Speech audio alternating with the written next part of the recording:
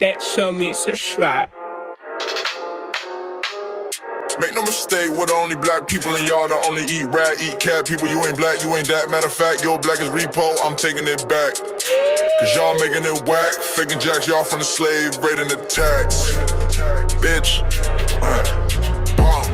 We built the foundation, our innovations were groundbreaking. Y'all ain't wanna get down, now you around, hating, faking, with the lineage in and out, the ground shaking. Someone say, FBA, we don't run away. We stay, we slay, we pray, we say,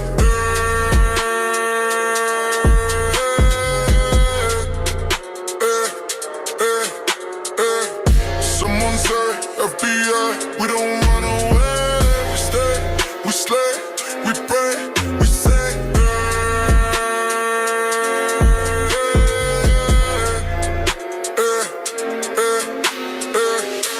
mistake, we're the only black people and y'all the only eat rat, eat cat. People, you ain't black, you ain't that. Matter of fact, your black is repo, I'm taking it back. Cause y'all making it whack, faking jacks, y'all from the slave, raiding the tax. Breaks, pause, we built the foundation, our innovations were groundbreaking. Y'all ain't wanna get down, now you around, hating, faking, with the lineage eating, now the ground shaking. Someone say, FBA, we don't run away. We stay, we slay, we pray, we say,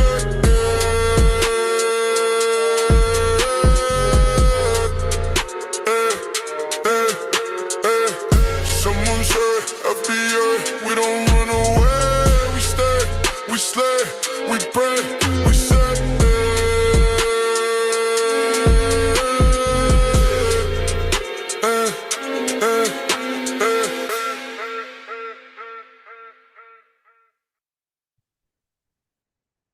Yeah.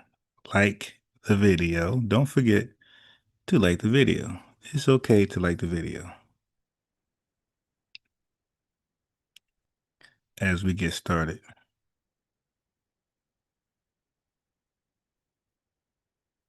Okay.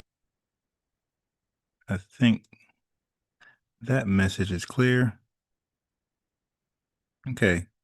So now what's interesting, I found a video of an African woman, not sure which country she's from, but a woman from the continent of Africa, one of the 54 countries. I got to come up with a better name for that. Okay, because the African thing is not efficient. All right, so she was complaining about East Indians, when they're around Africans of the 54 countries, they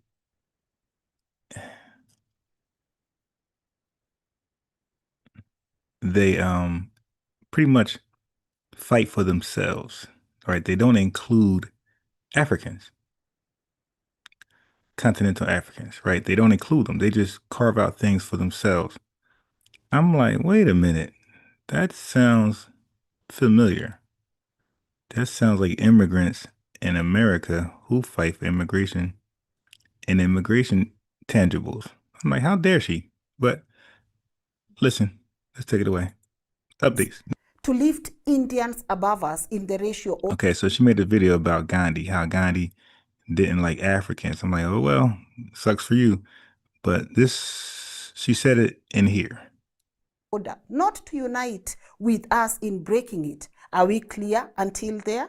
All right. Now, here's the part your textbook blurred or even forgot. And I want to believe they did not just intentionally forgot. This was forgotten by design. Gandhi did not come to fight the whole racial system of South Africa. He wasn't here to tear down segregation or... So when she's saying this, I'm thinking about Africans that come to America. Like, they're not fighting for the best interests of Foundation Black Americans. They're fighting for their own self-interest. They're fighting for immigration, not just Africans.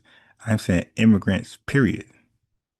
They fight for immigration things. They don't fight for civil rights and justice or else.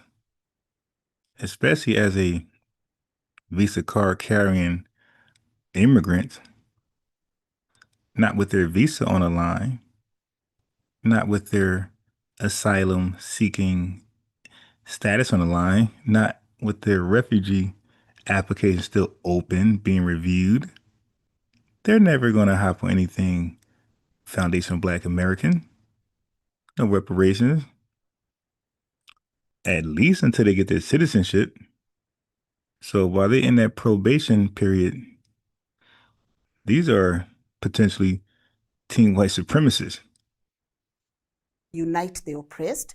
He came to lift his own people, the Indians, higher up the ladder while keeping Africans beneath them. All right. So while they're in that probation in 1895, period, Gandhi published a pamphlet listing the complaints of Indians in Natal.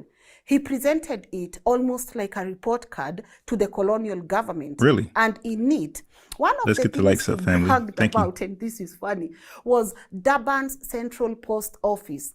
Before, in this place, there were only two doors, one for Europeans, one for Africans. Gandhi fought not to open all doors equally, but to create a third door just for Indians. And really, that reminds us of what immigrants do in America. And yes, you Africans, we have that complaint against you guys. You guys get in our politics, right? You become our voice, you cosplay as one of us, and then you guys be pro-immigration all day. And you help funnel other Africans into the country. Yeah, that's what you guys do. You took a play from their playbook. This guy went on to celebrate and said, when the authorities agreed, you know, one door for natives, one door for Asians, and one door for Europeans.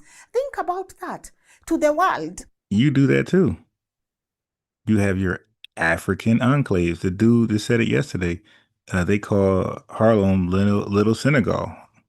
I'm like, dude, that wasn't a good point. Because if you are fully, immersed with us, then there's just foundation Black Americans and Africans working together. But we don't have that. We have little Senegal. That's the point I was making. That's the point we all make. It's like, why? Well, we know why. But immigrants that come over here, they form their own cities. Little Italy, little Haiti, little Senegal, little Mexico, whatever. But you guys pretty much just be into your own. We understand that. But we like, okay, so when that's pointed out, don't lie and say, y'all all inclusive, y'all all, down for everybody. You're down to mix and mingle when that's never the case. So you guys do the same thing when you come over here. And to our books, this was Gandhi's first political victory in Africa. Wow, funny, right? But all right, this feels almost illegal to know, but our windows were so... My fault. I hate when I don't. That's crazy because this side of the window was supposed to be my Premiere account. So anything that I normally play is supposed to be on this account. I can't believe I got caught slipping. Gandhi was no saint. He warned them not to degrade Indians by putting them on. We as Africans, we are actually supposed to celebrate that as a right about here. Not to open all doors equally, but to create a third door just for Indians. And this guy went on to celebrate and said, when the authorities agreed, they got the nerve to complain about natives, one Indians, door for Asians, and they come to America and do the same thing. Think about that. To the world and to our books, this was Gandhi's first political victory in Africa. Wow, funny, right? But what did it actually mean? It meant Indians would no longer have to enter through the same door as Africans. It meant the wall of separation grew stronger. That is not the vision of a man who wanted equality. That is the logic of apartheid. That's the average African immigrant, okay? You're just jealous. Years before the word even existed. He beat you at your own game. That's all. He beat you at your own game. Just admit it. It's an L.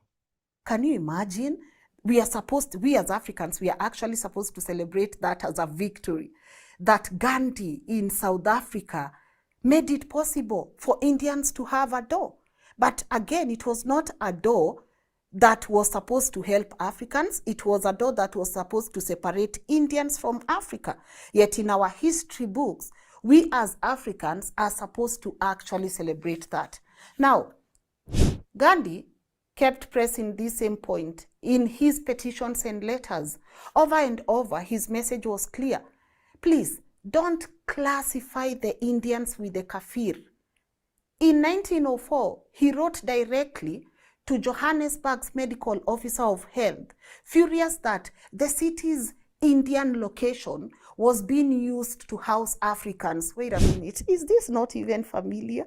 In some places here in Nairobi, you have places where Black people cannot stay because these places are particularly occupied by a group of people. His words were exactly why, of all places in Johannesburg, the Indian location should be chosen for dumping down all the Kafirs of the town.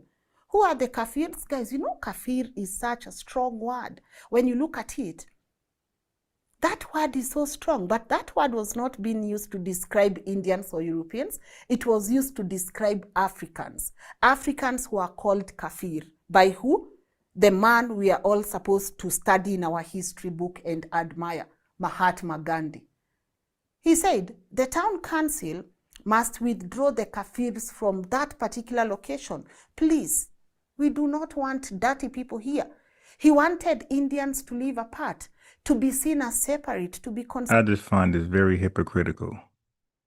They sit there and they complain about Indians in their politics, speaking on their behalf, or even daring to speak on themselves, daring to carve themselves a space out in Africa that they can take advantage of, that they can get some tangibles. You dig?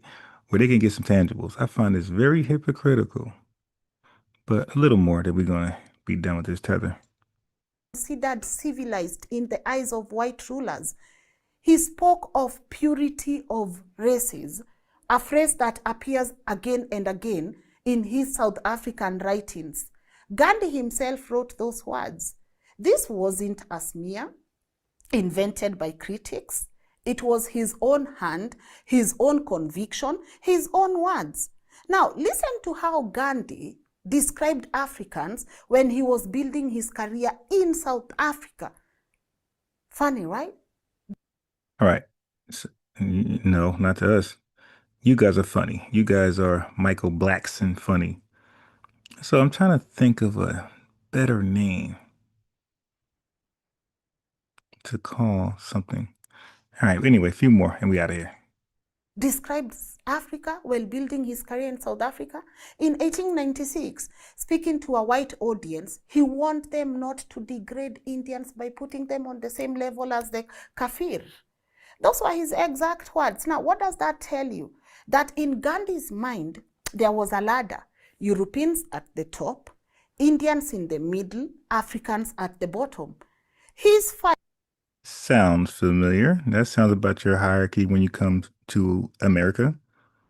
That's how you guys talk. When you compare yourself to us. Well, Africans, we know you were great in the employment field, and we got so many educated people in Harvard, and you niggas, you Black Americans, you don't. That's exactly how you guys talk in America. Whites, we are on the bottom. Yeah, the Black GDP, that's exactly how you guys talk. This is, yeah, you're looking in the mirror, ma'am. Fight, and this the history book should have told us, his fight was not to break the ladder, but to climb it. And this wasn't something he said once and regretted. You know, if he said this and regretted, I would be like, okay, man is to err. But 12 years later, in 1908, Gandhi was still writing about Africans in the same way. After being jailed for defying the registration laws, he complained about having to share space with Black prisoners. He called them troublesome, very dirty. That is how he saw the people of this continent. Really? He called y'all that? So he was the first Trump? not as equals in the struggle against the empire, but as a nuisance to be avoided. Right? These are not slips of the tongue, because 10 years later you are still writing the same thing. These are not words that I'm here taking out of context. This was his worldview. His petitions, his speeches, his letters, they are soaked in this belief that Indians were very civilized and Africans were not. This is the foundation on which he built his campaigns in South Africa. All right, so that's it, fam. I ain't gonna bore y'all too much. Let's get to the fight, the squabble, diaspora wars. Let's start with this clown start with the clown that got Professor James Small set up to get smacked up by Tariq Nasheed and have to bow down to FBA's will. And he was forced to call himself FBA. After he was with this tether right here They want at to the get top. Okay, that after when he was with that tether, when he was gaslighted by that tether, he fell for the bait and he was disrespectful towards FBA. He called it white man slop because America's in there, obviously, and not African. And he went crazy, right? He crashed out. Then Tariq pulled his coat, like, yo, let me holler at you over here, family. Yeah, so when you were on that live with those Africans, you said this about FBAs, that about FBAs. You know, you were really, really in the moment, right? You were feeling yourself. Basically, do you still feel that way, Professor Smalls? And Professor Smalls got on there stuttering, stammering, and then ultimately said, "Hey, I'm FBA too. That's a perfect term. We have the right to self-identify." He sounded like one of us. And then he just said, "Well, I'm Pan-African too. I don't see that as a contradiction to be Pan-African and FBA." Anyway, this is the guy at the top is the guy who gaslighted him to shame himself. specific. Now, another question that I wanted to ask you is how much content have you created? Because again, like I said, after I seen your comment that you made, I went down. Wait, hold up. I had this in the thumbnail. I mean, not thumbnail, but the introduction video. Hold on. That stupid thing. I ain't even pressed that. I had this in the introduction video. And yeah, I still ain't like it. I'm like, okay, if I put it in the thumbnail, they'll like the video. All right, anyway, let's go down your timeline to see, some other comments that you made. I'm not. Hold on one second. Hold on. But I want to ask you this question. You can say what you want to say. You can say what you want to say, but then get to this question right here. How much content have you created going at people from Africa and in the Caribbean who? So before you get on that point, of course, you got zero. So I had an interesting conversation with American Dream yesterday, and we was kind of picking apart his brain on his conservative views, his African conservative views, and he said that he does not believe systemic racism is alive and well today. He said in order to prove systemic racism, you will have to prove it in law, right? In written law. Signed, somewhere it just says it. If it's not expressed that way, then it doesn't exist. Interesting. He also said racial disparities in the school system as far as suspensions, black versus white, who get out who get out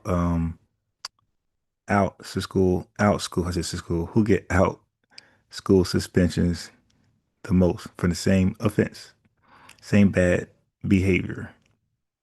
Whites way more than blacks on average nationally. He didn't know it was national. Then home loans or dealing with the bank period for loans for business, loans for maybe buy a house, credit card loan, whatever, credit card, whatever. Same thing. Same profile, same between black and white. Same job profile, same credit profile, same income profile. We see a large racial disparity of who gets approved and who gets rejected. Then I gave one more example. I said, well, what about when they're penalized for pretty much the same offenses? I said, what about that? Because even there's a big racial disparity of who gets penalized harsher. And all he could come up with, well, racial disparities in different areas, right, doesn't equate to systemic racism. And then he went to go and make a bad faith argument. Again, we were just talking. There was no debate. I'll just ask a question to further, qualify or get what I think he's saying out of him. But my job yesterday was not to debate him, just to let him, tell him himself. So he said, yeah, well, we could look at it like this. We could look at white people being pulled over for DUI. That happens more than black people. So, hey, that racial disparity works in the favor of whites. And it's like, well, not necessarily. Because remember, I'm showing you same offenses, same credit profiles, same bad behavior, same criminal offenses. It's a lopsided. So what he has to do is at least show black skin pulled over for DUI, white skin pulled over for DUI, and that be the case. Something like that, not just the fact that there are more white folks getting pulled over. Is it possible that most white folks are DUI driving? And that's actually true. More than black people. You know why? Because there's 200 million uh, white people in the country, and there's only 43 million of us. So you see, they pick and choose when they use per capita and whole number or the raw numbers. So yesterday, to make his case about white folks get pulled over more than blacks, he used the raw number, not per capita. But if I make the argument, hey man, white folks, they do more killings, more murders, more robberies. If I make the point that they access welfare more than anybody, he'll say, but per capita. So it's just a bad faith. Again, it wasn't my goal. I was getting ready to end the live last night. So it wasn't my goal to go back and forth. It's, let him say what he say and let him think about it. Let him sleep on it. Maybe I ask him again. Maybe he has a change of heart. Maybe he don't. And maybe I ask him something else. But we'll see where that goes. Yeah, but his position is the average position of anybody that's melanated, that's a conservative. That's exactly how all of them think. Damn, I'm gonna say, no, you can't be absolute. Okay, well, a lot of them think like that. When you talk to a melanated conservative, you're gonna see. Ask them about systemic racism. See if they agree it exists today. Anyway, let's get back to this coon tether. Differentiate themselves and talk down on foundational Black Americans. Those are the ones that call us Akadas and Yankees and all of that. How much content have you created speaking down on them? Because that would be the Pan-African way, right? Yeah, man. It's somebody wrote in the comment that I'm frustrated, and I'm not frustrated at all. It's that I'm listening to you speak, and the amount of just like the foulest skin, brother. I have very thick skin. You're not gonna. Yeah, no, I'm not. It ain't. First of all, bro, like I want to be brotherly, right? Yeah, like, I want to speak to you the same way that I would speak to you, like face to face. This is I hear this, but that ain't brotherly though. Like you could be just disrespectful online. You could be disrespectful in person. You just said you want to be brotherly. That's a lie. Come on, dude. Come on. Like we don't lie like that. We don't lie like that. Yo, you're disrespecting us that we think you are. We're not trying to be brotherly. We're trying to hash out the facts from bullshit. but he's trying to be brotherly. Okay. So Respectful. It's just yeah, constructive yeah. and respectful. But I'm just saying, I don't want you to taper what you're trying to say because you don't want to hurt my feelings. It's No, perfectly I'm fine. not. At the end of the day, yo, you know, I open up the lines of discourse because it doesn't make sense for us to continue to fragment ourselves and not create a space where we can have conversations across like ideological lines, so to speak, right? So with that, respect is always the primary thing. So I'm trying to be respectful. Is what I'm saying here. But the point I was trying to raise is that, you know, as I was listening to you, bro, and I'm getting an echo. I don't know what it is, but If you gotta try to be respectful, that means that you're forcing it. That means you really are disrespectful. Come on.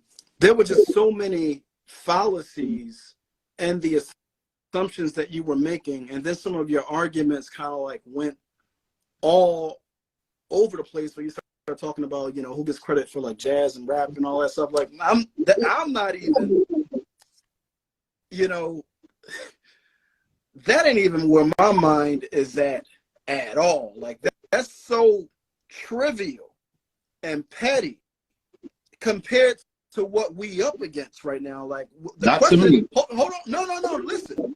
The question that we have to He said compared to what we up against, and I guarantee you that up against is going to be we have a common enemy rhetoric, and they never tell you who it is, but they're implying it's the white man. Like, stop it. contend with as African people in America is that of survival, right? Right. That's the question that we have to contend with. We are being ethnically cleansed. It's a systematic genocide. Told you. Yeah, I said it before he said it. It's going to come back down to the white man.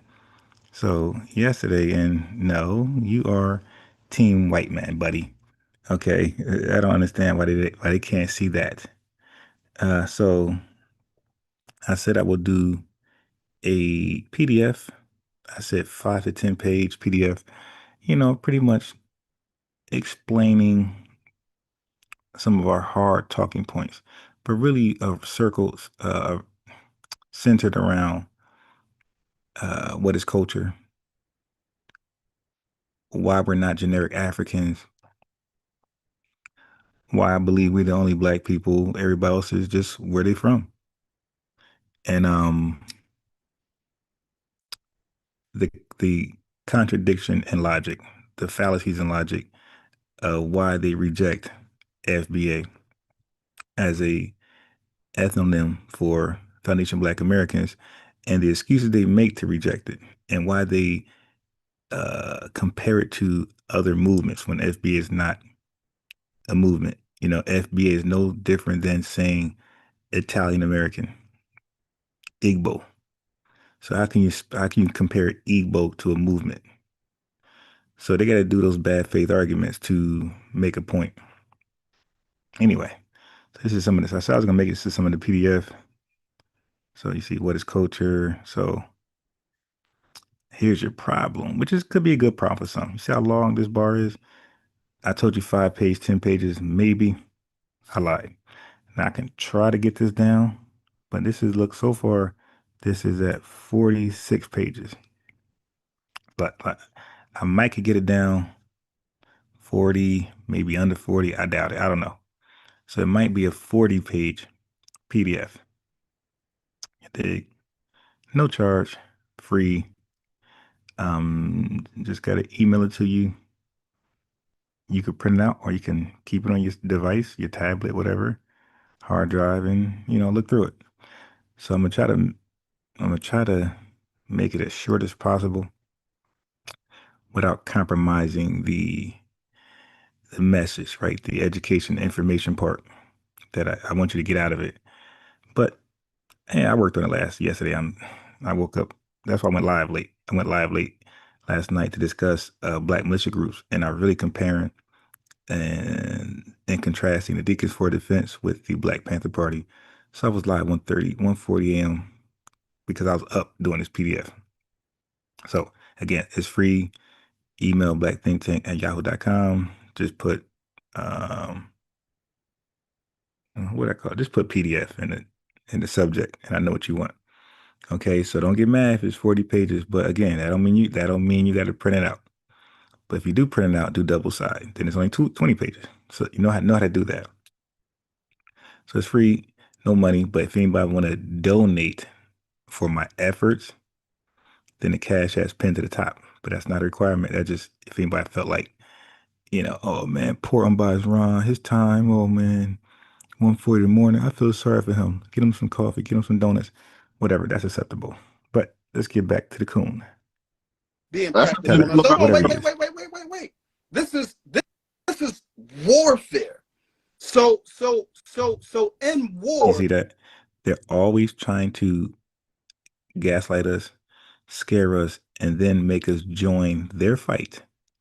This is an imaginary global boogeyman that's trying to destroy melanated people across the world. They want us to join that fight.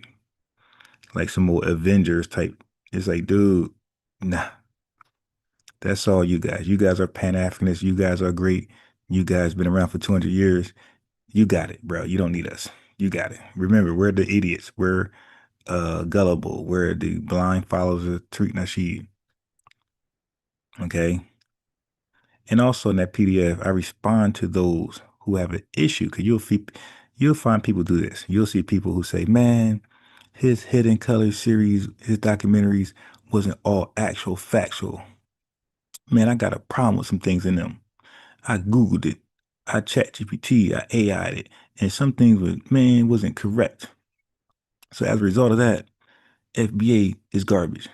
Or they'll say, hey man, some people believe they was here already before the slave ships. So man, I'm cool with that because no modern scholar really substantiates that. So throw FBA in the trash. You hear Pan-Africanists with that argument. So in the PDF, I demolished that. And matter of fact, I'm going to read that part today. Okay. Somewhere in this live, I'll get to it. I'm always going to make the main thing, right? In this war, I'm not going to. And if Unc or American Dream can pull up today, got a few more questions with the systemic racism denial. And I got some questions for Unc that says Tariq Nasheed believes that if you were here before the transatlantic slave trade or ships, that you are also FBA. So so to him that's fake, false, can't happen. So therefore, throw FBA away. I want to question him more on that, but I want the calm, take his medicine Unc. I don't want the Unc who is off his Adderall, that's going crazy. I want the calm, collective Unc. That's all, and I want the less talkative American Dream. Just get to the point. Matter of fact, if he pulls up, I might give him 1 minute, 30 seconds. Enough time to get it out without talking in circles. But yeah, man, we're gonna have fun. Take a step back to start indulging in the ignorance about who created rap and who created hip hop. Nigga, we on a sinking ship, right? Hold on, wait. And I don't mean to call you a nigga. I'm saying it in love. Yes, they all do that. When Unc came over here, he was my ninja. Yo, that is a passive aggressive way to communicate with FBAs. My ninja. This is how most of them, not most, but this is how some do. And it is disrespectful. It is aggressive. And if we do it to them back, same thing. If we do it back, we're not justified either. It's disrespectful and it's unnecessary. So if anybody does it, it's bad. It's disrespectful and it's bad taste and judgment. But this guy who the whole time he was having his dialogue was pretending he was just so educated. Now all of a sudden the education goes out the door and here comes the rah, rah, rah. Okay, he threw his gun. No more bullets. Unc would say that. So calm down, bro. Your argument's getting picked apart and you're being emotional. That's what's actually happening right now. We on a sinking ship. He gonna make us on a sinking ship. Hey, let's get 20 more likes, family. We almost there. 20 likes. That's better than yesterday. We just started and we're not far off. 20 more likes and we aren't doing good. We'll get other folks to pull up. We'll get new people of the lineage and supporters to pull up. That's what the likes do. It puts in a live feed for folks who know nothing about us. Now all of a sudden we are a suggestion and what they might watch today, this morning. Grand Rising, Grand Rising. Okay, so we're on a sinking ship, he says. This vessel is going down, and we beefing with each other over who created hip hop and who. No, that's not my beef. One of my argument points is what sinking ship you are talking about and what is going down. Like, you need to clarify that, buddy, because I'm confused right there. I don't even care. I don't care. I just want to make a statement that I don't have a vested interest in that particular fight. That's fine. Now, if we're talking about liberation, right? If we're talking about land, we're talking about freedom. If we're talking about overthrowing the Overthrowing what? system of racism, white supremacy. Okay, listen. I don't know where he's going, but this sounds like a Pan-Africanist talking point. This sounds like a Pan-Africanist talking point, some Marcus Garvey. Like, they really talk like we're on the plantation still. Like, that's how they talk. Like, we are literally on the plantation or in the coal mines or steel mills, being forced to work for cheap labor. This is how they talk to us. We gotta be liberated. Like, what? Liberated? From what? Brother, we are on the plantation. Nah, right? You're bugging. But that's how a lot of them talk, though. A lot of Pan-Africans, they talk in such urgency that there's no tomorrow. Like, we can't do it tomorrow. We can't plan for December 7th to do something. They talk like, no, it might not be a December 7th. The ship will go down. These guys are sick, man. I'm deeply vested in that fight. And that's the conversation that I thought we were here to have. Right? Absolutely. So when I say that the assumptions in your argument are deeply flawed, the fake emotional outrage is hilarious. The psychology, right? The mental side of this particular political moment that we find ourselves in. Let me give you an example. And you should rock with me on this. Wait, I thought you were moving forward to the bigger fight, the sinking Titanic, the liberation of free people. How do you make that? You said that was more important and that's what you guys were there for. But now you're going to go back and show him his flaws and his argument that was about what you didn't want to talk about. Interesting. 60 years ago, 1964, Malcolm X gives a speech called The Ballad of the Bullet. In this speech, he states several times. I told you, family, they are stuck in an era that's far removed from where we are right now. These guys didn't evolve in thinking, in tactics, right? In building. They are stuck. They're mentioning Malcolm X in 2025 as a point of reference. Like, we got to stop. We are so far removed, so evolved from Malcolm X. Malcolm X, thank you. But we got it from here, brother. We got you can rest. You can rest. We got it from here. We don't need your help. We don't need to go back to listen to anything that you put together for a solution. We'll do it for inspiration, aspiration, motivation, but not for a solution. Malcolm X was around the time where Jim Crow was alive and well and legal. Okay, he really didn't experience integration. Okay, we are 60 years moved into integration. Post Jim Crow, at least legal Jim Crow. So to go back and tell us that Tariq Nasheed is our leader, and now Malcolm X is our leader. So Malcolm X said it, it must be true, and we must adhere to it 60 years later. Let's listen. This is called appealing to a dead ancestor. That before, Malcolm X gives a speech called The Ballad of the Bullet. In this speech, he states several times that we as Black people in this country are politically immature, right? This is 60 years ago. And I want you to put this into context. Yeah, you already did it 60 years ago. Family, like the video as you pull up in, pull your chair, and go ahead and like the video. Thank you. Let's get the likes where the live viewership is at. Thank you. The context is that 60 years ago was the high watermark. It was the height of Black political organization. We have never been as organized as a collective on the attack against the system of white supremacy as we were then. In fact, we were so organized that this government responded by using methods of repression, i.e. When he says organized, I don't agree with that. We were never organized like that. The closest we came to full organization was just 2 eras for me. You guys, I don't know if you guys got something better than this, but the Civil War, I could say Reconstruction, maybe Great Migration, and Civil Rights movement.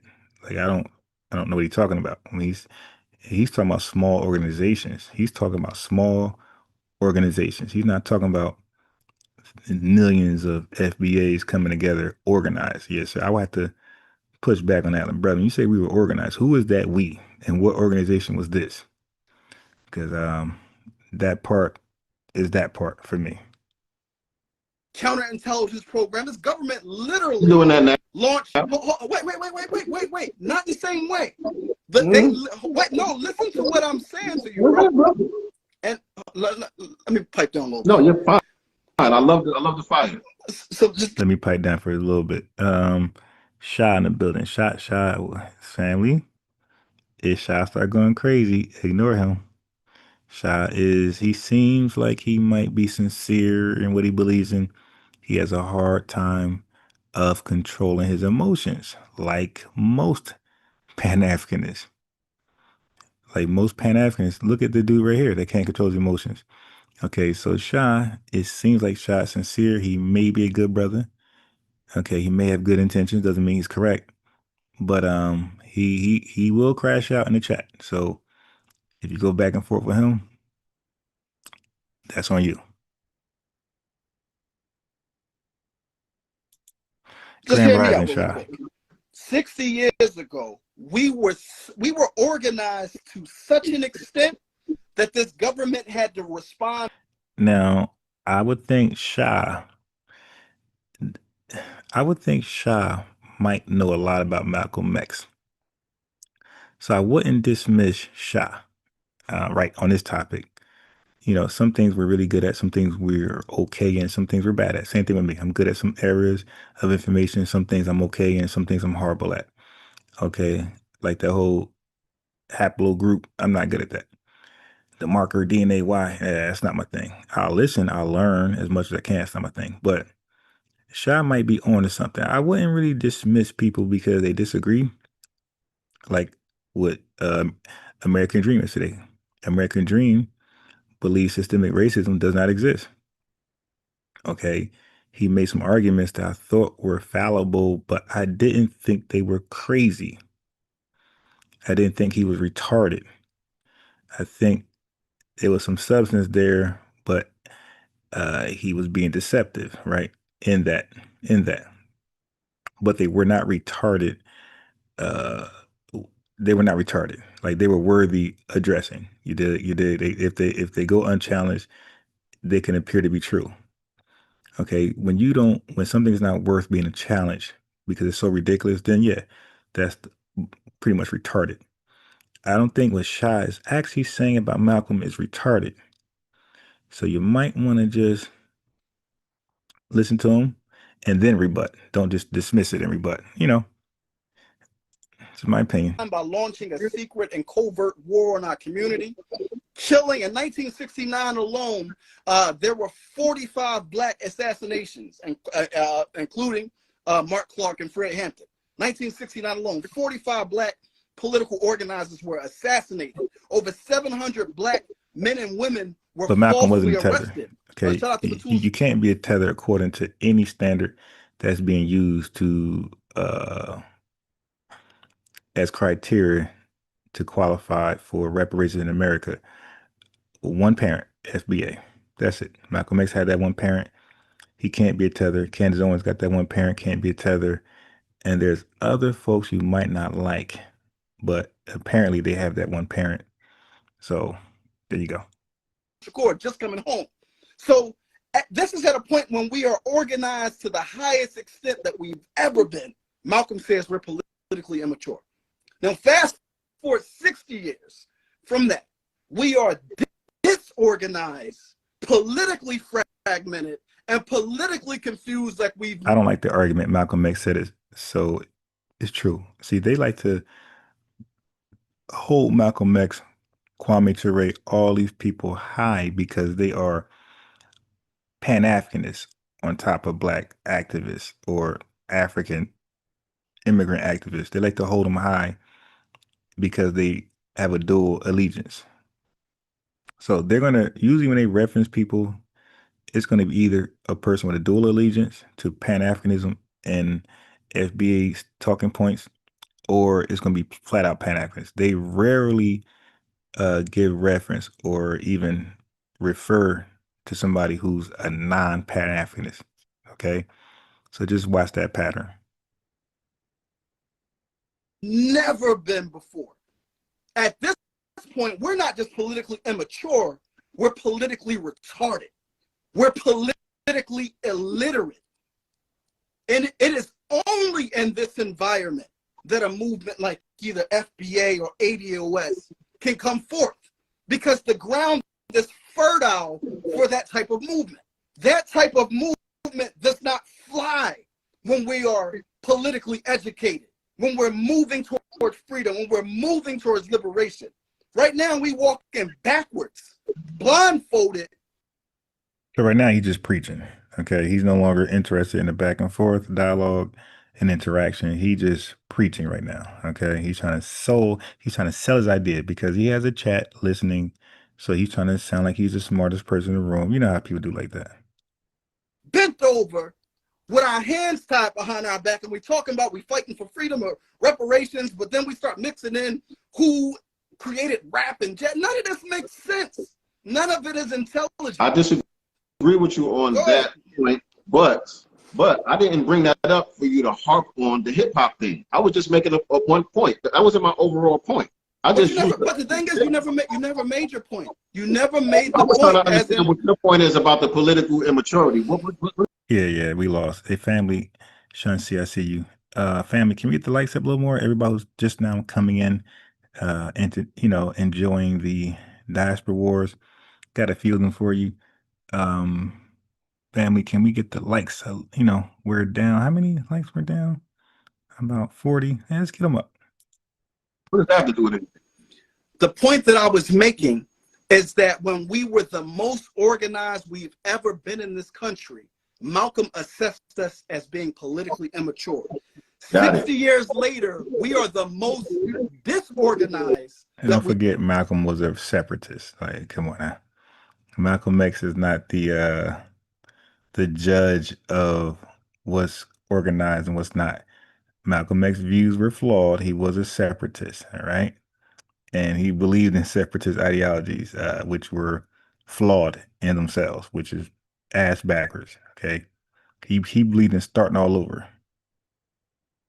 Letting the white man enjoy the fruits of our free and cheap labor and become a strong superpower country while we just start over with handouts. We're not doing that. We're going to enjoy the fruits of our labor of our ancestors the right way, in a real way, and we're going to evolve from there. We're not starting all over. We got this head start from our ancestors' forced blood, sweat, and tears. We're not starting over, Malcolm. That ain't happening. We've ever been. And the point that I'm making is right now, we're not just politically immature, we're politically illiterate. We're historically illiterate, right? We when was No Child Left Behind? 2001. So what? We 22 years into No Child Left Behind. Black people in this country are politically retarded, and it's only in that environment. How does he make that assessment? We're politically retarded, and look how angry he is. It's because we're not Pan-Africanists. That's why we're politically retarded to him, and we're not communists. We're not borrowing the ideology of the Black Panthers, their political assessment, which is a communist party and socialism and all that stuff. Nah, that's not gonna work today, buddy. Not the ones that's in my circles. Not the ones not the ones that are labeling themselves foundational Black Americans. Bro, that is the manifestation of our being retarded. No, like, no, it's not. No, it's not. The people, not everybody. I can't say everybody that uses the term, because there are people that use the term that say all types of wild shit. Again, it's not a group. Everybody don't got the same ideology. But the people that I associate with who are on this type of time, who are on this type of wave, are very politically astute, way more than me, and very knowledgeable about our history and culture. It's not people who are dumb, deaf, and blind who are out here saying this. That's crazy. And that's the problem that I have. Like, it seems like a lot of people who attack the FBA movement really have a problem with Tariq Nasheed. That seems to be like the underlying problem. People don't like his style and how he gets down. And what ends up happening is attacking him, you really begin attacking all of us, because you make it seem like we're all just blind sheep who are just, we don't know nothing about history. We don't know nothing about politics. And I could have sworn I asked Pan-Africanist Unc, who came on maybe the day before yesterday, I forgot. But he came on, and I could have sworn I said, didn't Marcus Garvey create the RBG flag? He said no. I could have sworn he said no.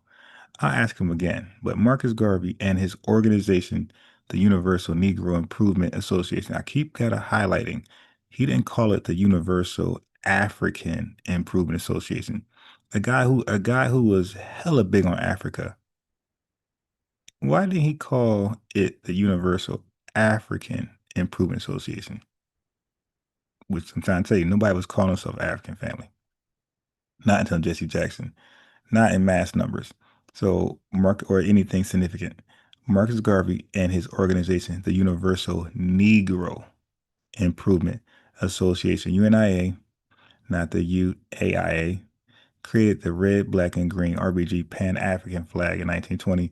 So I just want to put this out for the record that he did create the flag, RBG flag. So therefore, he is the leader. According to you guys' standard, you guys' logic, therefore he was the first leader of Pan-Africanism, according to the Pan-African standard for Tariq Nasheed. This is your leader right here. This is your ex-leader, and Dr. Umar is his successor. You just following what some dude said on Twitter, and that's insulting to us.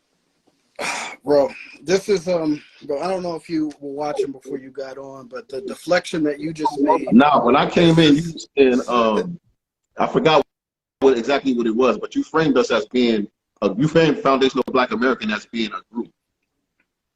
Yeah, we're gonna get into that. I just want to point this out really quick, because it's an unnecessary deflection for a political and ideological conversation. It's the same thing that my brother Raheem Shabazz, and he's in the chat right now, and he said earlier that people don't like FBA because of Tariq. That's a unhealthy to even enter that into the conversation is so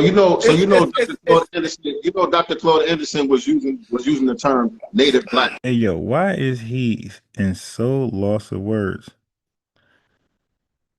Healthy to even enter that into the conversation is look, how you don't have any words, you're so educated, FBAs are so politically retarded, but you can't, you're at loss of words for a simple thought. This guy, he can't find the words in a simple conversation. This ain't a deep conversation. Oh, we got a super chat. My fault. Let me. Okay. So Sleek Bay back in the super chat. He usually him DSB and a few others are the same recurring super chats. We need to spread the love in the super chat family. You dig? But that super chat, thank you very much. I'm a use that for the PDF I'm making for motivation to finish up on the PDF. All right, family. But yeah, this guy, Lineage Love in the super chat. Thank you, Sleek Bay. This guy right here is at a loss of words, but he is so educated. You dig? Look at this. The conversation is Look. So you know, and got cut off. You know, Dr. Claude Anderson. That was embarrassing. Dude, you don't have no words for that simple thought, but you're so educated and we're so retarded. Oh my God, bruh. This is terrible. Was using the term native black. All right, let's do this before. Hold on. So we got Joy J in the building. So that's what motivates us to like the video, family. Close out the chat just for a second. You're not gonna miss nothing on your phone. I know you're using your phone. Close out the chat for I know because I got YouTube analytics and they say most of people who watch me live use their phone, and the phone is difficult to like the video. You gotta close out the chat. It's annoying too. So while I'm pausing this, you can do it. You ain't missing anything. Close out the chat, click the like button, open the chat back up, and boom, we're back here.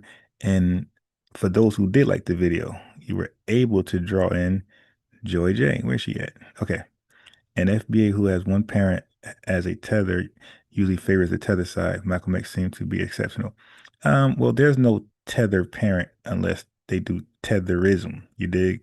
A non-FBA melanated person isn't in default a tether. Actions determine that, just like a foundation Black American isn't default a coon. Actions determine that. So because we can't prove somebody's parent that's melanated but non-FBA is a tether, then we got to assume they're just what they are. They're not a tether. They're just, let's say, from Grenadian or, Bohemian. That's all. It's okay just to say that. But I get what you're saying. So, but Malcolm X, for the most part, he's good. I don't think he's a bad guy. I think people have made mistakes, but that don't make you a total bad guy. Some stuff we disagree with vehemently, but other things he did was great. Okay. Some of the best speeches in Black American history,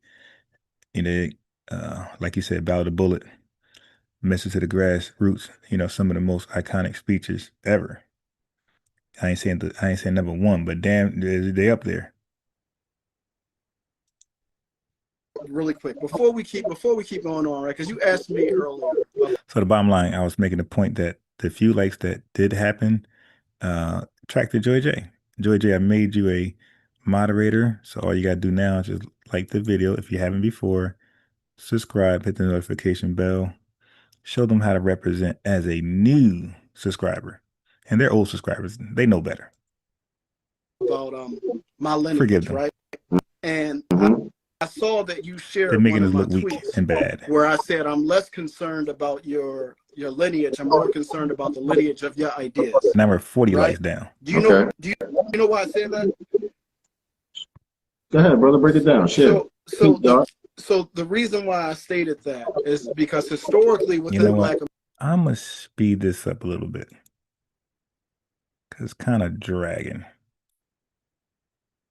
As long as it ain't too fast. America, there's been two strains of Black political thought. We're good. I do know why you said that, but go ahead. Yeah. Right? There's been two strains of Black political thought. There's been what's referred to as the integrationist strain, and there's been what's referred to as the nationalist strain, right? I think that that's important because whenever we start bringing people up, we have to ask ourselves. Yeah, we had 100 likes, but we're at 130, in between 130, 140 live viewers. And those two strains, right? And I want to make this very clear. Not all integrationists were, high and high, by and by, like, shucking and jiving, like weak. There were a lot of integrationists who were what I refer to as militant integrationists, and warriors, radical integrationists, but their aim and objective was still that of integration. Yeah, integration is a great thing. Okay, but it depends on, your definition of integrationist or integration. So when we think of integration, there's a misrepresentation of people who just want to get along to go along. They'll kiss Whitey's butt, his backside. So matter of fact, let me pull that up. Why? There, I'll pull it up. Right? And we can have a conversation about the intelligence of that being our end goal. But I say that to say, I say that to say, much respect to Dr. Claude Anderson. I have a deep appreciation for some of his economic observations that he's made as it pertains to Black labor and white wealth, right? I have a deep appreciation for that aspect of his writing and of his thought. But that being said, Dr. Claude Anderson is in that integrationist shirt. I think it's important for us to acknowledge, what was that? You said Dr. Anderson is in the integrationist stream? Yes, how so? So you do know that Dr. Claude Anderson worked for the Jimmy Carter administration, right? So you do know that ultimately his goal is to figure out how we as Black people in America can essentially wait a minute. You just argue about us not being politically intelligent. You just said we were politically retarded. So now a man who's an economist and a politician or know about politics goes into politics and try to get some tangibles for foundational Black Americans. Now that's a bad thing. So you see, like, these people are speak both sides of their mouth. They're freestyling. They're just trying to find something that they disagree with. They're just looking for something. And when you do that, you got a scrambled brain. Okay? The Bible says if you're religious, you don't got to be. If you like just text parables, it says a double-minded person is damn. See, now I lost my thought. Basically, it's confusing all their ways. You dig? That's a paraphrase. Gain equity in America economically, right? How we can be a part of this particular political apparatus, and there's no way for us to do that without practicing. See, you got to ask these guys the right questions. These guys are really separatists. So they'll call us integrationists, but they're really separatists. It's like, okay, which viewpoint is really illogical? The separatists, you think that's the way to go? Show us. Like Lex said, show us an example of this separatist society where you're outside of the government. You dig? Show us, they don't even do what the some of the Jewish people who live outside the system do that. Or do what Malachi York did, which he did the land thing in Georgia. They're not separate at all. This guy and all their rhetoric, they're just as much integrated in America as us, if not more. Whoa. Economics. What I'm saying is I'm not fully against some of Dr. Claude Anderson's perspectives. Some of his perspectives, I mean, even before Dr. Claude Anderson, you have folks who's a brother who wrote The Crisis of the Negro Intellectual, Harold Cruz, making very similar arguments. So these arguments are not new, but the point I'm making is that if you don't have the ability, right, to trace the lineage of ideas, but more importantly, what these ideas are meant to achieve for us, you're having a conversation blindfolded. And you just introduce personalities and names, and you don't have the ability to look forward to see where their ideas are taking us. That's the problem. Okay, so then if he was integrationist, then why was he screaming at the top of his lungs that, we're a unique ethnic group? I'll just put it that way. You know what I'm saying? Forget about the terms. But for the last 30, 40 years, he's been screaming as loud as he can. Listen, we need to stop identifying with all these broad and ambiguous terms. We don't blend in with all the rest of these people. We are unique. We are exceptional people. How does the fact that you just stated negate the other? Because to me that seems like a separatist attitude. Nah. All right. Well, listen. I don't want to get us into confusion, but I'll say this because you just made a statement. So I'll say this: Dr. Claude Anderson is very accessible. So the statement you just made about him having a separatist perspective, you can go and ask him if he has a separatist perspective. Let's keep the conversation on the FBA. So just starting back at the beginning, my main critique is attaching or hitching your identity to Americana or American identity is a fool's errand. Right, just like Dr. King said, I've integrated my people into a burning house. It's not about hitching ourselves to Americana. What we're saying is we are the group of people who invented America. That's a fact. Okay. That's just a fact. It's just a factual statement. It's not hitching ourselves to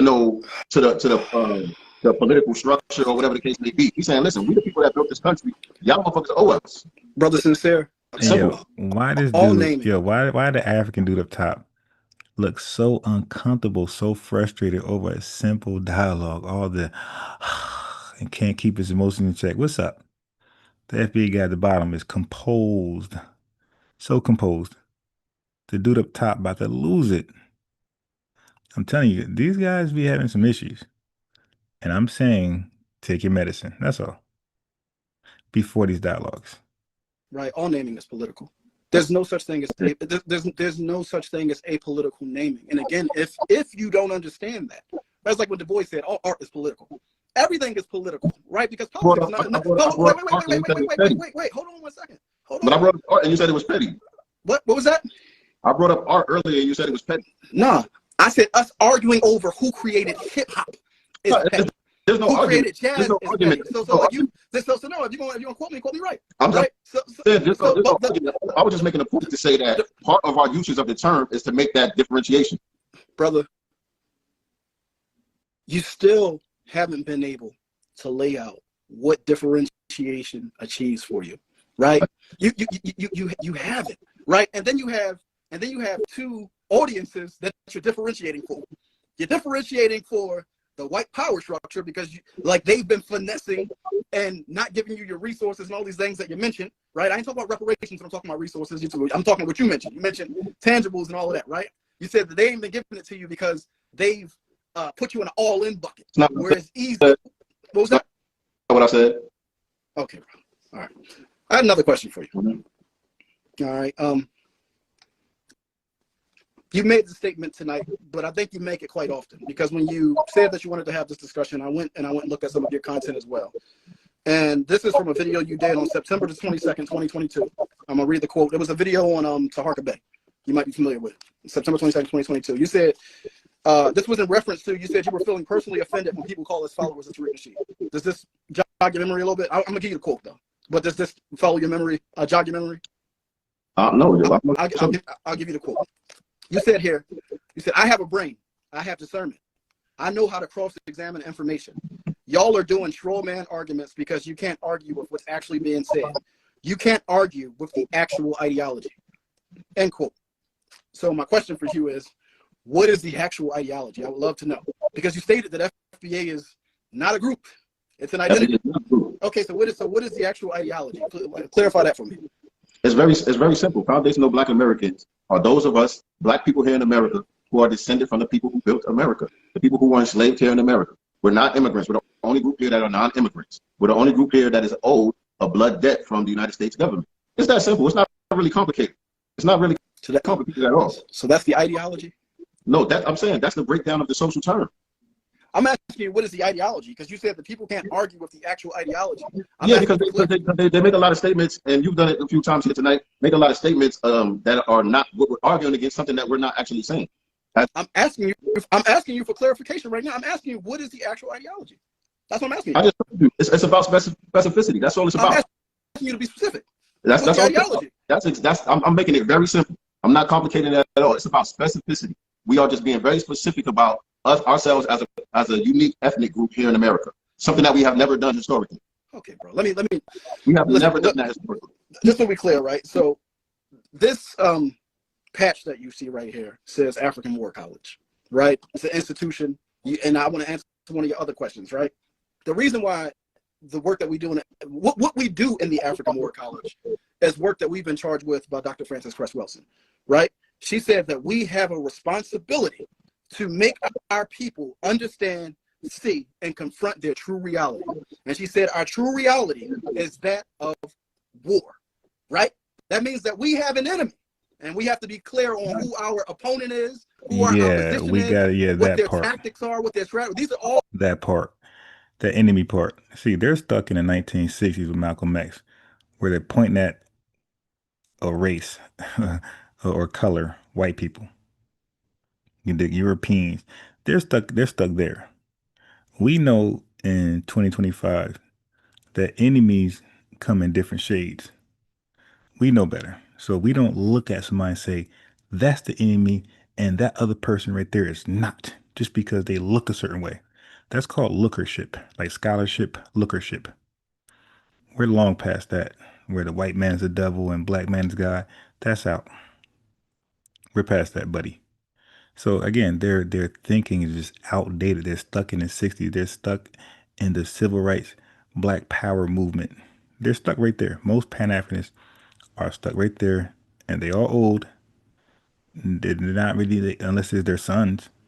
Ask a young Pan-Africanist or young black nationalist, how they become that. I guarantee their father. That ain't something they read about, picked up on, and said, hey, this is good for me. It's passed down, most likely. Let's find out. Let's ask them. All things that we got to be clear on, right? Right. So ideology is an arrow in your quiver. An ideology is something that's used in warfare in order to achieve an objective, right? Right. So my question for you is, if specificity is your ideology, which of your objectives does it help you to achieve? How does specificity? No. I'm asking you a very clear question. How does specificity confront or solve the black condition, which is oppression, which is we are landless, which is we are wealthless, which is we are powerless? So how does specificity help us to regain or reclaim the land? How does it give us the power that we need to confront and overthrow our enemies? Speak to that. When you say we, who are you talking about? I'm talking about, so you said racism, white supremacy, or Pan-Europeanism. You said give us the power, because it seems like you're talking about a global problem, because the oppression that you're talking about, the land problem that you're talking about, all of those things that you're talking about, that is a global issue. And so my response to that is the foundational Black American ideology does not solve a global problem. Wait. Hold on a second, brother. No, pause. You just told a lie. Hold on a second. Let me correct you first. Let me correct you. You just said that the issue of land was a global problem. Yeah. The issue of land is local and global. Right. Just like what Pan-Africanism is meant to achieve. It's meant for us to organize ourselves locally, right? But always be thinking globally, because we're tied in against the system of Pan-Africanism. So locally, we've lost 98% of the land that we've had in this country over the past 100 years. So my question to you is, how does specificity solve that problem? I was just trying to get clear. When we're talking about the white supremacy problem, what I'm trying to tell you is we don't see FBA as the quick fix for white supremacy. That's not what this is about. That's not what it's about. This is about getting our shit together over here. Because what we've been doing, we've been putting the cart before the horse and trying to get everybody's shit together around the world. This is what we've been doing. We've been saying everybody black, everybody melanated, we all got to hold hands and fight together. Everything that we achieve is going to go to everybody. Everybody, we all got to do this together. That's what we've been doing. And what we realized is, hold on, we gotta fall back. We gotta circle our wagons. We gotta get our shit together over here so that we can have some strength and be able to set the example. Because what we realize is everything that we do as foundational Black Americans becomes a trend, whether it's progressive or not. Whether it's progressive or it's non-progressive, for some reason, there's something about us where when we do something, it resonates around the world. So when we say, well, okay, instead of trying to get everybody on board because there's too many coons throughout the diaspora that's never going to get on board with us. We see that. That's been a major problem. The tribalism on the continent, the colorism in the Caribbean, all of that stuff, it's been a major problem. So we say, listen, these people don't see the global white supremacy problem the way we see it. So what we need to do is we need to get our stuff together over here as an ethnic group first. And then we can set an example once we have our strength and we got our weight up. Then we can set an example that hopefully these other groups can follow and get on board, and then we can take the show on the road. But hey, family, I gotta admit, if this is a diaspora war, the FBA guy is knocking this dude down over and over and over. And this guy, the tether guy, he's supposed to be an intellectual, some college background, whatever. He's getting cooked. FBA is not the quick fix for the global white supremacy problem. That's not what it is. Nobody's under that illusion. This is about our unique ethnic group over here in America. Brother Sincere, I love you, bro. And all sincerity, man, because you got to understand, like, sometimes these conversations are just very, very. Sometimes these conversations are difficult to have, bro. Let me just say that. But I mean, nobody said it would be easy. I mean, not difficult in the sense that, like, it's yeah, man. Let me just say this, bro. You made the statement that FBA isn't. Yeah, why he didn't finish that thought about difficult? Yeah, he can't finish any thoughts. He can't complete any thoughts. Like that's crazy. That's when you know he took a L. He can't even finish his thoughts. Political thing. It's a social thing. Then you The just term, follow, yeah, the term, you just followed that up by saying that the ideology is specificity, and through the use of specificity, it allows us to deal with you started naming now our political problems that we're dealing with in America. right, Do you follow? right. Listen. But listen, the term is you get caught up in the term itself. So let me The term itself is what I'm saying is non-political. That doesn't mean that some of us are not going to be doing political work. brother. That doesn't mean that some people that You are gotta Americans may run for office. remove the word, and everybody watching, remove the word non-political from your vocabulary. Everything is, there's no such thing as non-political. We exist in a state of war. Everything is political. There's no such thing as non-political. Now And he's being petty. if you can't see that, if you can't see how He's being petty. He's talking about actively and fully aware being political. He's saying everybody that's FBA, everybody who's Igbo, that's all it means. Everybody who's Mexican American are not actively being political, actively in the political space. They're just minding their own business. So while we mind our own business, we understand politics as usual. But some of us are not actively involving ourselves in politics, even though everything we do involves politics. So he's being petty, right? And this is called, when people say semantics, that's that. everything is either a tool for your liberation or empowerment, or it's a tool for your disempowerment, then it's like you can't even pass go. But listen, right? And so the point, because the one that you challenged me on the statement of why I'm critical, and I'm going to continue to be critical of hitching our identity to American, because it's politically inept. It tells me right away you don't have a political vision that takes you can't see far enough into the future and or the past to get us liberation, right? Calling yourself an FB American literally represents an abortion of our resistance struggle, of our liberation struggle. You understand? The liberation struggle, we don't understand. You didn't explain it. But let me say, family, we're still behind on likes. I don't know what's going on. Maybe you don't like the video, but Riku style. Why y'all never critic your own country? She responds to Miss Ruby. Roku style. Okay, Roku style. Why we did build our own country. Our country is called America. Okay, you are in the country we built. Matter of fact, this is the issue. This is the issue for you, not us. The issue for you is that everybody can admit the obvious, that we built this country and we're foundational, except for Africans and some African diasporans, but normally Africans in the continent of Africa. Let me play somebody who you say is our op. This is what you would say. You would say this is your op. You would say this is our op. Look what they can admit to.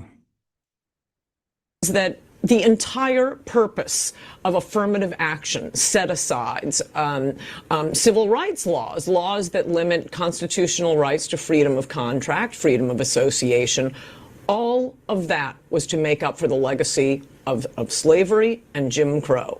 So unless these benefits are going to, roughly defined, foundational Black Americans. So when somebody uses the term foundational to describe Black Americans, they're literally admitting we built the country. So you're off. The descendants of American slaves, you've taken away the now, whole. You would say she's your op. You would say she's the enemy. Even that coon right here would say she's the enemy. Well, I don't know how the enemy can admit we're foundational, but our allies say we're not. That makes us question the enemy and the ally. We got to rethink this stuff. The purpose of this. So to make the point that Kamala isn't a foundational Black American. So to say that, she's saying Kamala lineage does not go back to building the country like us. She's delineating, okay? American. I'm always pointing to unless these benefits are going to, roughly define foundational Black Americans, the descendants of American slaves. African Americans built this nation.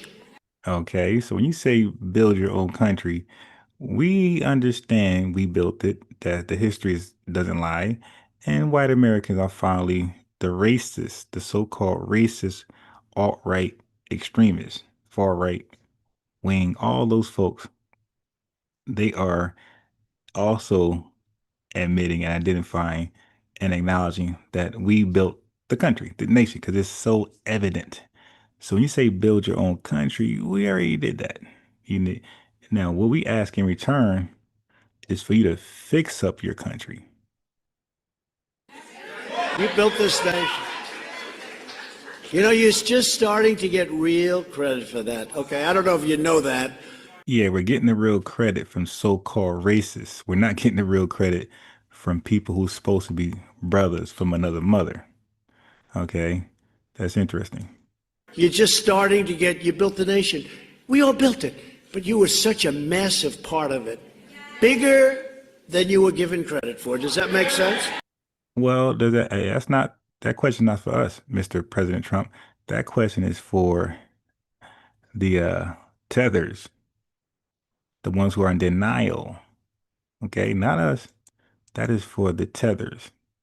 So there you go. So when you say we build our own country, yeah, you're in the country we built.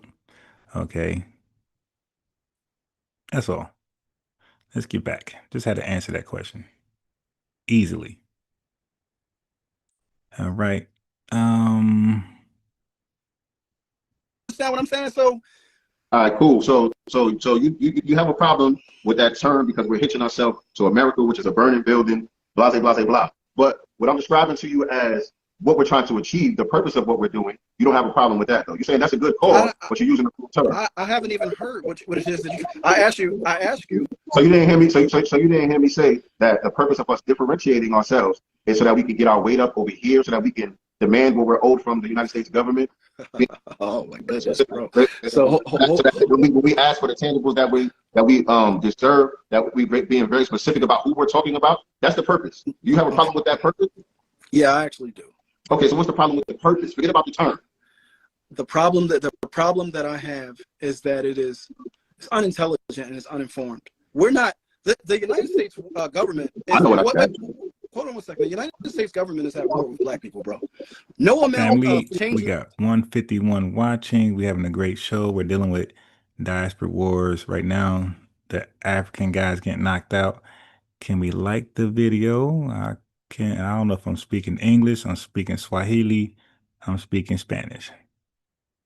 Can we like the video so the video can be part of the algorithm? So other lineage people, other lineage folks, other writers can see the video in their live feed as a suggestion, something they could watch during this grand rising.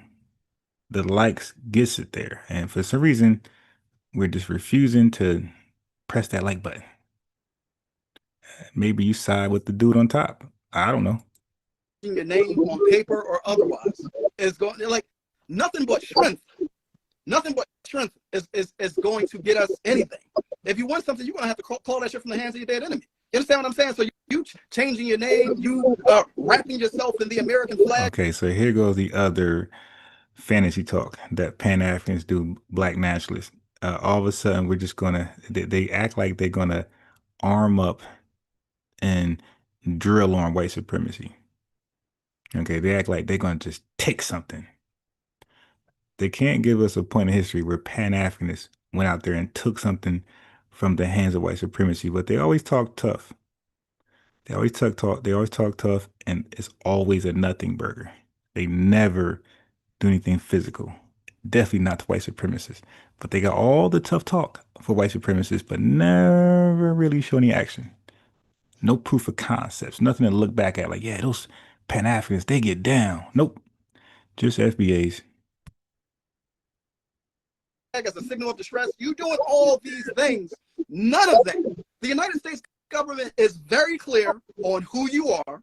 They understand your conditions because newsflash. The likes did get up family significantly. Let's make another effort and just get 20 more likes in. I promise you I'll leave you alone unless the gap widens again. So just 20 more likes family and we're good.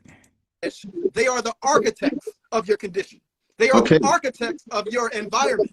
And you think you're about to get yourself out of that trick bag. They are the architects, but you guys are starting to become the supervisors. You dig? You guys are starting to become the what they call it, the shift managers. You guys are maintaining the architecture and the structure. The systemic racism, you guys are now behind the controls, making sure that thing is successful. We got Kia Harris in the building with the lineage love with the super chat.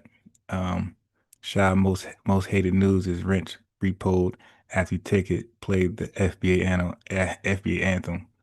All right, Shy. Why every time you come in here, you're wilding, bro? Kia Harris, not just you. He hopped on a panel. He cussed everybody. He cussed me out. He cussed this guy cannot compose himself. And what be killing me is that these guys push self-determination, self-resilience, but they don't push self-control. I think before you have self-determination and self-resilience, I think you got to exercise and practice and manifest self-control first.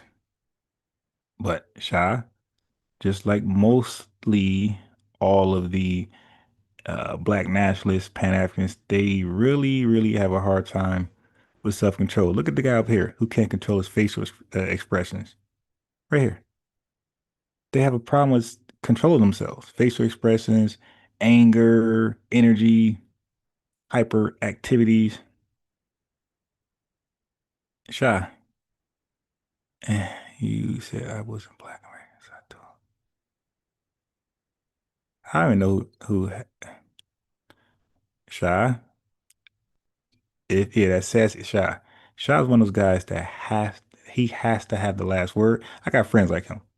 They gotta have that last word. They are never wrong. No accountability. It's always somebody else's fault. Shy, I could drop the link later. Not right now because it's still early AM. My son just is getting up, so I don't want to. We're still down. I didn't get my coffee yet, so let Shy, give it about 2 hours. 12 o'clock, 1 o'clock. I'll put the link out there, and you can say your piece.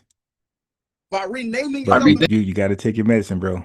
If you come here all hyped up, and that ain't gonna work. They're still talking about the name. Go back. Hold on. Wait. No. But I want you to talk about. The family. You ain't off the hook just yet. 20 likes. I said the likes they get better, and you stop liking. 20 likes. Hit the like button. You know you didn't. Just hit it. Dang. What the? Let me pin you. Let me pin you. I want you to talk about the cause. Do you have a problem? Do you think foundational Black Americans, what you refer to as African Americans, the people who are non-immigrants here in America, descended from the slaves who built America? Sha, if you're not a Pan-Africanist, brother, you're behaving like one. Sha, okay, simple question for Sha, because I keep saying two things. I keep saying Pan-Africans and I keep saying Black nationalists. Sha, are you a Black nationalist? Everybody asked Sha, is he a Black nationalist? Okay, because I did say two things. I said Pan-Africanist, I said Black nationalist. Are you a Black nationalist, Sha? Yes or no? Do you think that we deserve reparations specifically for our group, excluding every other group? Do you think that is owed to us? He's gonna say hell no. Only? Do I think that we deserve reparations? Reparations, as y'all stated in the chat all night, is a debt that is owed. But hold on. Can you answer the question? He wants to know if you're going to admit that the debt is owed exclusively to the lineage. Here we go with the filibustering. 1 second. I'm gonna talk real slow here. Yeah, talk slow. One of my biggest problems, bro, that I have with and I'm glad you showed that flag too. Shot. Come on, man. We asked the question. Are you a black nationalist? Yes or no? Because one of the biggest problems that I have with people who march under that flag, and more so the people under that flag than the ADOS folks. You see, they are just against America. They're against America. It's okay, but they hide their hand while they throw the rocks. Just show your hand. Show your cards. You are anti-American. The people under that flag lack political sophistication to such a degree that it's bothersome. You know, it's frustrating. You right? realize you realize you haven't answered my questions all night. You realize that, right? I've asked questions. You just bypassed what I asked. Okay, Sha, I just de-wrenched you. You said we are part of cults. Got it. Well, now you're not part of the wrench cult. You dig? You're no longer part of the wrench cult, Sha. So that means folks are gonna handle you the way you handled them in the chat. They're gonna revisit you, or they're gonna manifest the same energy you gave them. Okay. So now you're no longer part of the wrench cult. Let's see how that works for you now. Let's walk down this path together, bro. Right. Shout out to David Banner, my brother. Let's walk down this path together. Reparations. There's two types. What are they? Well, actually, there's 5. Okay. No, you talking about. Okay, so now the other never answered the question about reparations being exclusive, and I hope the FBA brother hold them, keep them on that chopping block. So we got some lineage love, Black Sand. Black Sand got to be new, and we got new folks in that super chat, and the old folks is like, nah, I'm good. So the message, great show. Got to take my son to school by. Okay. All right, cool. So Black Sand, hopefully I'll be probably live when you come back. Hopefully you can check it out. You know, finish watching. It's going to be dope. A lot of diaspora wars back and forth. And some dope information later on about the claims, you know, the claim to reject FBA as an ethnonym for Black Americans because they disagree with Tariq Nasheed hidden color documentaries, or they disagree with some FBAs saying they were already here, right, before the slave ships. So that's an argument where they that's their excuse to reject FBA as an ethnonym for Black Americans. But we're going to challenge that. We're going to challenge that today. Oh, you're referring to what solves reparations, right? You're referring to the 5 attributes as stated by the United Nations of what constitute. That's not what I asked you. I said that there are 2 types. What are they? Not Wait. But he asked you a question you didn't want to answer. I don't understand your question, or maybe I don't know the 2 types. Okay, the lights are good. Thank you. There are moral about time based reparations, and there are. Now look, as soon as the lights, I don't know, I keep saying this. As soon as the lights got up, immediately we got Agma's, you gotta pronounce that name for us. Agma's World Salute to Foundation Black Americans. So right away, as soon as the lights match the watching live, the lineage is pulling up. Okay, so Agma's World. I'm going to make you a moderator. That just means you're part of the family, part of the lineage. And go ahead and just like the video, subscribe, hit the notification bell. We got some more lineage love in the chat. I appreciate it. From another, Sean C is new. So the new folks are representing in the super chats. We need the old folks to represent. Great broadcast. Love the content. FBA 1. And by the way, family, I went live 3 times yesterday. Morning, evening, you could say afternoon, evening, and I went 1:30 a.m. live last night. So I'm putting the work in. So when people see value in that, I'm not feeling bad, because I really believe I'm putting the work in. I'm not just sitting around and going live once in a while. I'm trying to go live as much as possible. I lost hella sleep because you see I'm live right now. So if y'all want to value that, I'm not gonna feel bad. Love y'all. Let's get this going. Punitive reparations, the only 2. Okay. Moral-based reparations says you did something to me. It's morally wrong what you did to me, and because of your value system, you have an obligation. Yeah, he keeps saying we, and the brother down at the bottom, I think his name's Sincere, Sincere Key asked him, who is the we? He won't answer. And then he asked him, do you believe reparations are exclusive to the lineage? Yes or no? He never answered. He came back and asked him a question just to do this right here, create a straw man argument to divert from answering the question about reparations being exclusive to the lineage. So I hope the brother ignores everything he's saying and just come back to that question. Because that, like, there are some drop mic questions we could ask family, and maybe I put that in the PDF. But one of those questions what Sincere just asked. Sincere is the FBA brother. He asked a great question. He said, "This is how you smoke them out." Hey, matter of fact, V4 Vengeance asked some great questions to smoke out somebody. But yeah, so you know what? I'm thinking about doing that. AV4, when I drop the link a little later early in the afternoon, like 12:01 or 2, please hit the link because I don't remember the questions you asked, but I would love to put that in the PDF to smoke out the cosplayers. Yeah, if you could, if you're in the building, if you can repeat those questions to smoke out the cosplayers, I'm gonna put that in the PDF. And the PDF is for free, family. It's not for sale. It's free because it didn't cost me much to make it besides time. You dig? But I'm gonna email it to you guys, and you guys could do what you want with it. Save on your device, your tablet, your phone, laptop, or you could print it out somewhere. I would advise you guys to do both sides printouts, so it's less paper. It'll be 20 papers instead of 40 something. If you want to carry it around, and I mean, it depends how you want to do it. But yeah, but it's free. I'll just email it to you once I'm completely done. I'll let you guys know, probably in the created post on YouTube, and just email me and you get it. Simple. Human to repair me. That's And moral. how are moral reparations repaired? What was that? Through what means moral? Yes, if you're free later on, I need you to hop on, and give us those questions you asked the other brother to smoke them out, to reveal his demonism. That'd be great. I'll add it to the PDF. Reparations repaired. Listen to what I'm saying. Moral, the argument is what I'm saying. There's either moral or punitive.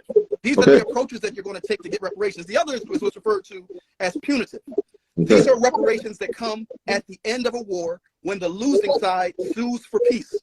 When they sue for peace because they've lost, right? A part of that agreement and or treaty is reparations. The losing side pays the winning side, right? Those are the only two types of reparations. Either you strong enough to defeat your enemy and defeat him to the point that he sues for peace, right?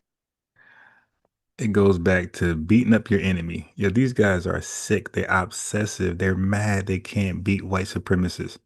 These Pan-Africans, they're mad that they physically cannot defeat white supremacy and white supremacists. They're cowards. But they keep talking tough about going out. I hear this all the time, online, in person, all these black nationalists, Pan-Africans, how they're going to go out and beat up white supremacists and they're never around. Not fucking around. The only shooting they did was on themselves when they had their guns in their pants and everything, and the shots went off, right? They mishandled their own guns and shot themselves. The only shooting around that not fucking around did was on themselves. Literally shot themselves. Okay. So this tough talk about the enemy, we gotta take it. This is goofy, primitive 1960 talk. Okay. Ask the Panthers how that worked out for them. All right. And that's no shade, but that's not the way. Clearly, we're 15, 13% of the population. You ain't doing a goddamn thing. And we're like almost 100% dependent on this society. All right. As far as weapon, food, cash, because of the racism, right? Systemic racism. They made the wealth gap so apart from each other and stripped us from so much money, so much tangibles that we're like almost 100% reliant on white supremacy. So this would be if we're going to act, which we're not, FBI, like, okay, we'll say it again. We don't plan on doing nothing.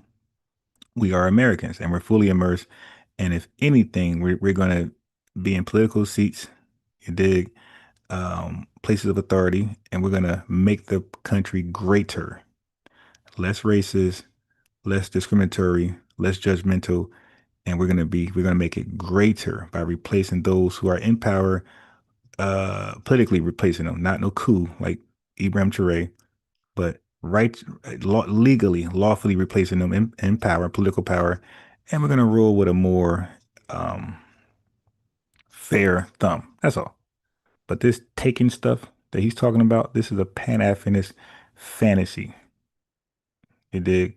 He spoke about Dr. Cress Welsing, Frances Cress Welsing. I think she talked about this fantasy power. Okay, this I'll be gonna take it from the bad guy. And you can't beat the bad guy. That's a sick pause, HOMO obsession and jealousy and envy and admiration for white men and their power, what they have today. They're really in love with white people, white Americans' power. Okay, that's what I think.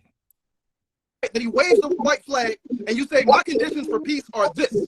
First, you got to free all my political prisoners. Second, you got to cut me a check. And this. Okay, so we got the likes up, and now we got Sharif in the building.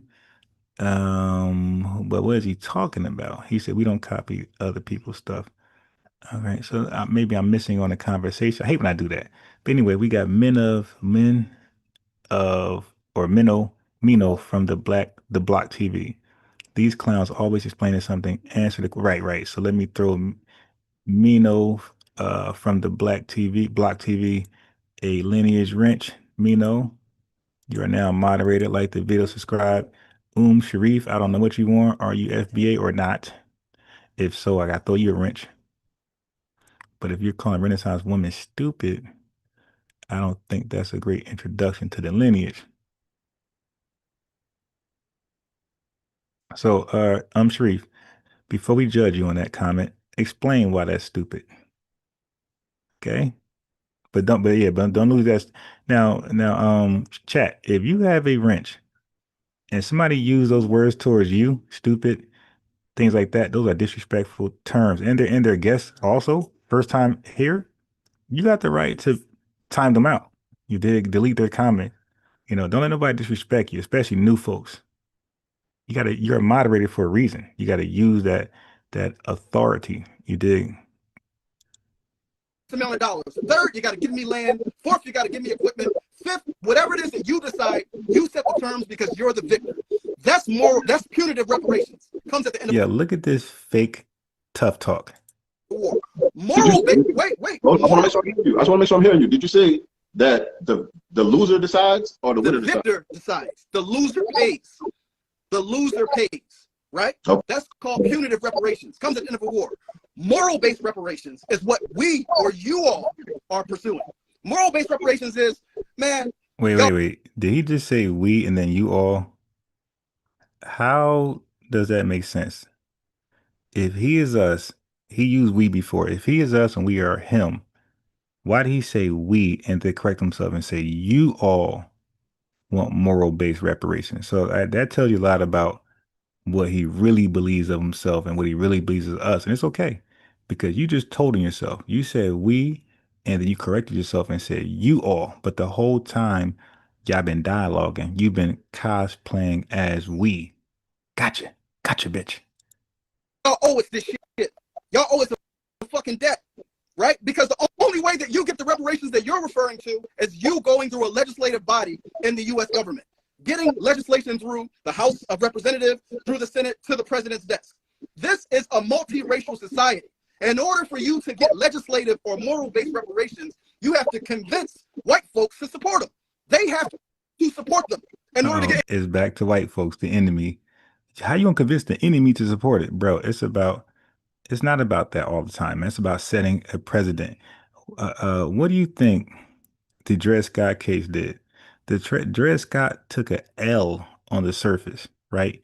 He was told, nope, you won't be a free black. You're going back to the plantation. And that's seen as an L.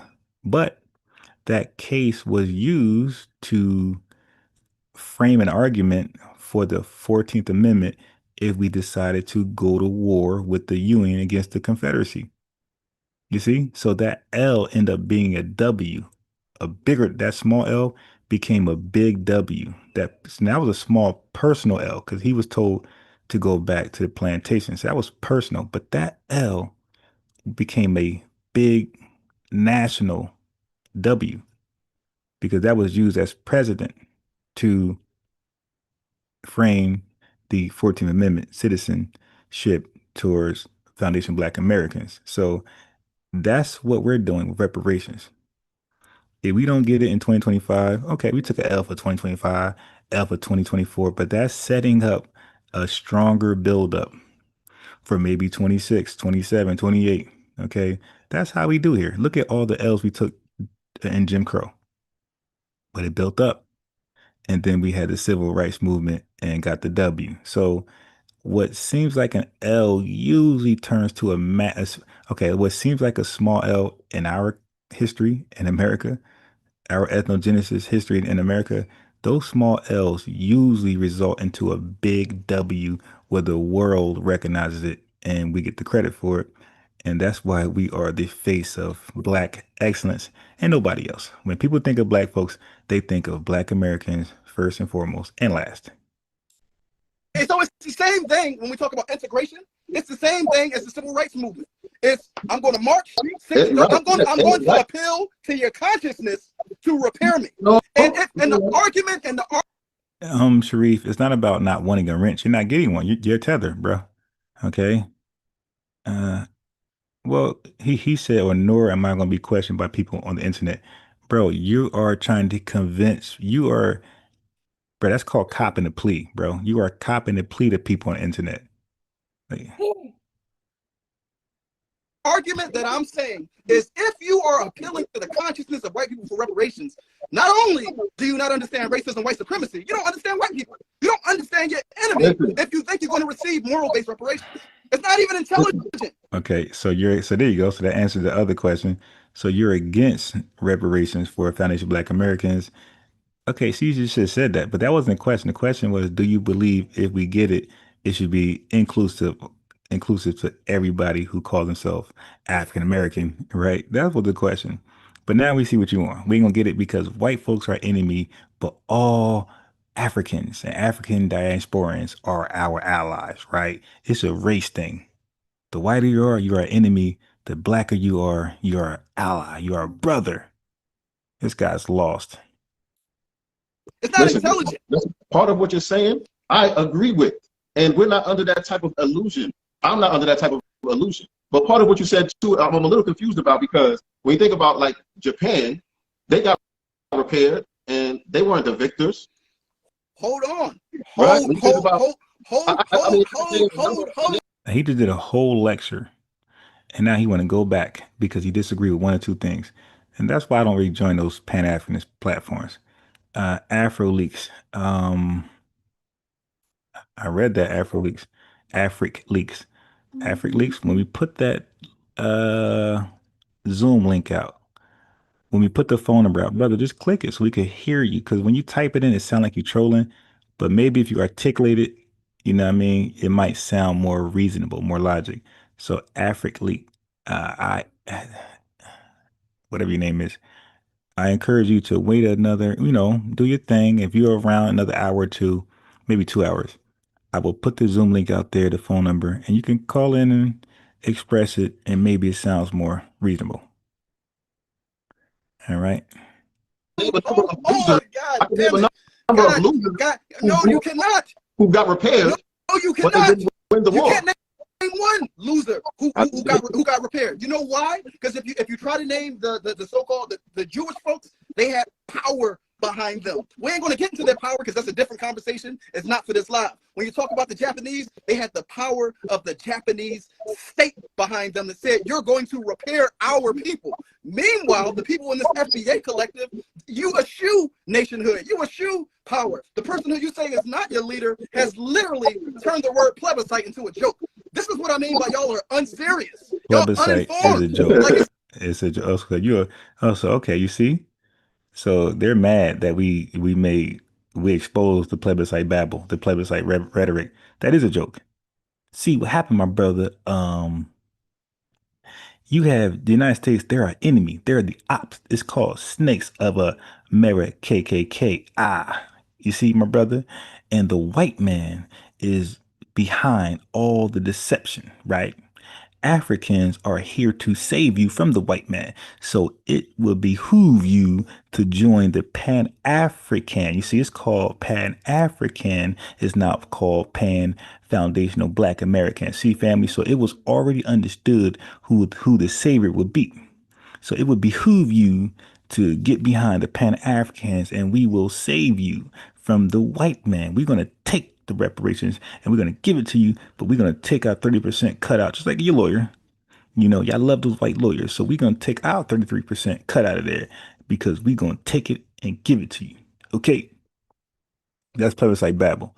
The younger family, 499 in super chat. Thank you very much. Appreciate you. It's just like y'all lack political.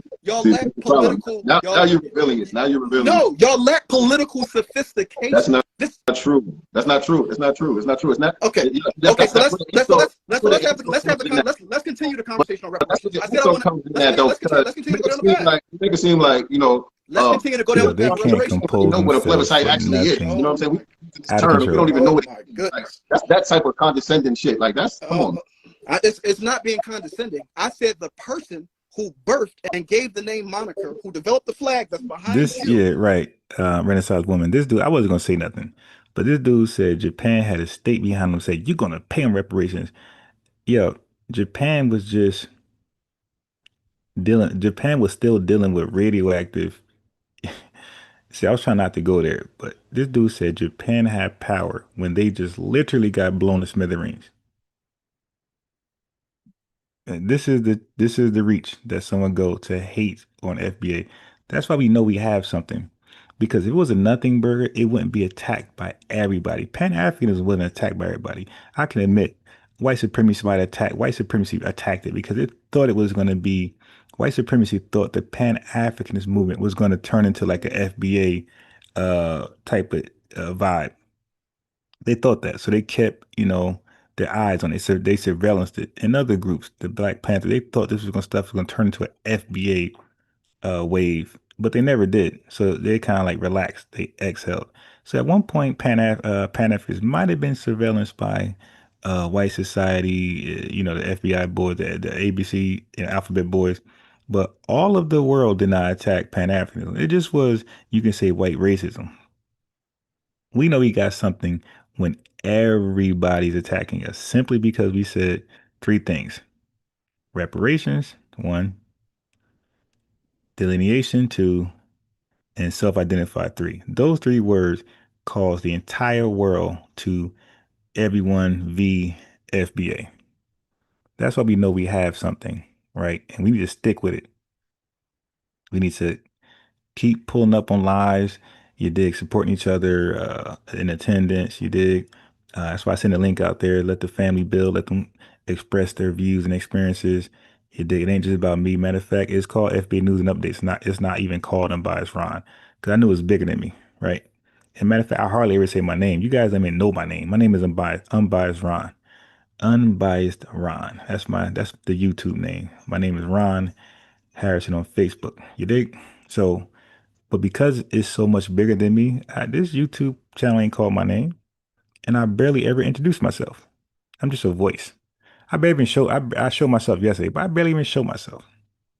You dig? Because it's bigger than me. This needs to happen. This needs to manifest, and it is happening. And everybody hates us, but those haters will eventually turn to supporters or D-riders, not supporters, but D-riders.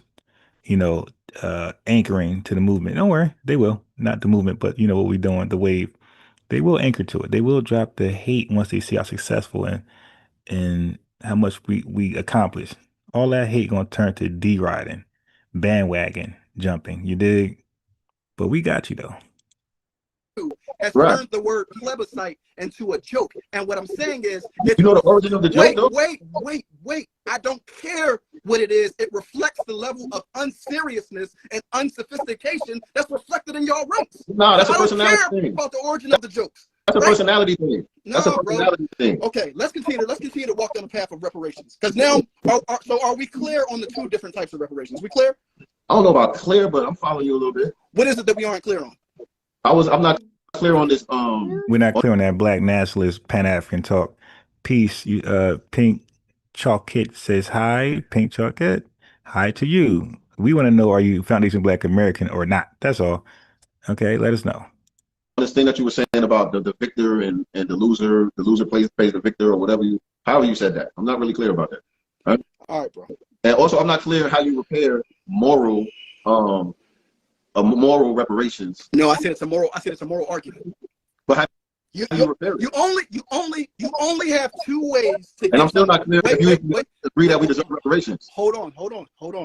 You only, when you're saying that you want reparations, Young what are you family, asking for? I just modded you up. Yes, they are usually out of control.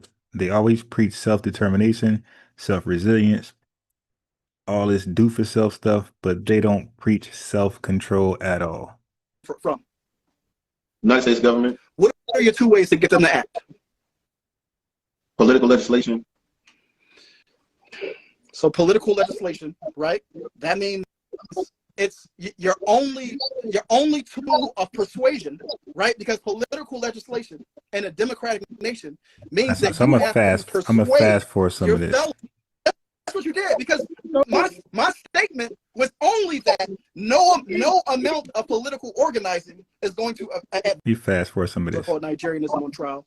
It's getting Speaks to what redundant. they're looking forward to. You should check that out. But beyond that, there's two phases. United States government. Okay, bro. Glad you said it.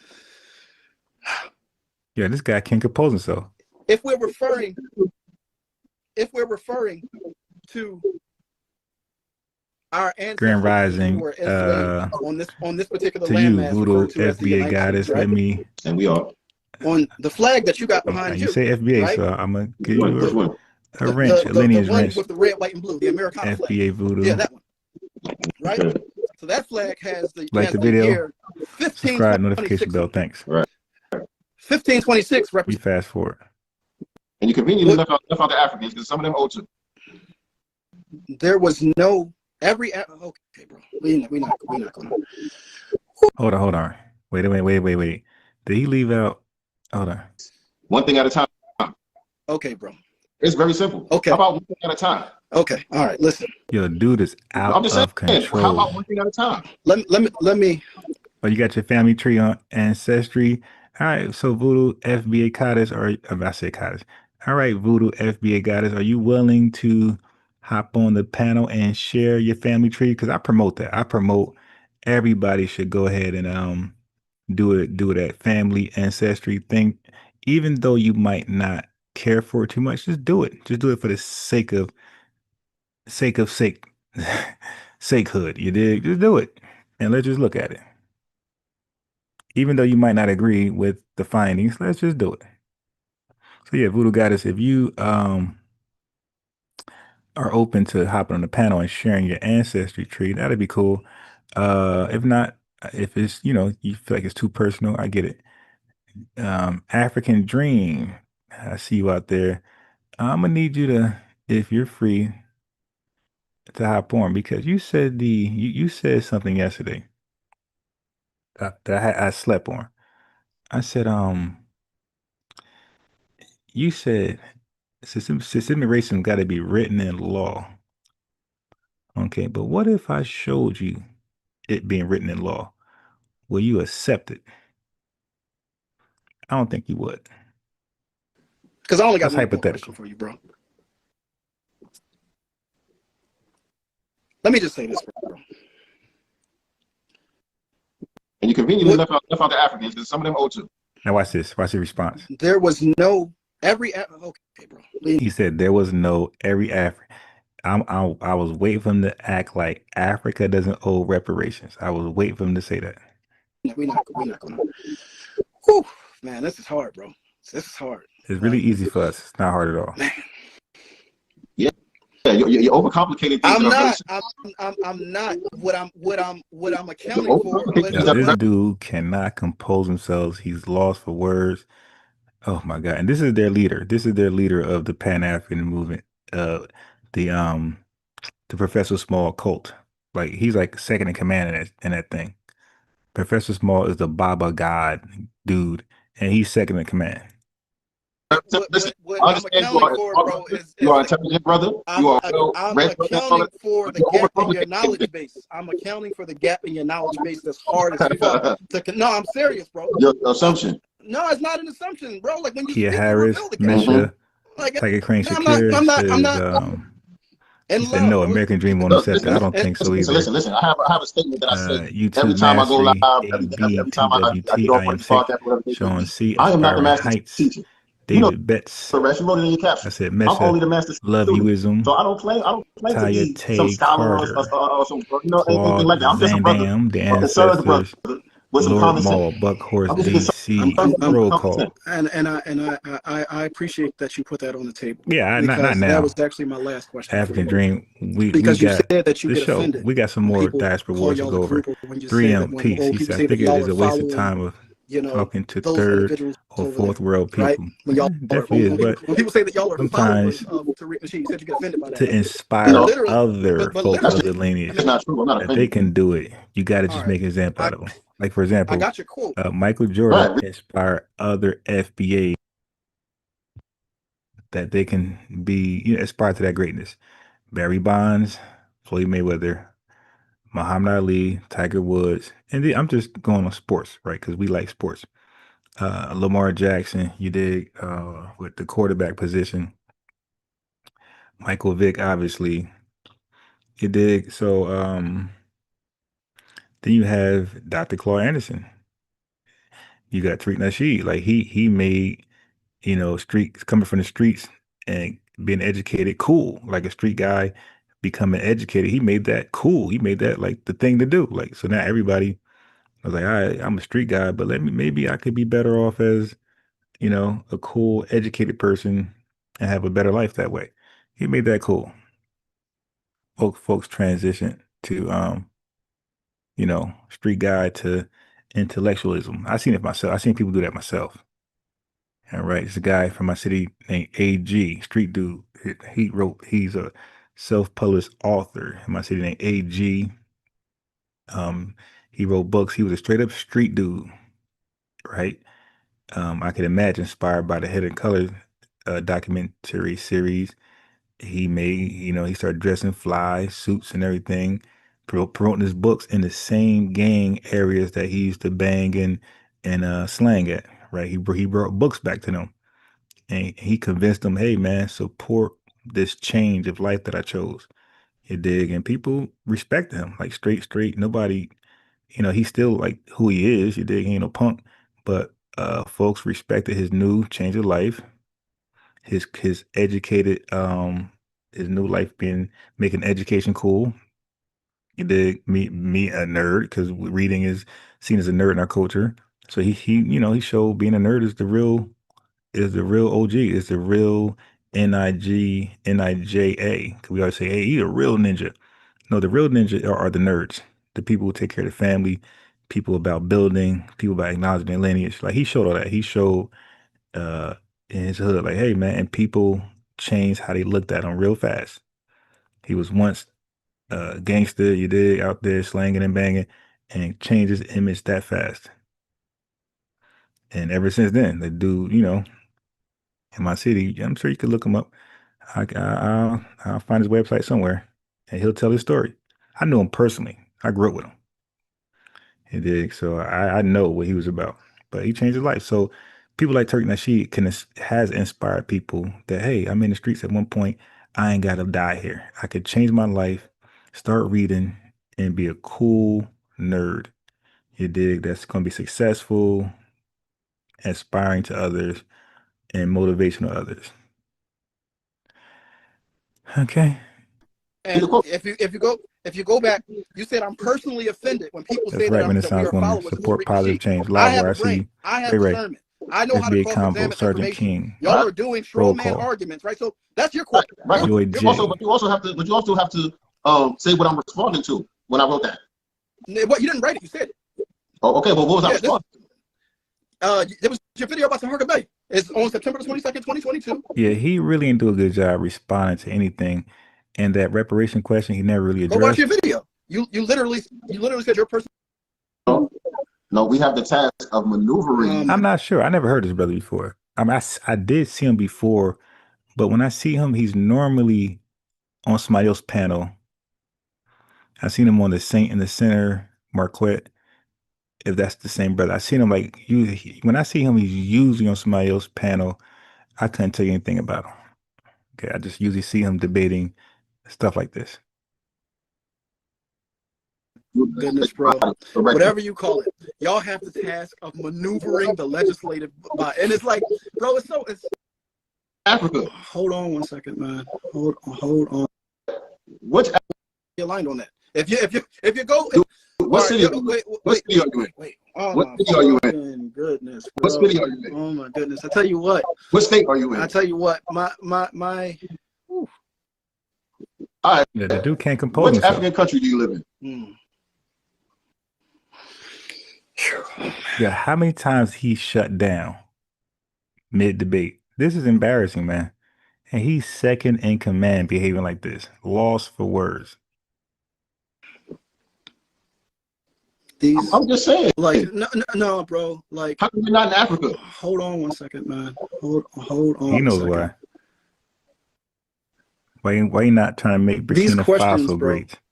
Are so exhausting and remedial. I'm just keeping it simple. Yeah, that's what it's okay. So he asked questions. This is another tactic. They ask you questions, and according to them, this is an intellectual question. You ask a question back, and it's always remedial, always irrelevant. There's always something wrong with it where they don't have to answer. Always. And they put you at keeping a position or a state where you just answer questions. You're never on the offense, always defensive. I'm just keeping man, it's not deep. It's not deep. No. Ricardo This is what happens when we as a collective get disconnected and so he's not going to answer the question. And All uprooted. right, so they say, okay, he's not going to answer the question. All right, let's move on to this one. I'm almost done with this one. This one's like a little more interactive. I would respond by saying this. First of all, I know one of the things that's kind of different from America and Africa is we classify ourselves differently. So I know that in Africa, one of the ways that you guys, classify yourselves ethnically is by your culture, the way you sing and dance and your food. I'm gonna give the and, link things only like for that. Sean. What if I he's would in tell the you building. is that in America, Okay? it's a little different. Hopefully he took I his would say medicine. that He ain't ready to wild out. that those type of cultural norms and he's one it's of not let me talk emphasized as guys. much So I like can it see is in myself Africa. throwing him So off. what makes us an ethnicity He's is our not going to lineage. comply. The fact that we've been here for several hundred years, we mixed with each other. We're one gene pool. We've had a shared experience of slavery in the United States. That's what makes us an ethnic group. So I could get into our culture or whatever. I could do that, but it's not really emphasized here in America. It's not as important.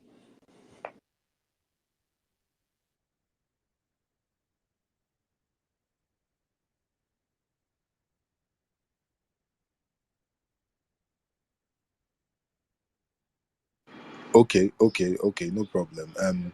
So I think he essentially left what you once his said rents is got all of you are from the same gene pool. Oh, so I did promise the song. My fault, sis. I did say you did say if his rents get taken to play the FBA national anthem afterwards. So Sham, your wrench is taken. The link is out there for you to join. Okay, so now let's play the anthem. Here's the official FBA anthem, national anthem. All right, it's Liddy. So if you're sitting down reading the newspaper halfway asleep, viewer discretion advised. It's gonna have you out your chair doing the nay. Okay. Rich Religion LA, shout out to you.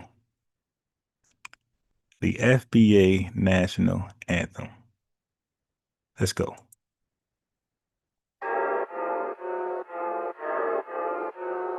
that show me it's a trap. Make no mistake, we're the only black people in y'all that only eat rat, eat cat people. You ain't black, you ain't that. Matter of fact, your black is repo, I'm taking it back. Cause y'all making it whack. Faking jacks y'all from the slave, raiding the tax.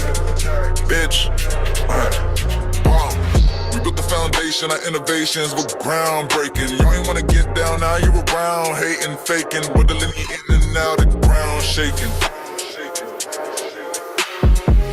Someone say, FBA, we don't run away. We stay, we slay, we pray, we say,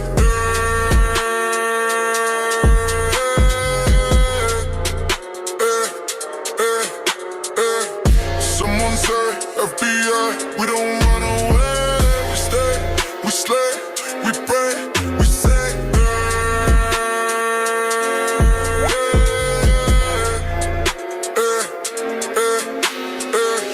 Make no mistake, we're the only black people and y'all the only eat rat, eat cat people. You ain't black, you ain't that. Matter of fact, your black is repo, I'm taking it back.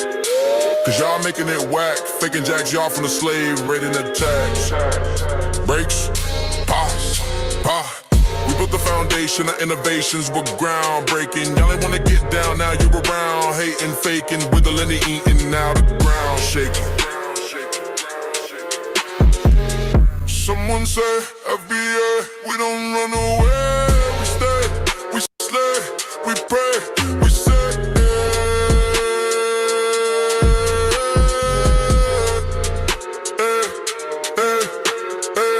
Someone say, FBA, we don't run away. We stay, we slay, we pray, we say,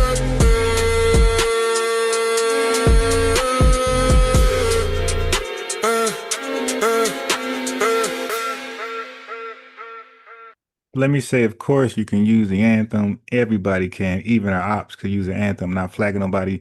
This is the same as the trademark, the FBA trademark that Tariq Nasheed has.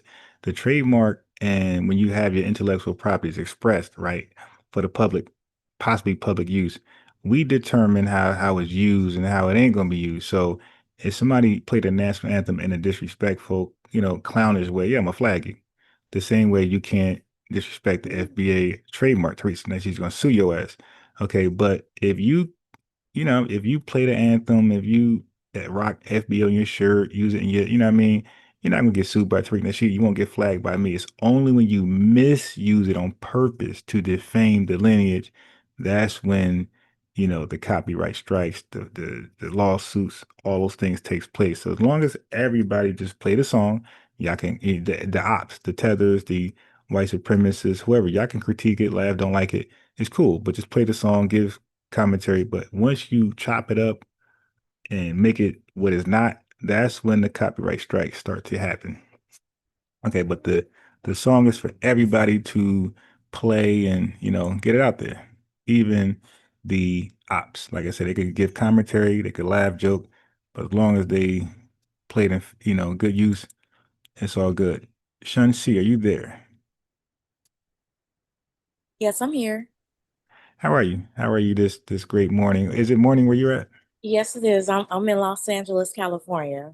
Oh, it's super morning over there. Yes, it is. Okay, so tell us a little something. What's going on? Well, well,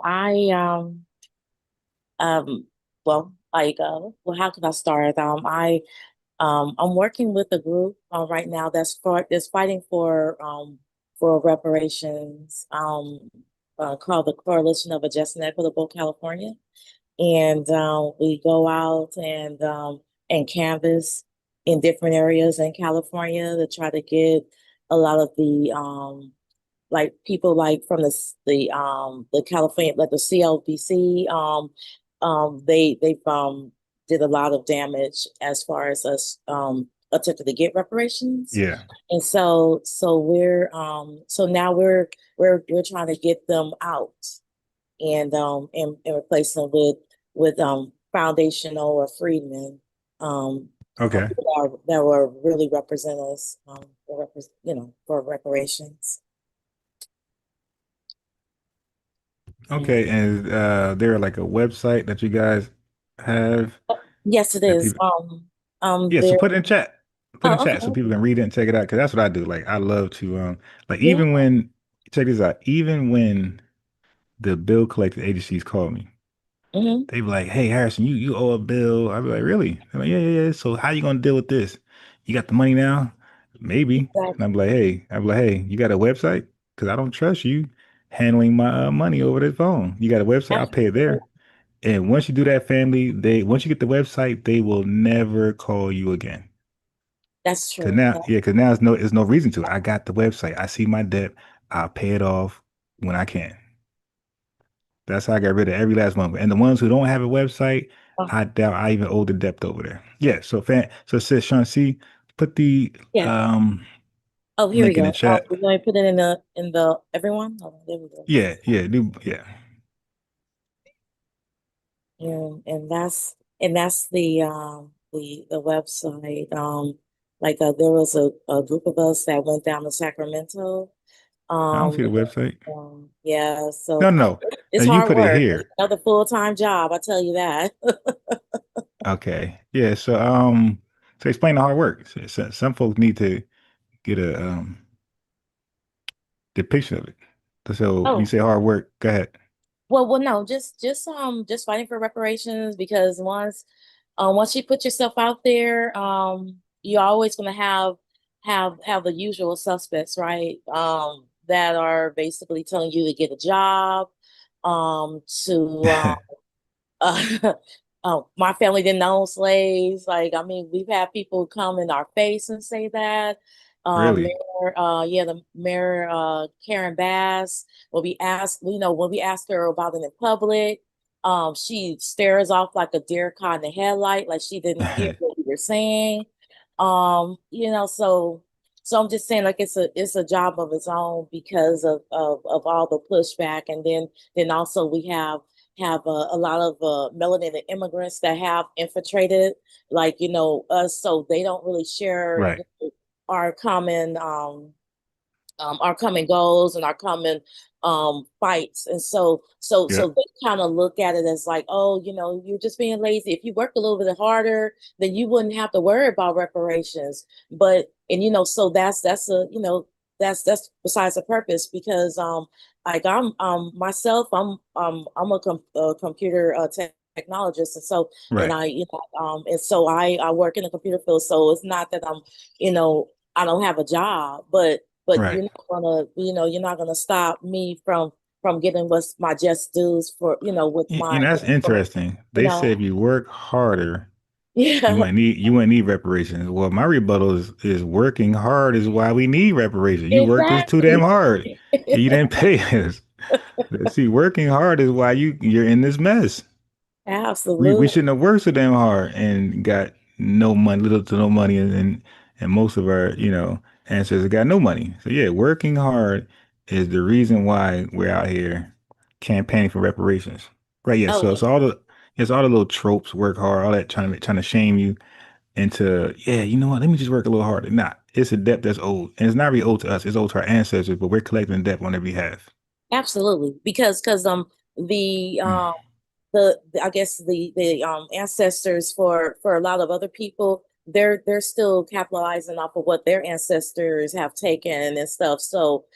But we don't, like, you know what I'm saying? And out here, like we're heavily saturated with like a lot of the South American immigrants, like from Mexico, El Salvador, and Right. stuff like that. So, Mm. so they basically kind of like go into where like they have their own white supremacist stuff going on too, Yeah, and because I was gonna ask, why do they even care?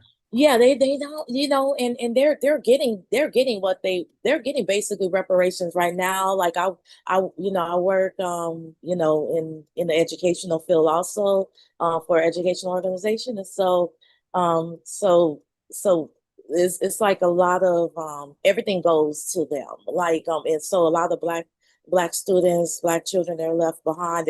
They're cast out. They're put away and they're trampled over, because of it, and so we have people that straddle the fence, and we have ops, that they'll get into our spaces just to see what we're doing, Right.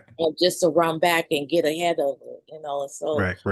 that's why it's such a full-time job, because you're pushing back on different narratives, like people who, you know, they'll put things in the news, and you know, and we write to them and say, hey, look, you need to correct this because this is what this is doing, you know. And so yeah, it's an uphill battle, but I'm for it, you know. And I Yeah, let have me modify my statement. So we inherited our ancestors' debt and struggle and trauma and abuse and white supremacy. Like we inherited. So yes, it's affecting us too. So we're older too. But what I meant was that debt started from our ancestors and it snowballed all the way down, all the way up to us. Yeah. So we definitely want to collect. Ain't no just like the agency want to collect. They don't care about nothing you talk about, and they don't care how much debt they collected already. They could be a gazillionaire. Harrison, you owe us two, pay us. So you know that's a goofy argument to say work harder. It's like, yo, old means old. That's it. That's right. Yes. And so Okay. I thought I think I heard you say that did you want certain people to share their ancestry Oh yeah, information? yeah. Oh, okay. Well, I do have mine. I did it through ancestry.com. Okay. Let me, because I think I saw someone else share theirs too. Like maybe on your stream Yeah, you they did. Yeah, talking because the I other encourage that. I encourage that we, because what happens is, okay, so what happens is when we share it, you want peanut butter crackers? day. Okay, so what happens when we share it, like we get to see the making of an FBA because we hear about it, we're told about it, it's explained to us, we explain it back, but it shows you the FBA in the making. So when people say, excuses, well, the haters, it's like, well, no, our ancestry thing shows the making of FBA. All of our stuff are similar, right? And a Nigerian, they ain't gonna take that test, okay? Because it's gonna show something crazy, like 99.99999 Nigerian. There ain't gonna be no Scottish in there, no Native American, you dig? So like they're out it right away. So that's why I think it's important to share that so we can see how it look.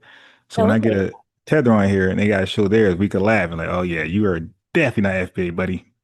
Oh, well, Let's see your here's, ancestry.com tether. yes, here's mine. I want to share my screen. And so, I don't know if you can see it, but Yeah. Okay. Is that the tippy top? yeah, so this Okay. is mine. So let's start right there. So this is what I'm trying to tell folks. The average FBA, there might be some outliers, but the average FBA, I think you're not going to see a large percentage of one country, one African country. So 32% right there. You're rarely going to see 40%. I'm thinking. So if somebody have a 40% banker, let me know. But over 40%, I don't think that's possible. But that's just my belief. But 32% there. So that means you're not Nigerian. So nobody from Nigeria could say you're Nigerian because I didn't know you could be 32% something and be the whole thing. Right. Right. Right. So you're a small minority. They are the large majority. And that's why they're Nigerian, they're Igbo and all that other stuff. And anybody that shares a little bit of that ain't that. You just got a little bit of it. Then it gets worse because as it goes down, you get less and less. So you're not Mali, 17% of that, and 17% of something is not the whole thing. If the goal is to get $1 and That's you only true. got 17%, you're way away from that dollar. And then Benin. So Benin, you're at it's at 13%, another small percent. That's not enough to be from that country. They can't claim you. 9% Senegal, they can't claim you. 7% Ivory Coast and Ghana, they can't claim you. 6% Western Bantu people, they can't claim you. There you go. 4% Germanic Europe. And that's when we know your FBA, right? The 4% England and Northwestern Europe, FBA. Their genetic profile ain't gonna say that. Their ancestry ain't saying none of that. Okay, 2% Central West African. So you're not none of nothing. You're a bunch of things, and in that bunch of things, you shared a experience ancestry wise in America, which is the lineage of slavery, Jim Crow, mass incarceration, mass migration. So it's the experience, the struggle, plus your genetic profile that make you FBA. Oh All yeah. right. So there you go. So yeah, that's how it's pretty much gonna look for most people. Oh yeah, definitely. And this, so when these people, and you know, the thing about it is, I get annoyed, because of my job. I hear so many, because of my job, they, how can you say, they, contract a lot of, like people from India, Africa, and stuff like that. And so when I come and I help them with certain things, they, um, they automatically assume that I'm not American. Like they'll say that, oh, like, where are you from? Really, and I was like, what are you talking about? Yeah, and what do you think they meant by that? I think they mean that they have a preconceived notion that just because I'm Black American, or Freeman, a foundational Black American, that is no way that I can know the things that I know, or it's a jealousy thing too. Okay. Yeah, where are you from? Yeah, they don't believe that I'm actually. They think that I'm like from some other place. Like they think that I'm Right. from Ghana, or they think Right, that right, I'm right. from, The smart people places in their mind. yeah. You must be one of us or somebody close. Yes, I encourage others that have their ancestry online. Mhm. Uh, if you can access it easily today, ask for the link and we'll review it. We'll check it out. And and that's really look, that's a cosplayer, that's a cosplaying nightmare because even like Pombo said he's mixed. He sound white to me, but Pombo, this is the best chance you got to prove me wrong. My suspicion is wrong. Now, I'm gonna give you the benefit of the doubt, but if you want to shut us up, that ancestry right there, brother, or other, Absolutely. that's it. I don't see why people are, they're not, they're ashamed. I mean, I think it's a part of a code that we can all just, get on board with, where, like, we can, because we can share. And then I, like, within me getting that, I found out that I had other cousins, that, people I didn't even know that I might, I'm related to, Right, right. It yeah. does much more. It connects you to other that's what they don't get. It does much more. So because some people are going to just take the test and disagree with the results. I'm saying fine, do that. You could disagree with the results, but like you said, that still could tie you to relatives. Matter of fact, the person I shared somebody. So what you might have seen, what I shared of somebody's just traveling. I just like I said, I'm very sociable. I call myself a YouTube journalist. So I know how to spark conversations Mhm. and and start ask questions, pick apart, and then have them, as they're sharing their ancestry results with me. But they were talking about how that led to them finding other relatives within their city. So basically, somebody she's seen before in a picture that was with Mouse, that person ended up being like one of her close cousins. Even though she said we look, and they do look alike. She saw the picture. Mhm. So she just like, that's a weird coincidence. We look alike, but he ain't my relative because we don't know each other. You did. We never don't talk about him, But it turned out they were closer than they think, but they were cousins and they've been cool ever since then. And she talked about other relatives she met in the same state of New Jersey and they met each other and became cool. So yeah, so you guys might disagree where it puts you in Africa and the percentages, but linking you up with relatives that might live next door to you, I know you got to appreciate that. So, like I said, just take the test put a disclaimer, say, hey, I'm Unbiased Ron chat. I don't agree with this test at all. I just did it for shits and giggles, and we'll share it. We'll look at it, and then I agree with the test. I agree too. Yeah, It was, and now it was one thing that someone did tell me, and I don't know how true it is, it's but fake. I already know that they already oh, what? misrepresented it. I can tell you already. But go ahead. I'm saying it's fake news, and they misrepresented it. But go ahead and say that. But it was regarding like the ancestry and DNA connection collection, and so they were saying that a lot of like you know how we have like the people who they call Native Americans. Thank you, V for Vengeance. They $2 super chat. Yeah. Yeah, they don't believe in DNA collection, and so like they don't, like in or something of that sort. I'm not for certain, but Well, go ahead. oh no, but I was just saying that you know how, well, on mine it said 1% indigenous, but then but like it was like, I don't know if they're just saying 1% because only maybe a few people that are considered indigenous have Yeah, so yeah, American so origin.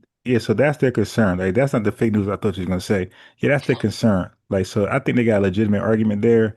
They believe like the Native American that's the profiles are being underrepresented.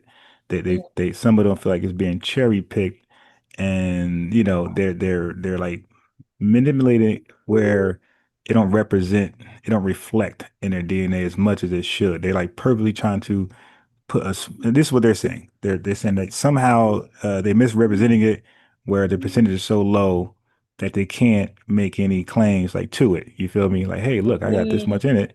Hey, sign me up, buddy. Okay, so somebody just logged off. You should have stayed on because Oh, you asked for the link and you just hopped off. Get back on. So real quick, let's see what Quinnell. This ain't open dialogue just yet, but I allow it right now. But I wasn't done with the diaspora wars. Quinnell. My tree available, but I don't know how to share my screen. Okay, let me help you out. Let me. Are you using phone, iPad, computer? I'm using my MacBook, my Okay. laptop. Oh, that's easy. Okay, so on the Zoom, you'll see a green icon that says share. So you might have to click more. Or if you fully expand your Zoom screen, you should see everything. So maximize your entire Zoom application, whatever you're using to speak with us. Can you see it?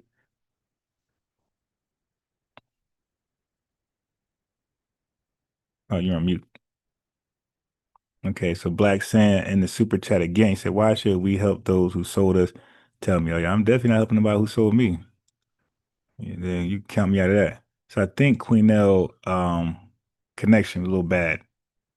Yeah, I'll be able to help her out because I taught chess on Zoom for the entire pandemic, and I've been using Zoom before, so I'm like a Zoom expert, low key. Um, yeah, like if she's on a MacBook, I'm also on the MacBook as well, and so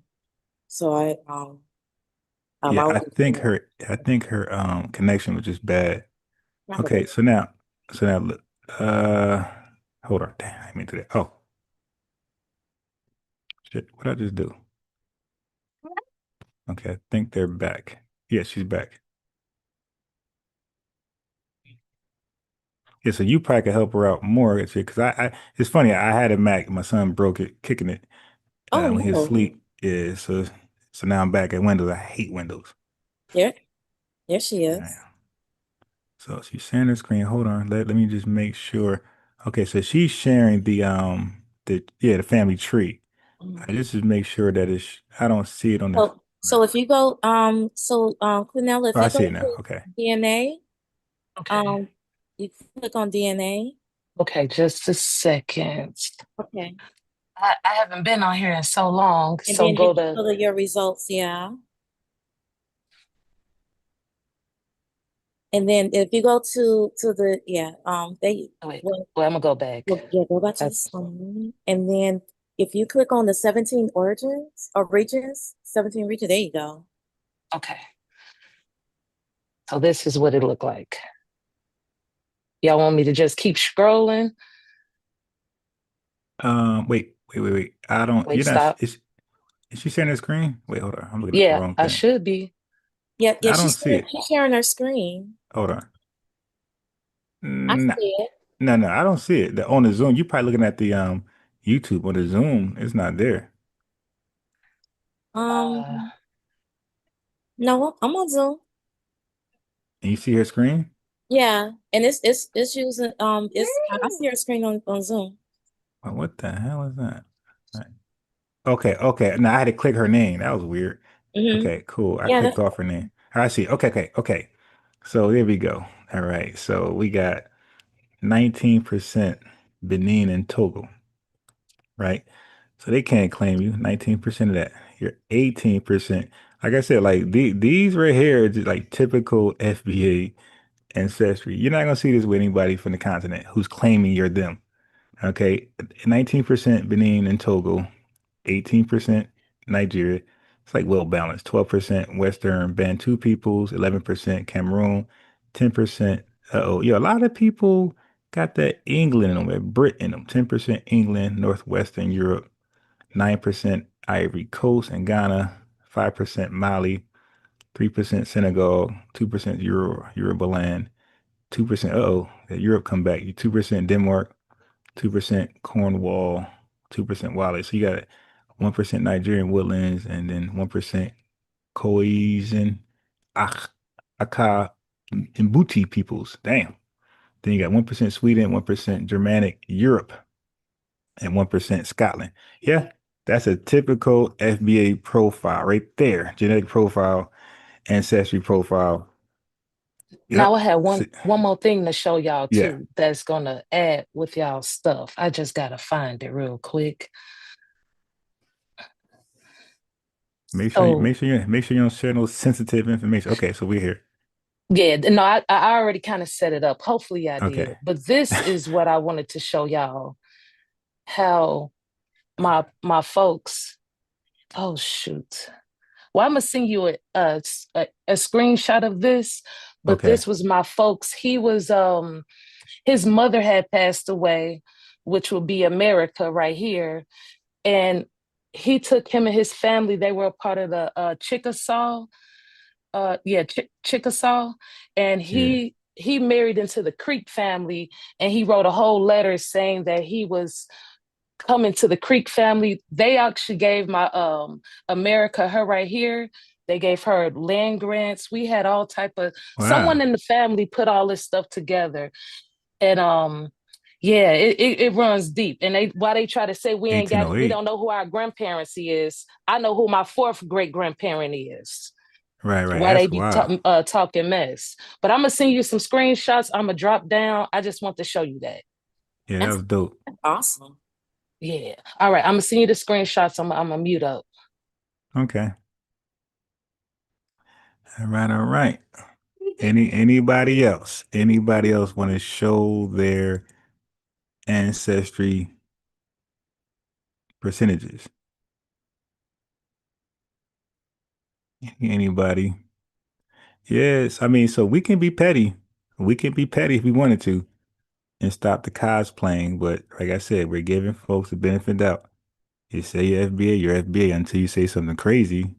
Then we're gonna kick you off and doubt your FBA. But you can always come back by just proving your FBA. There's always a way to come back. The Ancestry.com profile. You dig? You could win us back with that. That don't mean we're gonna rock with you, but we won't deny your FBA-ism. You dig? But you see that African percentage so far today, 2 people, nobody at 40%. And I'm sure one person will be there or two, but that is from what I've been seeing, I ain't see a lot. To be fair, I ain't see a lot. But what I have been seeing, the most I seen was 40% Nigerian. If anybody got something higher, I would love to see it because you're still gonna have a diverse, You're gonna still have diversity there. That's true.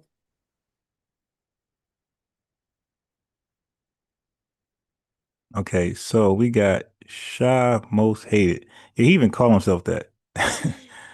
Okay, okay, so Shy Most Hated. We're gonna let you up in a second. We're gonna let you up in a second. Okay. So let me do this, Miss Ruby. Yeah, so is there anybody else that want to share? Yashar Napash says, I have 36. 36 what? And are you FBA? Are you of the lineage? That's what we care to know. The first question we care to learn from you. Are you of the lineage? If not, are you a supporter? And that's it. Go bathroom. Open door. Go. That's what's most important to most of us. Black Love 17. I remember my great grandmother in Philly from when we spent summers with my dad's side of the family. Okay, so Yashar Napash says she is FBA, so or he, I'm sorry. You might be a dude. I'll be tripping with the names. So he said he is. So I gave you a wrench, lineage wrench, like the video, subscribe, notification bell. All right, Ron, she traced her family back to natives. I'm telling you, that's about blow wide open how many of us can do that. Yeah, she went over to 1808. That was crazy. I ain't never see that. Hazardous shit. Peace to you, bro. I don't agree with the DNA test. I'll go to the family for answers. Yeah, but I'm saying, bro, is that look, we're using that today as a measuring stick, right? To measure who is possibly. So this won't be the end all be all.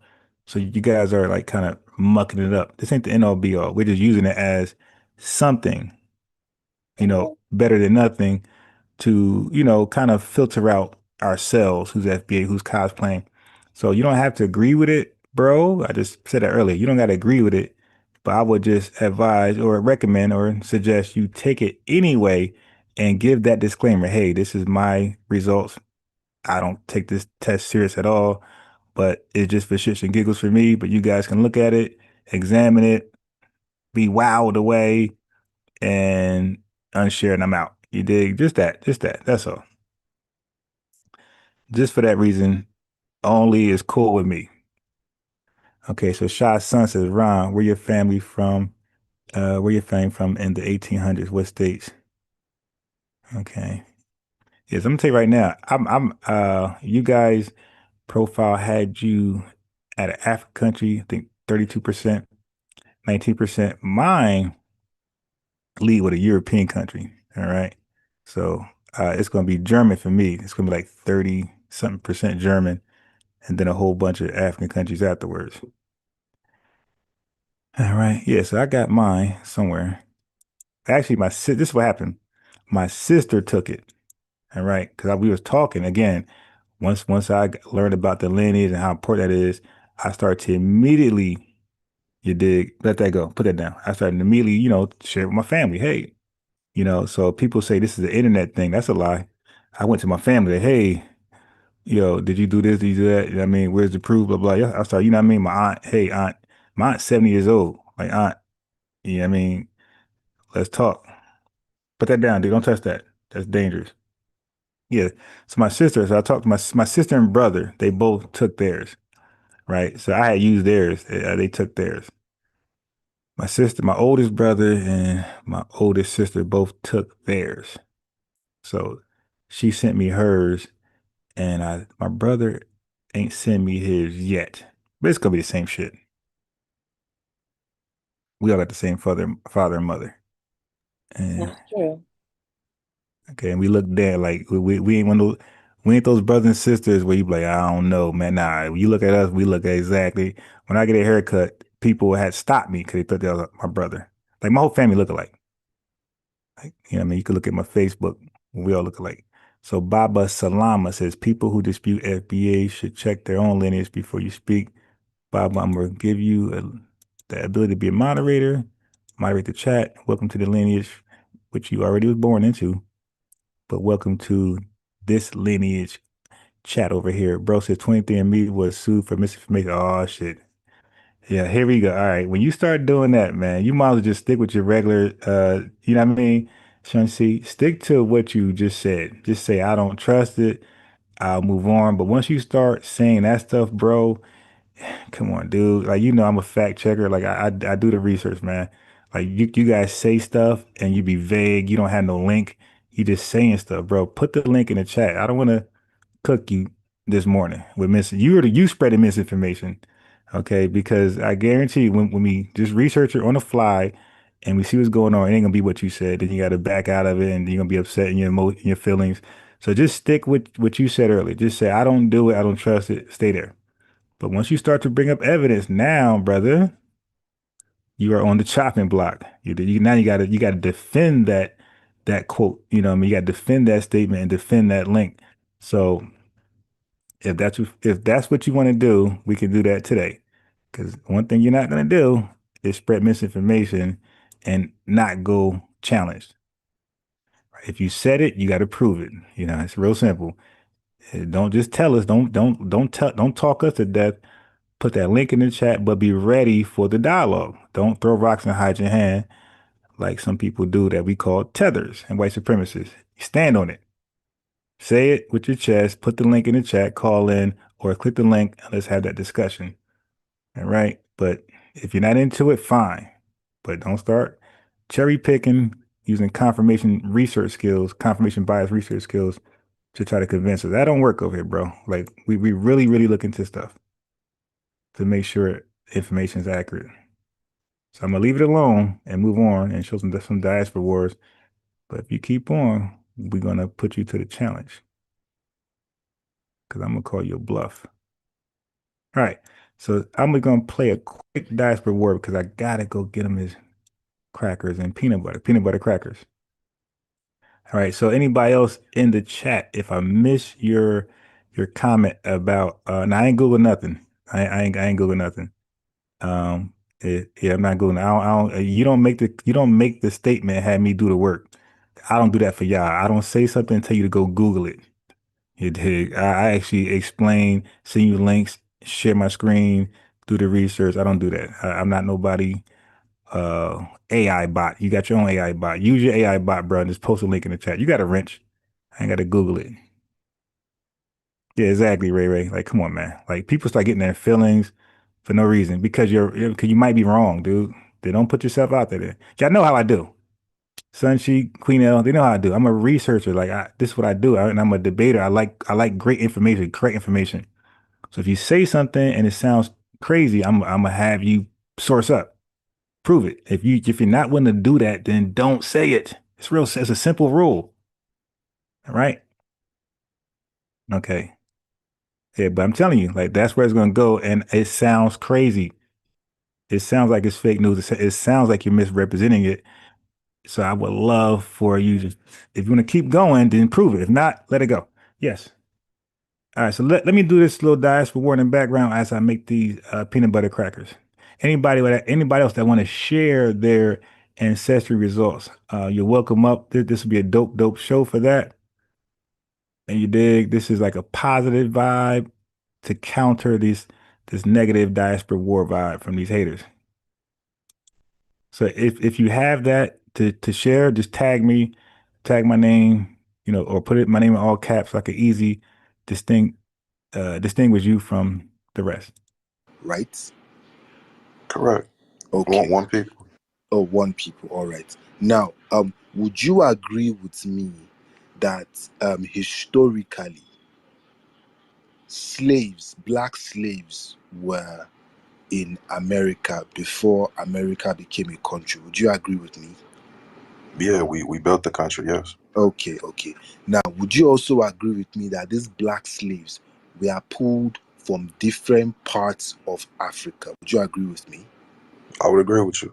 Okay, so if black slaves were pulled from Senegal, from Ghana, from Sierra Leone, from Burkina Faso, from Nigeria, from South Africa, from the Congo, how is the gene pool the same, knowing fully well that these individual African countries of ancestry have different cultures, different norms, and different way of life. How is the gene pool the same, according to you? Right. So I can explain that. So again, we're not. If culture it's not emphasized as far as identity goes. Again, it's different. So I would say the same way that in Nigeria, going back, you didn't have a Yoruba ethnic group. You had different groups of people that were in a similar location. You had Ijebu, you had Oyo, you had Egba.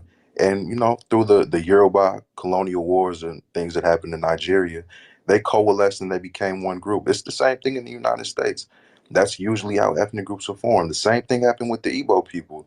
You guys were different groups before and you came together and became one group.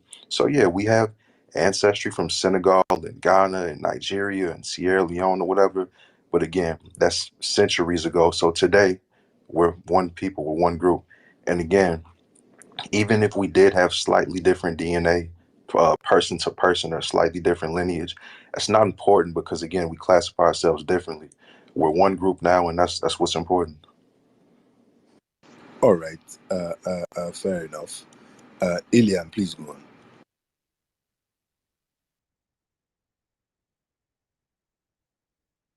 Ilian, are you there? Yeah, sorry. Is Ilian speaking, please? Yeah, sorry, I'm in a kind of noisy place. I'm going I'm to sorry, post. can anybody hear him? Can you hear me? Can you hear me? Yeah, I can hear him. He's talking. I'm sorry, I can't hear Ilian. Ilian, please, can you drop and come back? I can't hear you.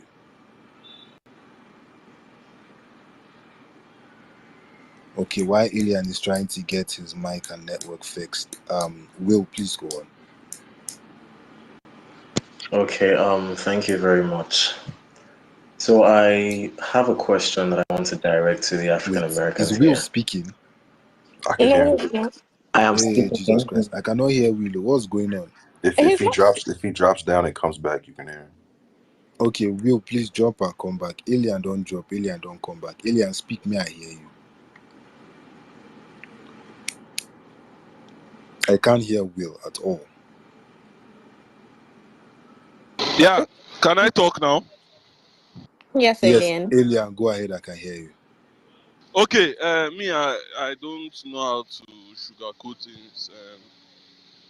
I don't know how to make people feel happy with what I have to say. If you are not happy with it, you are free to do what you want to do. Firstly, in science, in molecular biology, for those who are molecular biologists here, there is something we call phylogenetic studies. And in phylogenetic studies, what we do is that we pool sets of data and then try and see the regions where, because in every genetic codon, there is a region that does not change as how will I call it, as evolution happens. So it's possible to trace where you are from. And newsflash, studies have been shown, high impact factor journals. High impact factor journals, if you want me to do that, I'll show you, which shows that quite a lot of African Americans originate from Africa. This is what studies are saying. Also, the same studies have shown us that, you know what, these people were used as slaves, lumped as in sardines, like sardines in ships. Some lost their lives Atlantic Ocean, and then, some were able to make it to America. While in America, a lot, quite some of them, consummated with the whites, and so that's why you have a lot of mixed blood over there. It will be disingenuous to say after your fathers, your forefathers went through the pain, literally sat down around fire singing Kumbaya, Kumbaya, oh my Lord, Kumbaya, Kumbaya, my Lord, Kumbaya. A lot of them were placed in zoos and were used as spectacles to now rise up and say, you know what? That origin that made me who I am no longer that origin.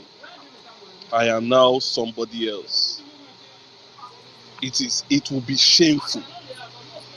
I was in Ghana and I went to one of the museums, the slave museums, and I saw the caliber of chains those people used. The high grade, bro, if they tie your head with that thing, you no go move one side. Put in several inhumane conditions. And after that, we now say the labors of those people who fought for our freedom should now be thrown anyhow. Africa is now suffering from a lot of things those the oppressors then stole from us, stole our artifacts, stole our people, stole our mineral resources. And then now, some people, because, they have gotten the rights, they are now free. They are now part of a society you claim to build. You now leave your origin behind and forget your origin. You know what is sad? That even people who migrated recently from Africa still carry that kind of mentality.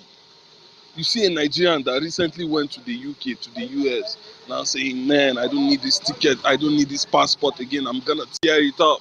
That's a fucked up country, blah, blah, blah, blah, blah. And they are now assuming an origin that they were not from. Bros, the only native to America are the Indians, the American Indians. All of you are migrants. You are Africans. Come and embrace your culture. Come and learn your culture that has preserved a lot of us.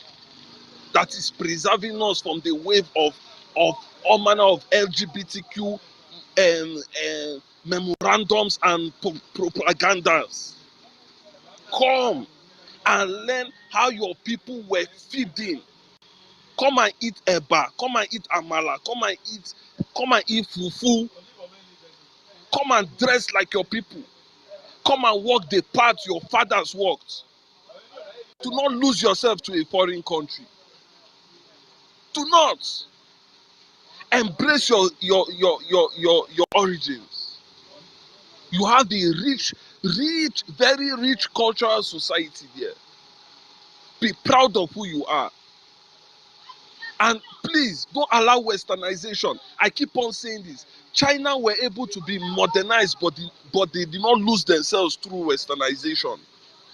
They still preserve some of their traditional medicine, some of their traditional practices. A lot of other countries still do the same thing. Why are we Africans like this? As I'm speaking to you, tears are in my eyes, ladies and gentlemen. Because we should not be people. We should not make the mistake to throw the labors of our heroes past. The Kunta Kintes, if those names were real, and the so on and so forth. We should not. I am angry because I am a Benin man who saw my Oba, the Oba of Benin, one of the greatest Obas, being dehumanized by this Okay, I don't hear that. We pause real fast. So, Shy Son, you seem to be on code this morning. So I'm afraid to give you a wrench because every time I do that, you start wilding out. Ellie, I give you a lineage wrench. You're a moderator. Like the video, subscribe, notification. So Shy Son, I'm trying to see what you talking first, because you seem to be acting like you took your medicine. All right. All right. Okay, because your son seems to be sensible today, this morning, going this afternoon. Yo, listen, 7 Up. This is easy for me to listen to. Um, I'm so nosy, so inquisitive. I really want to study their mind state. This is what helps me represent them when I speak about them, and even debate them when I debate them, because I know exactly what they believe and how they think, and I can kind of anticipate what they're going to say if I say this. I teach chess. So strategic strategies, pre-planning, all that type of stuff, preparing ahead. So chess is literally about preparing before you fight. You already consider all the most popular alternatives that they can do, what they can say, and you go fight. You're well studied. Africans would just under argue on yansh there. I use the mic. Thank you. You Addo? You Addo? Ellen, you Addo?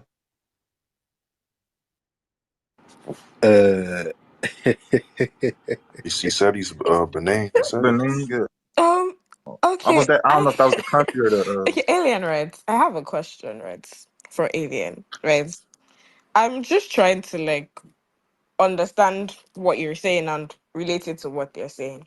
So, right, let me use Yoruba people as an example, right?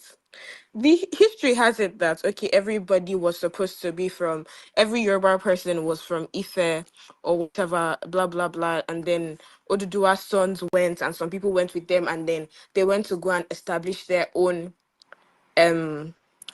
it's not tradition, their own ethnic group, right? That's why we have Oyo, all these other like small like Yoruba tribes, right? Tall. Okay, I feel like the people that went with the seven sons of Oduduwa to like start somewhere else, I feel like if they say, okay, I'm not from Ife, I'm from, let's use Oyo as an example. I'm from Oyo. Why? Because I helped whoever the first king was build up this city to like build up this tradition, blah, blah, blah, blah, blah. I don't think it's going to be a problem to say, Tor, for this reason, I identify as somebody that is from Oyo and I am not from Ife. I feel like what they're saying is, okay, since when they wanted to like build up this country or whatever it is, this is the first time I'm hearing that before the slave trade, America was not an established country, right? So if they're saying, okay, to establish this country, they had to like use us or whatever. So therefore, for this reason, I'm from this country. I don't think I see it as an issue because in the end, it's still their blood, sweat, and whatever, right? If I'm wrong, please correct me because this is what I'm deducing from this conversation. So, like, if I'm wrong, someone please correct me and enlighten me. You didn't do it willingly. You did it as a slave. That's my issue with that. If you did it willingly, then fine. But bro, you're forgetting the circumstances you did it and you were forced to do it. That's not Okay. There's that So factor. There's the that thing factor is, as we're well. being. You could talk Well, about one second. outside of slavery when we were free. One second, GK. So Yes, we're sir. being hit with a lot of points. I think Alien brought up phylogenetics, which we could go into if he wants to. Then he brought up us being westernized and things like that, not letting go of Africa. So I mean, we can respond to this, but it's a lot of points coming at us. He gone anyway, bro. He went down. I wanted to respond, but I mean, Yeah. yeah, we're as Western as it gets. We are the West. Um, the Europeans that come to the United States, they assimilate into our traditions, what we do. We're Americans, and nobody's denying African heritage or whatever. But the reality is, we're a mixture of African, European, and Native American, and that's just a fact. It's the reality, and there's nothing we can do to change that. So we have pride in being American. There's nothing, no issue with Africa. We can visit or whatever. We can do stuff over there. You guys come over here, but I mean, we're American. We're Western. And if you know anything about the inventions we made, most of our inventions that you use today in modern society throughout the globe, most of those inventions came by free people. So no, all of it wasn't under slavery.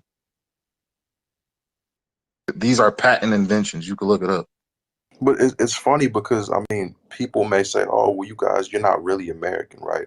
But they don't say that to the Irish people in the United States. They don't say that to the Italians. They don't say that to the Germans. They don't At say that to all. the They don't Dutch say it at people. all. I came It's back only with us. They don't say. just in time to see the super chat. Two questions. Where would you be if you got reparations? Would your parents have done what would your parents have done if they got reparations? That's a good question. Not to be funny, but I think reparations would be better in my hand than my parents' hand. You dig? I think I'm more accessible because, look what we're doing now. We're delineating, self-identifying. They were not doing that. You dig? That wasn't on their mind. The agenda was not on their mind. So the valuing the money, I don't think would have been the same. We're on another level when it comes to valuing this because we know exactly, like we're read up. That's all we talk about. Matter of fact, the name of our lineage is based on reparations. So we're in a different mindset from anybody before us when it comes to this topic. So, but thanks for the linear chat love. Black Sand back in the super chat. We see the same names in the super chat. Let's get some different names in that super chat. But where would you be if you got if I got reparations? It depends. Okay, it depends how much it is. I expect it to be installments. You dig? I expect to be installments. That's the only way the economy wouldn't crash, the more sensible way. So we get installments. So it depends how much annual installments that we get. That would tell me where I would be. So I don't want to, you know what I mean? Obviously, if let's say if it's something high like 300,000 for each person. Yeah. I don't know. Maybe Cali, maybe back in Georgia or probably New Jersey, either New Jersey, Cali, or Georgia. But realistically, Georgia, I might visit Cali, but realistically, either Georgia or New Jersey. We got High Discoverer. I'm denying African heritage. We got American heritage. Let me make you a mod, give you a lineage rinse, like the video, subscribe, hit the notification bell. Yeah, so we got American heritage. We ain't got to worry about that. Bamboo Kelly said, no matter how you look at, if you can trace your lineage back to slavery, should you be able to read reparations? Uh, um, this I'm gonna do for you. So let me do this for here for Pombo. So Pombo, you didn't answer my question. Do you have your ancestry.com or whatever it's called, results that you can share with the lineage? Okay. Do you have that? If so, hop on and let's look at it. If not, no issue. But let me do this for you though. He asked a question about reparations. Hold on. Said it to the Spanish people that come over here. Because We've been over here. don't you think they don't tell them that because they are white? No. They're new arrivals. We've been here longer than them. You don't know. First off, no. Let me speak to the white bit, because first off, you don't understand the whole concept of whiteness and blackness. First off, people automatically, when immigrants came here, they weren't considered automatically white. For you, prime example, the Irish and Italians. At a point in time, they were used as overseers, and they came over here due to famine and just low levels of poverty or whatever in Eastern Europe and all, right. So they were considered low level tier because they lived around blacks. Even some of the Jews, they took on lower standards. My fault.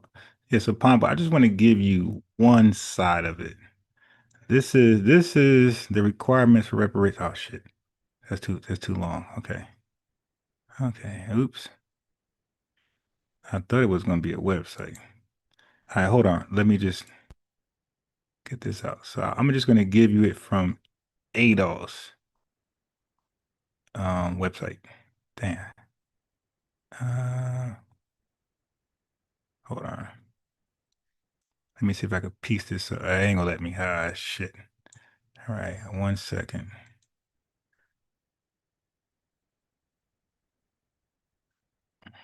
One second.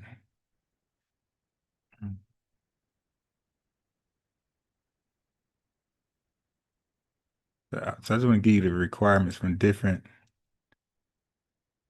folks who are advocating for reparations. Okay, so I'm gonna give you the ADOS website first. Okay.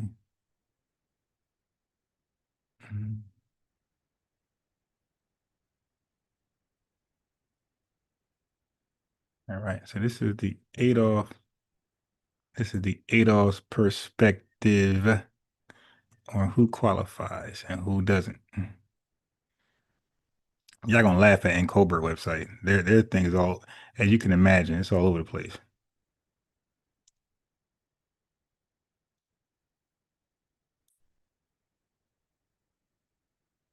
Encobra website is so, I shared that. I'll do it again sometime soon that we got more folks in attendance.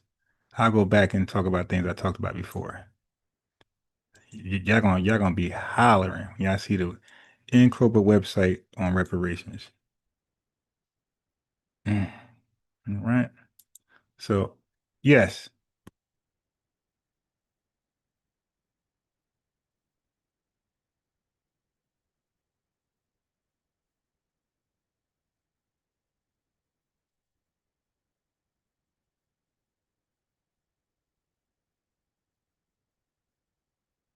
Standard jobs of being like working on the docks and working in buildings as like custodians and stuff like that, right? So they later on got assimilated into whiteness. They weren't considered white. They were actually at a point in time considered black. They were considered to be black.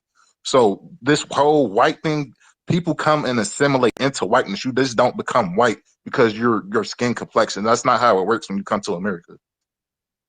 And I'd have to say it's highly disrespectful to say that our people who put work into this nation proudly centuries ago. For the last 500 years we've been here, an Irish person that comes over here 50 years ago, now they can be American, but somehow we're supposed to look at ourselves as being outsiders. That's pretty disrespectful. No, Timothy. So my point, right, is that you guys are definitely Americans. No one's telling you, like, at the end of the day, you can feel however you feel. I would never take that away from anybody. But where my issue is when you guys start saying, well, I'm not African, I'm black, or we're two different things, because you still calling those people Irish. Yeah, they're white Americans, but you just call them Irish because they still identify as Irish. That's the difference. You guys don't identify as Africans. You only want to be addressed as black Americans. That's what I'm asking. I think that's a social and a political term. I think that if a person acknowledges that they're a different ethnicity and they're not somebody that's on the continent of Africa right now, we're just saying we're a different ethnic group. There's nothing wrong with that. Are we being forced to be identified as Africans? What about, like, I guess diaspora, you're a Nigerian, right? So when Nigerians immigrate to the UK or America or Canada or whatever, right? That Nigerian culture, whatever you was raised in from whatever tribe you are, that doesn't leave you. It's not the same nuances for Black Americans. Nothing about our culture or how we was raised, the cultural norms, or nothing that you do or you could consider, even like this whole fiasco about there was some tweets about how we wash our hair in the sink or some shit. Like, okay, we wash our hair in the sink, but that doesn't, if that's unnormal to Africans, so that just proves like how different we are. And I'm pretty sure y'all understand that, but y'all just continue to like just gaslight and like be condescending and like impose on us. But then again, some Black Americans, we imposed on you as well, right? So yeah.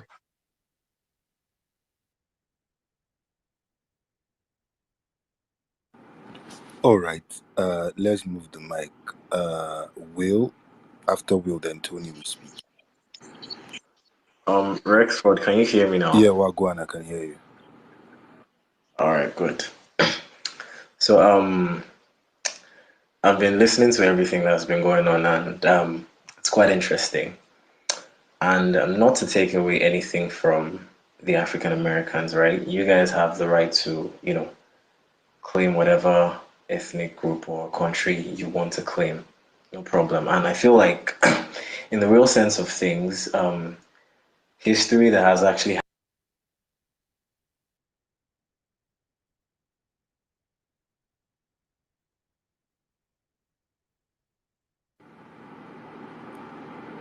Is it just me, or No, can no, you? he cut out. He cut out for me too. I don't know what happened. Okay, I think he probably has a call.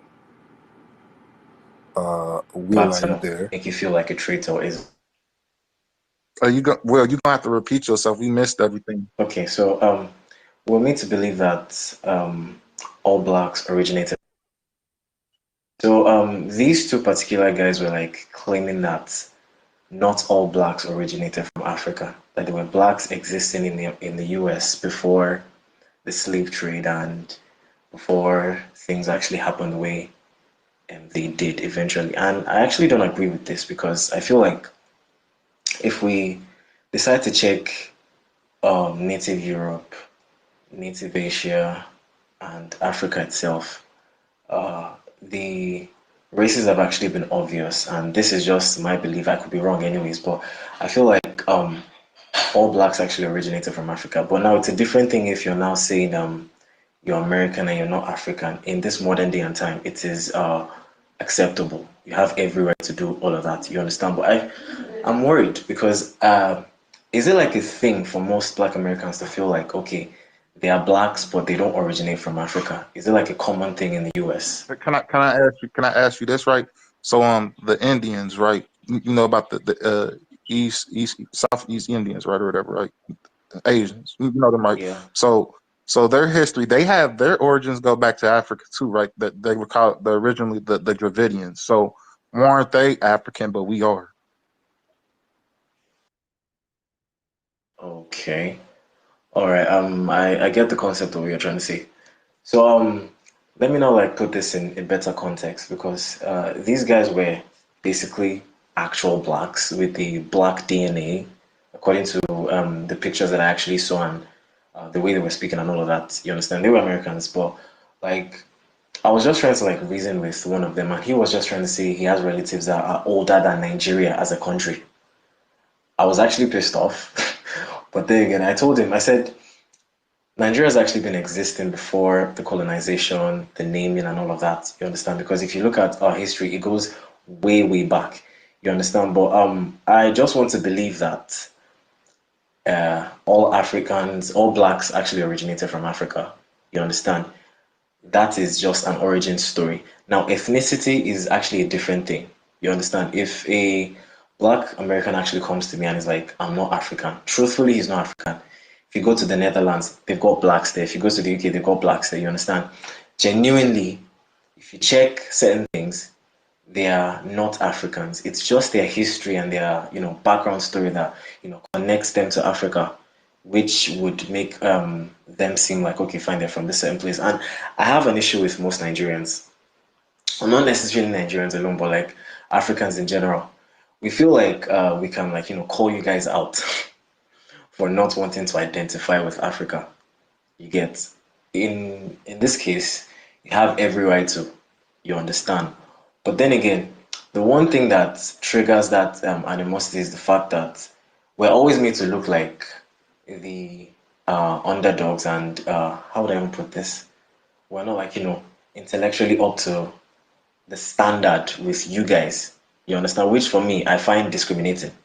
You get? I'm not saying you guys actually do it, but like it's kind of like a thing now because when the continent Africa is mentioned, we're looked at in a different light. Like, okay, we're just being a third world country, we're not really exposed to civilization and all that. You understand? But I don't know because if this is like a thing in the US, then I feel like it's a problem. But it's all good. I just had to air that out.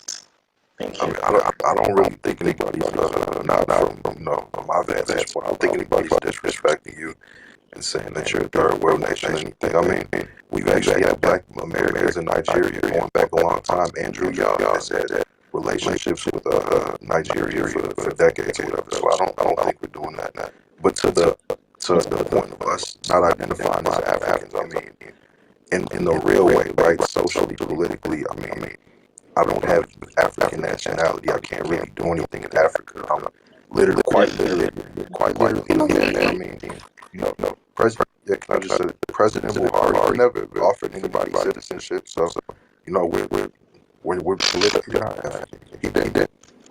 Well, yeah, like I said, politically, socially, you guys are not Africans. You get, and I'm not actually mad at that, and I'm not even trying to stress on that. You understand? But I just stated out my concerns, and this came as a result of the discussion I had with these guys. They were two Black Americans, and they took the whole thing personally. You understand? Now we got to a stage where I was just trying to explain to them that okay, this and this and this has been going on in history. They disregarded it. This dude was like, he has traced his origin back, and there is no trace of his family coming from Africa whatsoever. This is a completely black man. So it's all good. Timothy and JK, right? I have a question. Do I understand where you guys are coming from 100%? Do I agree? I don't know. I was going to agree, but then Diaspora said something, and I feel like it made sense. He said that these people, the ancestors that came to like build America, they did not do this thing willingly. So do you think now that these ancestors, like if they had the chance to like say no, they would not have gone to America? So do you think now they would be proud that their descendants are not claiming their culture and like they're just going with these people that literally like made them do these things against their will? If you were to think of, okay, the example that I used with Nigeria and Yoruba culture now, they chose to go, they were not forced, they were not belittled, they were not treated like animals, right? I would understand. But then, considering the fact that all of this was against their will, do you think they would want to lose their actual culture and heritage to this? Because, okay, in the end, you help them to build this.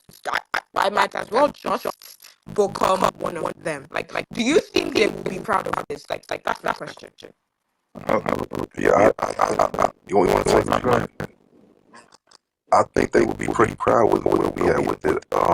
Again, first of all, when it comes to the United States, whether it was done willingly, whether it was done under duress, it really doesn't matter. Our labor still built it, so we still have a right to it. And the thing that you have to keep in mind is that even when you want to talk about being a slave, right? That's hundreds of years ago. After slavery, our people put in a lot of work in this nation. We have historically Black towns. We have Black cities. We have places like Buffalo, New York, which is named after a Black person. We have companies. We put a lot into this nation, and I've made a lot of strides to really establish a lot of things for us. So it would be completely insane for us to, like I said, turn away from that in order to go to a place that we don't even have citizenship in. It just wouldn't make sense. Our people are proud Americans, and they've been there.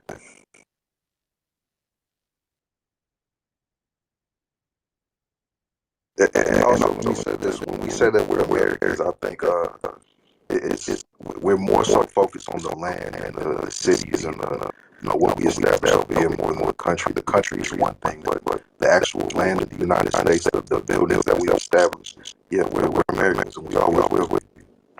Wait, Timothy, because you mentioned this social citizenship thing a couple times, right? So, correct me if I'm wrong. It sounds like even if like every African country, came together and said, you know what, for Black Americans, we're giving you guys citizenship if you want it.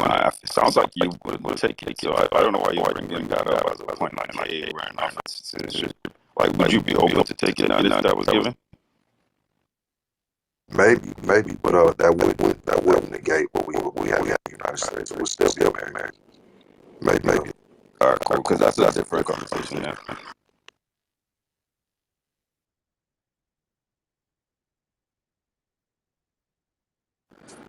All right. No problem. Does anyone else have anything to say before we move forward? I think Tony, your hand was also before you wanted to say something before you dropped out.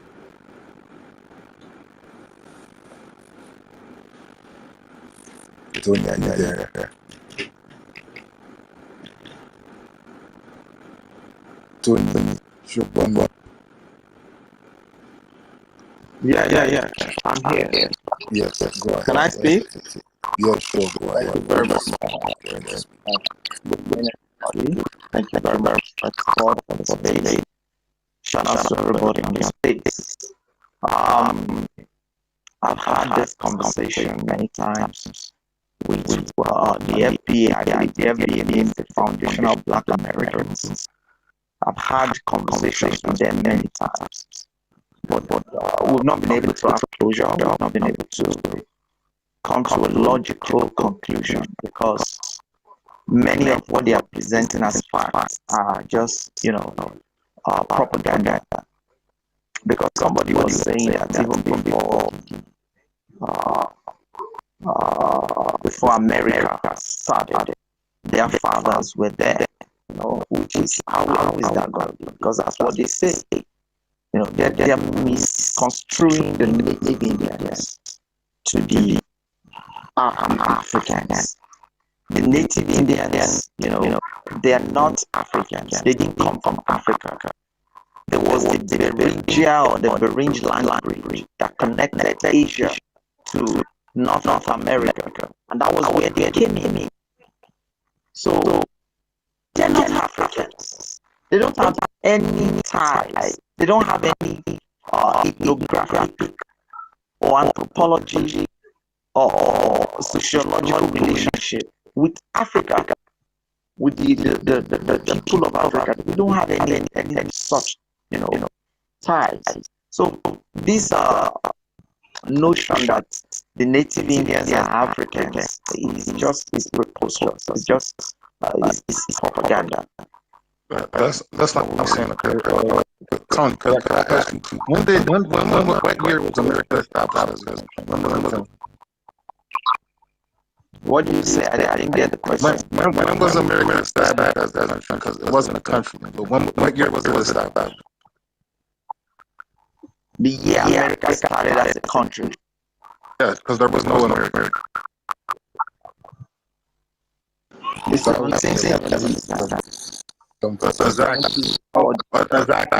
Exactly. Speak to that. So before that came the Revolutionary War. Before 1776, there wasn't even a civil war yet, right? So the thing is, right, when you say we weren't here or whatever, no, that's a lie. We fought in every war that led up to the foundation of America, which the Revolutionary War, Black Americans was fought in. There was no America. There was the 13 colonies, which meant the British had the 13 colonies that was the Eastern Seaboard, and Black Americans had fought on both sides of the British and the Union, and we had throughout the British, and some free people that fought on the side of the British or the Union, they were considered free, and they went to different places. That's another thing to understand. We have our own diaspora, so a lot of people left from here and went to other countries up north, to the Caribbean, to Latin America, all kinds of to Europe, the UK. All this happened. So you can't come up and try to tell us our history.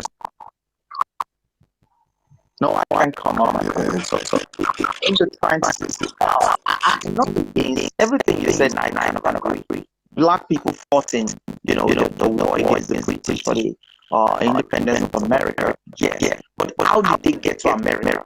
That's now the contention. Your people are saying we are indigenous Black people on that continent before slavery, and that's what we are debunking as a lie. It was slavery that North America. North America is not home. It's not the Black people are not endemic to North America, and that's what we're saying. So Black people were taken to North America. They got their freedom. They fought for their freedom. They got their right to live there. Yeah, of course we agree with you people.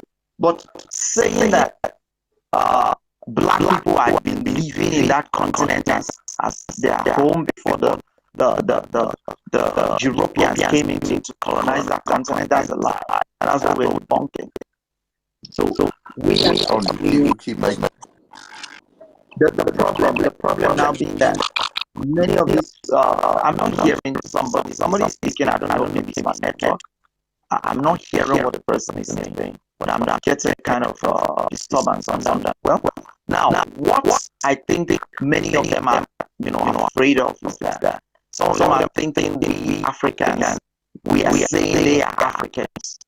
Everybody have a right to identify with any group they want to identify with, but we cannot distort history. Historically, Africa is the home of the black man. Historically, the black folks in America, they were taken as slaves to North America. Not only North America, some were taken to South America as well. We have black folks in Brazil who today identify with the Yoruba ethnic group in Nigeria. There are different kinds of black folks in South America, in the Caribbean. You get it now. So it's not only North America that got, that transatlantic slave trade, this thing. But then, what if I told you this, right? What if I told you every black person in America wasn't a slave? What if I told you that? Would you believe that? Of course, every black American wasn't a slave. There are immigrants. There are black people who, later migrated to North America. Of course.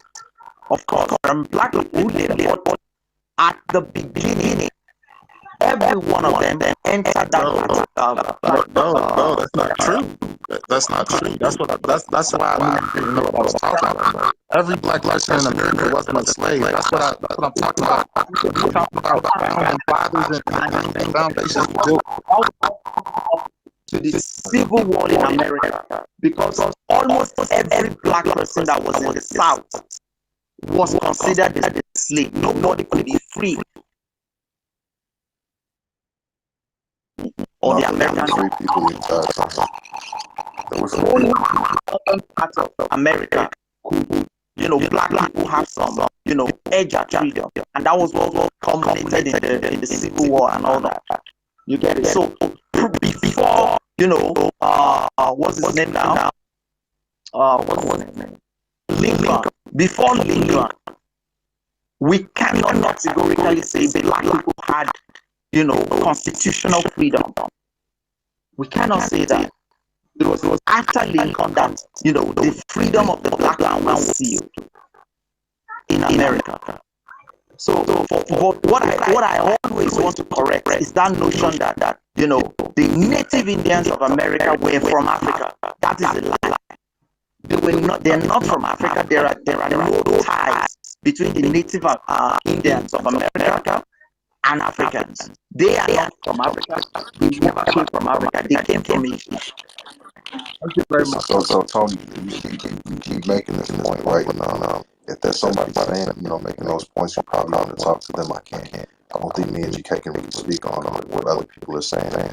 But what I can tell you is, without a shadow of a doubt, Black Americans have, Native American ancestry, and we also have, you guys talk about culture. We have cultural elements from those Native American ancestors. So, I don't know what you want me to tell you. I'm not really making the points that you're talking about. I have a question for you, Timothy, real quick. And QQ, I don't want to just answer, right? Because you talk about Black Americans fighting the Civil War, right? From my understanding, right, the Black Americans that fought in the Civil War, so they were granted freedom, right? Those that did not are still slaves. My main question to you is, because you keep saying we founded Black Americans. Some blacks were enslaved in America, which that is correct, right? But are those your ancestors, or do you know them? Because it sounds like there was a few, not the majority, and it feels like you guys keep talking about the minority. Like, yeah, there were a few blacks that did this. There were a few blacks. Okay, so how does that how does that what does that matter to the majority of blacks that are not even involved? It's wait, you're Nigerian, right? No.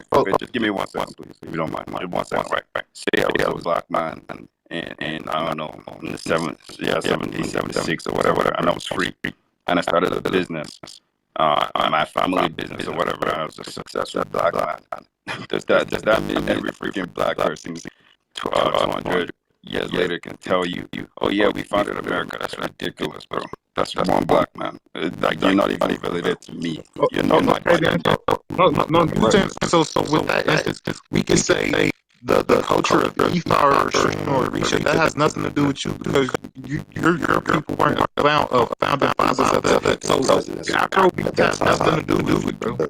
Afrobeats, the cultural attire, I choke it every now and then. None of that has anything to do with you. They're the same thing. No, that's not true because I can actually follow my actual parents to that lineage. That's what I'm saying. You can't do that. That's my point. If you're telling me now, like, oh yeah, my dad or I know one of my ancestors fought in the war, then fine. I can't argue that with you. But we have records of that. We do. Black Americans, we have records of our family fighting in the war. That's what I'm saying. So is that what you're saying? That's what I'm asking. I don't know. Well, I just told you during the time of the Civil War, 10% of the black population was free, plus people in maroon outfits, if you know what that is. So they were free black people, and they were free black people that fought in the war. I don't know what the history is.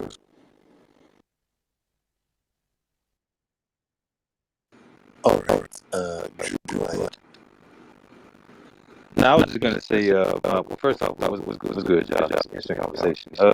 I just wanted to bring up for a fact that what people are referring to, I think it's necessary for this conversation that y'all are very specific in terms of exactly what people are referring to when they're referring to America, at least, because if we're even going to talk about, like, you know, those who lived in, like, what was considered the United States at the time, that was only primarily the colonies.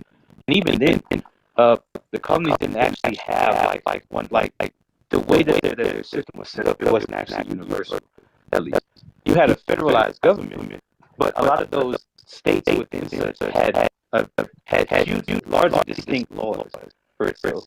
Some states actually allowed for, like, you know, a few blacks to actually be able to somewhat vote, as a prime example, whereas the majority of them actually did not have that as well.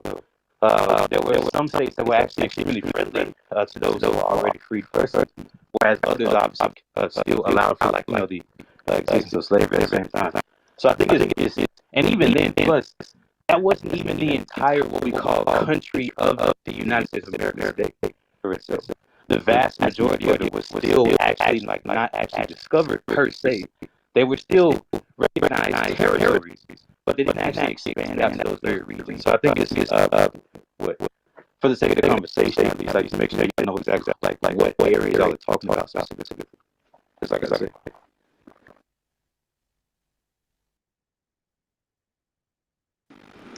All right.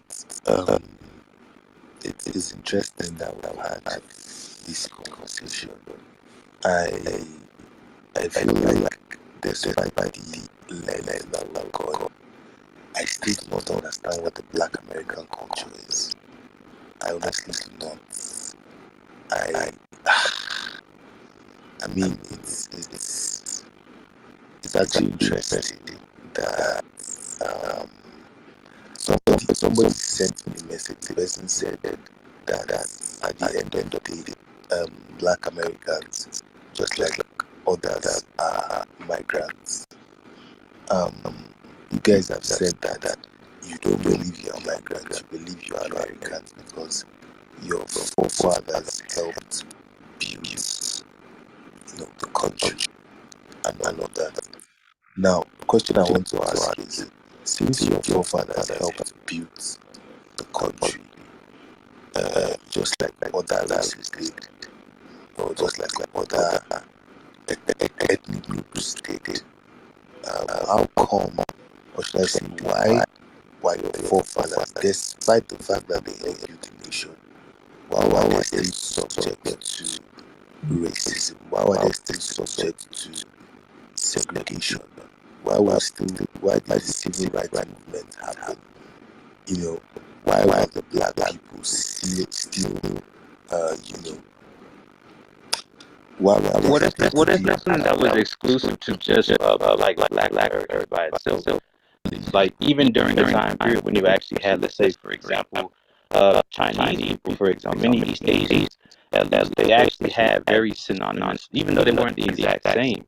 They had certain kind of racist laws that were very much exclusive to them, for example, at least, such as like I think if you speak to, I'm not extensive on this kind of history, but if you speak to a few people that especially have some kind of Chinese roots within America, at least insofar as like their ancestors may have came in like the late 1800s, especially early 1900s first. You'll actually find that a lot of them will speak about how, like, you know, they may have had to force them.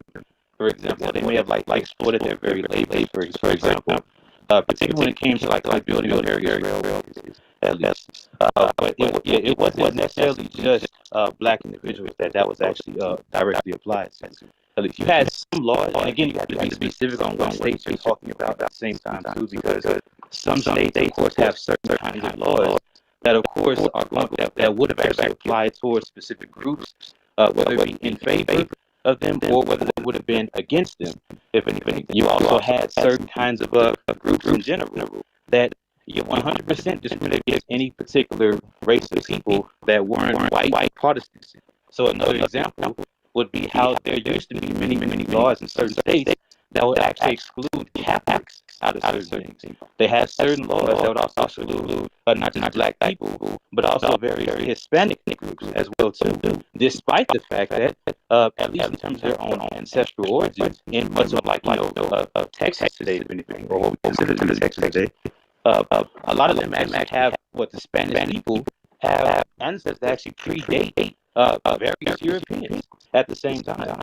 But at the same time, there was still laws that actually went against them. So it's kind of goes back to what I said before, like you have to be specific on what area you're talking about. But just because people's ancestors had actually participated in the building of a nation, doesn't mean that they're going to automatically be excluded or whatever it is, or that they have plenty of them, thousands upon thousands that are coming in that happen to be black, right? Not all of them get to stay. A lot of them, too many of them, they end up being processed and deported back. And the sad part about it is we do have plenty of them that are 600 miles off the coast of Florida. And I'm going to tell you right now, the majority of them are processed and sent back. Haitians are, out of all black immigrants, they are the least likely to get or gain asylum here in the United States. This is why I'm saying, you know, you have to be more specific when you're talking about, first of all, immigration, then break it down more to black immigration. Because again, it's not the same, nor is it ever equal Wait a minute, I across just the see a board, super right? chat for some ridiculous Not amount only of that, money. let's talk about that. Claude, Nilly, Francis, Wasn't it a Amos, peace, Haitian man. man $100 that super sat there and chat. founded Wow. Chicago? That is His crazy, yo. bust is Ron, still keep doing what very you're much doing. there. Wait, I'm playing this You in know, the background. Yeah, I almost missed that super chat. My fault, family. Ron, well, I was actually busy though. Ron, keep doing what you're doing to continue to sharpen the discourse around the lineage, hashtag the lineage, and our righteous justice claim repair cash reparations. Thank you, man. Appreciate that large super chat. Lineage love. Respect. Yeah, what's the chances? I'm busy. I'm over here talking to my cousin. We're having a great time. And the damn sound go crazy. Like, really? Like, come on. Anyway, I got the sound rocking now. All right. So give me a second. I'll be back, maybe 10, 15 minutes. I'll be back on the mic. Anybody? Okay. So we were doing I forget we were doing a whole. Okay. I know Sean Cena was like, yo, what the hell's up this damn audio? Queen L, like, what's up this audio? Yeah. So anyway, anybody else that would like to share their ancestry thing?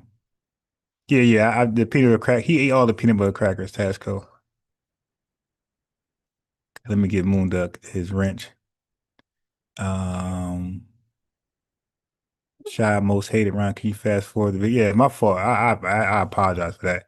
That was wild. That was wild. You know, but sometimes stupid shit like that happens, man. It's always with me though. That shit crazy. Like all that time. I'm thinking the reason why I didn't come back, I'm thinking that because I got the headphones, I hear it, but I'm thinking it's the headphones are dying, going dead. You talk on these different issues about independence. Well, the last time I checked, a lot of countries in the Caribbean minus Haiti. They did not gain their independence like you may think. And that's the same thing on the continent of Africa. Yeah, they were fighting for their independence, but guess what? That came with some strings attached. So it's like they got their independence, but it's not there. You're telling people to sit up there and learn about the history here in America, but you're speaking on their history, but you're not willing to be well versed yourself. I think that's a contradiction. So with that being said, you don't want people to speak on your history. Don't speak on theirs, especially when it comes to two things: immigration, which you obviously have never gone through yourself. The second thing is about independence as well, because you obviously don't know about that neither. And I'm gonna land my plane there. Yeah,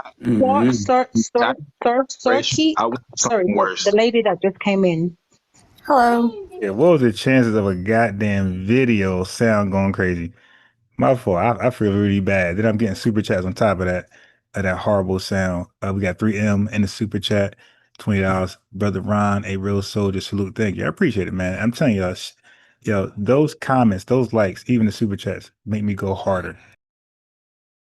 Hi, sweetie. I'm gonna ask you because I cannot take FBA talking no more. Is that your flex? Me? Yeah. What flex? Are you coming up to talk about immigrants leave America? Yes. Okay. Yeah, I was coming up to kind of like what Think was saying. That was basically the point of what I was saying, is that the visas that are given to people of color, especially Africans, are visas based on education usually. So when you see people, they use like people like Osa, for example, even though he's an awful person, like his family most likely came because his parents were either wealthy or they had a high education. Just like people who come from Asian countries as well. People who come from India or other Asian countries, they're given specific visas so that they can reinforce the model minority myth, right? Well, these people are immigrants, so why can't you pull yourself out by the bootstraps? And that's how white supremacy works, right? So they need to have a scapegoat in order to invalidate whatever black people say. So if they bring a Nigerian person who is a quote unquote immigrant, but they don't include the fact that they had to have a certain amount of schooling and a certain amount of money to even get the visa, they always like they don't talk about that part, but they're like, oh, look, they're immigrants and they can get up, like they can like pull themselves up, but why can't you? Even though it's not the same playing field, right? So when you fall into that creed, you are just letting white supremacy win again. So if you have that mindset, you're kind of going backwards as opposed to forwards. Because the only way black people can go forwards is Pan-Africanism. It's not infighting. It's if we all throughout the diaspora, doesn't matter if you're from the Caribbean or Africa or you are African American, it doesn't matter. As soon as we can all get on the same level with our minds, then we can progress with black empowerment. But there's too much infighting, and the infighting is made by white supremacy. They make us fight each other. They pit immigrants against African Americans and Africans against us. Like, even though we are all on the same side, like they might say, "Oh yeah, look at this person from Africa. Like they're doing better." Low key, they hate them. They hate them too. They just pretend to hate them less because they're educated, but they're not, it doesn't matter. Education can be learned, it can be given. It's not like it's unreachable. So when we talk about things like this, there's like some nuance behind it, because if you harbor any vitriol or like some weird shit where you want to exclude Africa, you kind of are letting them win already. Because let's not forget, no matter what, we are all African. I mean, everyone's African, but Africa is the richest continent on Earth.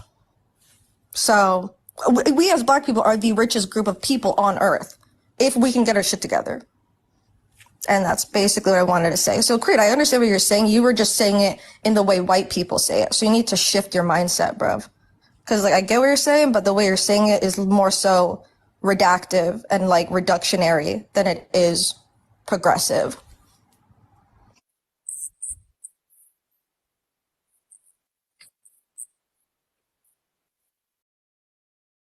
Yes, the model myth minority. That's what it's called. It's the model myth minority.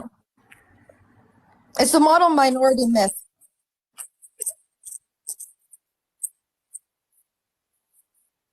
Yeah.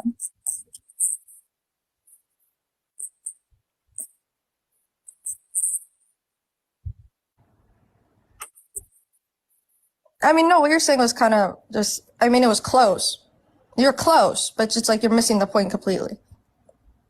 You're talking like OSAN, like the Black conservatives who are just off, like they are not smart people. They're pseudo intellectuals that come on and just spout white supremacy talking points in order to invalidate Black people in their struggle. So if those are the people you want to align with, that's up to you, love. But like it's embarrassing. No offense.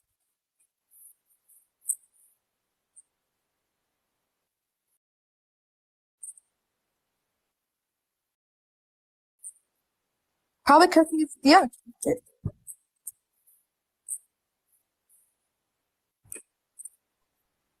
So to give some context, this diaspora war, this so-called diaspora war was about a year ago. Okay.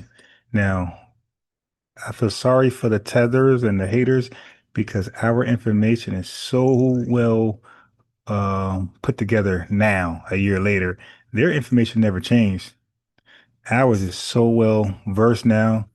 You dig? So much information came out. We're like, that's why we're steamrolling them now. If they had any chance, it was last year, the year before. 2025, I told you I said, you cannot lie. The slogan is, you cannot lie in 2025. That's why we just steamrolling people. Yeah. American Dream, you out there? Let us know. Let us know. Yo, thank you for the likes, family. The likes are on fleek. Thank you. Super chat love, the likes, the attendance when I'm live, all that motivate me to go crazy, to keep being consistent, keep going hard. Check out that Black Panther video I did last night. Y'all get a chance. Not that long, 38 minutes, something like that. Of course. I know.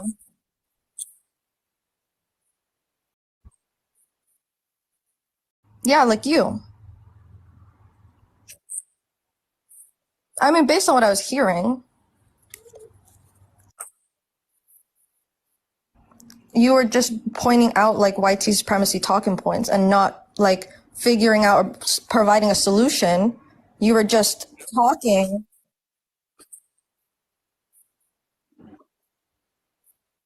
You want me to word for word repeat what you said 10 minutes ago? I know. Everyone heard you, bro. Like, I don't know why you're playing dumb. It's fine though. I just think you need to read more. No, because I don't think my brain works the same way as yours does. I just think you should read more about, topics like this because there is nuance to it and you just lack the depth. I did summarize it earlier. Were you listening? We don't have to do this. We don't have to do this. We don't have to do this. I apologize.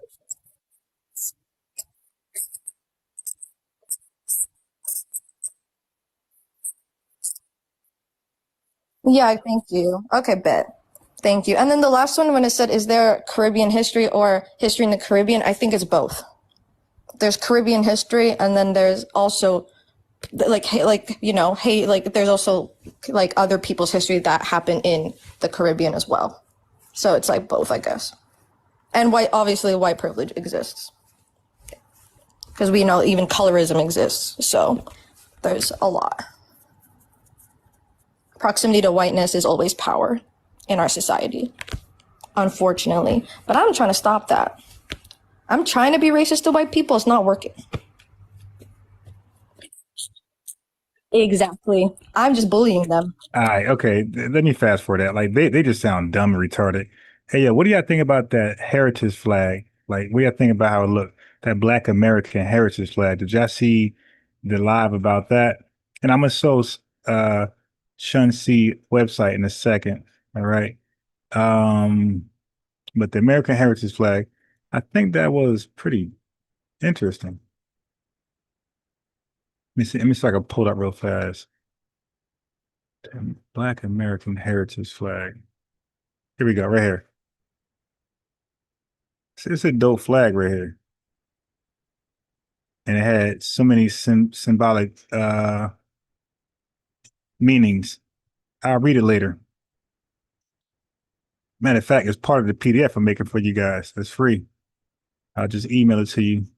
Well, it's done. I just got to shorten it up. It's 46 pages. I'm trying to make it at least, I don't know, not 46. All right. Yeah, but the American, this called the Black American Heritage Flag.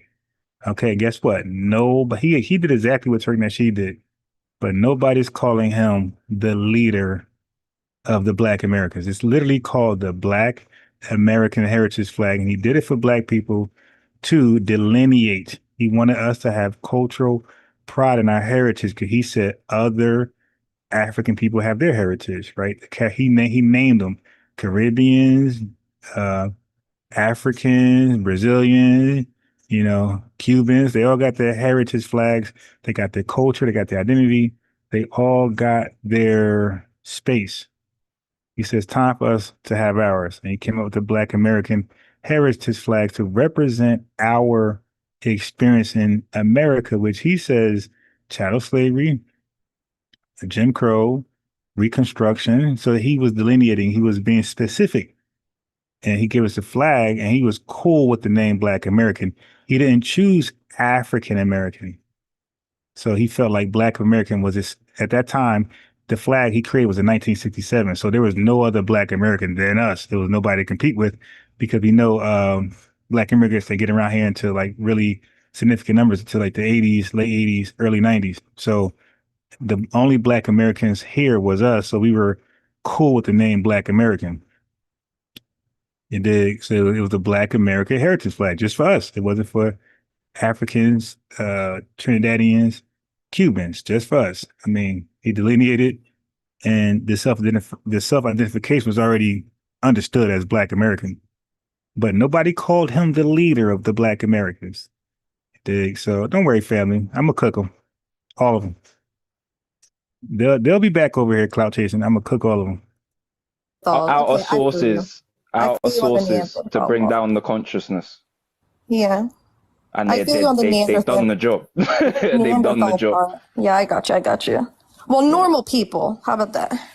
The only real humans came out of Africa. You mean 70% human they got from us? Yes. And the other Neanderthal and the hybrid, and they got different stomach acids to us and different hair, and the list goes on. They know it. Well, I mean, the point is we should have never gave them the recipe to stand upright. We should have left them on their fours. You feel me? We gave them too much source knowledge, man. You see the knowledge we was moving with, man. Imagine giving that to There's the young Black species. American Heritage Flag. Look what happened. I have no That idea what was they're our talking bag. about. We definitely fucked up the bag right there. Been asking my immigrants. I'm just gonna call them Black people because I ain't talking about anybody else. I don't give a fuck about them immigrants. About to go off on my ass, or at least try to. So that is the Black American Heritage Flag. That was a flag exclusively just for Black Americans. There was no other Black American outside of Black Americans, foundational. Anyway, but let me just say this. With respect to immigrants, quote unquote immigrants, I'm just gonna call them Black people because I ain't talking about anybody else. I don't give a fuck about them Ukrainians, them motherfucking Syrians. I don't give a fuck about none of them niggas. I give a fuck about us. So I'm gonna talk about Black people, Black immigrants. When I hear Black Americans talking down on Black immigration, oh boy, talking down on Black immigration. So saying we don't approve is talking down, so we have to approve. Like, what happened to freedom of choice? You dig? And so saying I don't approve of, and there's no such thing as called Black immigration. It's immigration, period. And we're not the big proponents of immigration. Obviously, why would we want to cheer on competitors to challenge us for work? You dig? Housing and shit like that. No, I don't want to challenge. Why? Am I in the country I built? Hell no. But secondly, we're really against illegal immigration because legal immigration does not necessarily bring down the salaries and hourly wage for jobs. Legal immigrants is going to want their fair share. Like, hey, if this job says $25 an hour, I want $25 an hour. That's a legal immigrant. An illegal immigrant is going to say, I'll take $7. I'll take $9 because they're just happy to be smuggled in the country. So the absolute smoke is for illegal immigration, but we're not proponents of legal immigration either. Because again, why would we want to cheer on our potential replacement? Which in some cases that was the case. Yeah, so she's just a little ignorant, but let her go. But we're talking down on Black immigrants because we're against immigration. So when they speak up for immigration, are they talking down on Black Americans and what we got going on in America as legal citizens, born citizens, 14th Amendment, natural? Like, it just sounds stupid. Does not compute to me because we are all oppressed in our respective nations wherever we're coming from. Like, it does not do. Oh, we're all oppressed. Oh, now why white folks oppressed in their countries and Chinese people? What does that mean? Like, let's have the oppression gathering. Like, stop. No, you are oppressed in your country. You handle it. Go fight to end oppression. You dig? What they got to do with us? Like, they act like, okay, they experience oppression in their country, and now they're over here, and it's over here, and they're joining the fight with us. They're not doing that when they come over here. They're not joining the oppression fight, the oppression struggle when they come over here. They're worrying about immigration. That's it. You saw a mute up for me, please, babe. Oh, that sorry. feedback is woo. Oh, okay. Yes. Sorry. Yeah, we want to stay on mute because of sensitivities, right? We don't want to mess with anybody's neurodivergencies. So when we're not talking, if we can mute our mics. But what I was saying was Black immigrants should not receive any kind of xenophobia from Black blanks. So if a Black American is moving to Jamaica, Black Jamaicans should not be chastising xenophobic to Black Americans. If Black Haitians are coming to Black America, they should not be xenophobic to Black Haitians. It's the same if Black Americans or Black Canadians are going to Sudan or going to the Congo. There should be no problem with us going over there and vice versa, them coming here. No problem, because we are all oppressed in our respective nations. That's number one. Number two, fuck these motherfuckers and their reparations, because guess what? I ain't asking massa for shit. If y'all, listen to me, if Black America decides that they are going to go to the Supreme Court of America and get their motherfucking reparations, guess what? Black immigrants from all over the world are going to unite and stand behind them because they deserve it. But guess what? America has not only done shit to Black Americans. America has done shit to Black Jamaicans, Black Haitians, Black Puerto Ricans, Black Dominicans, Black Guatemalans, Black Venezuelans. America has gone around and fucked with Black people all up and down this motherfucker. So every single Black person in America, North, South, and Central, deserves reparations from America. Every single one of us. Just like every Black person around the world deserves reparations from the Vatican and the fucking Pope and the Catholic Church and the fucking British monarchy. Same with the French monarchy. Same with the Germanic government. They all owe us money. Every last one of them bitches owe us money. None of them are going to give us reparations, because by them conceding to reparations for one Black nation like America, they have to concede to reparations all over the world.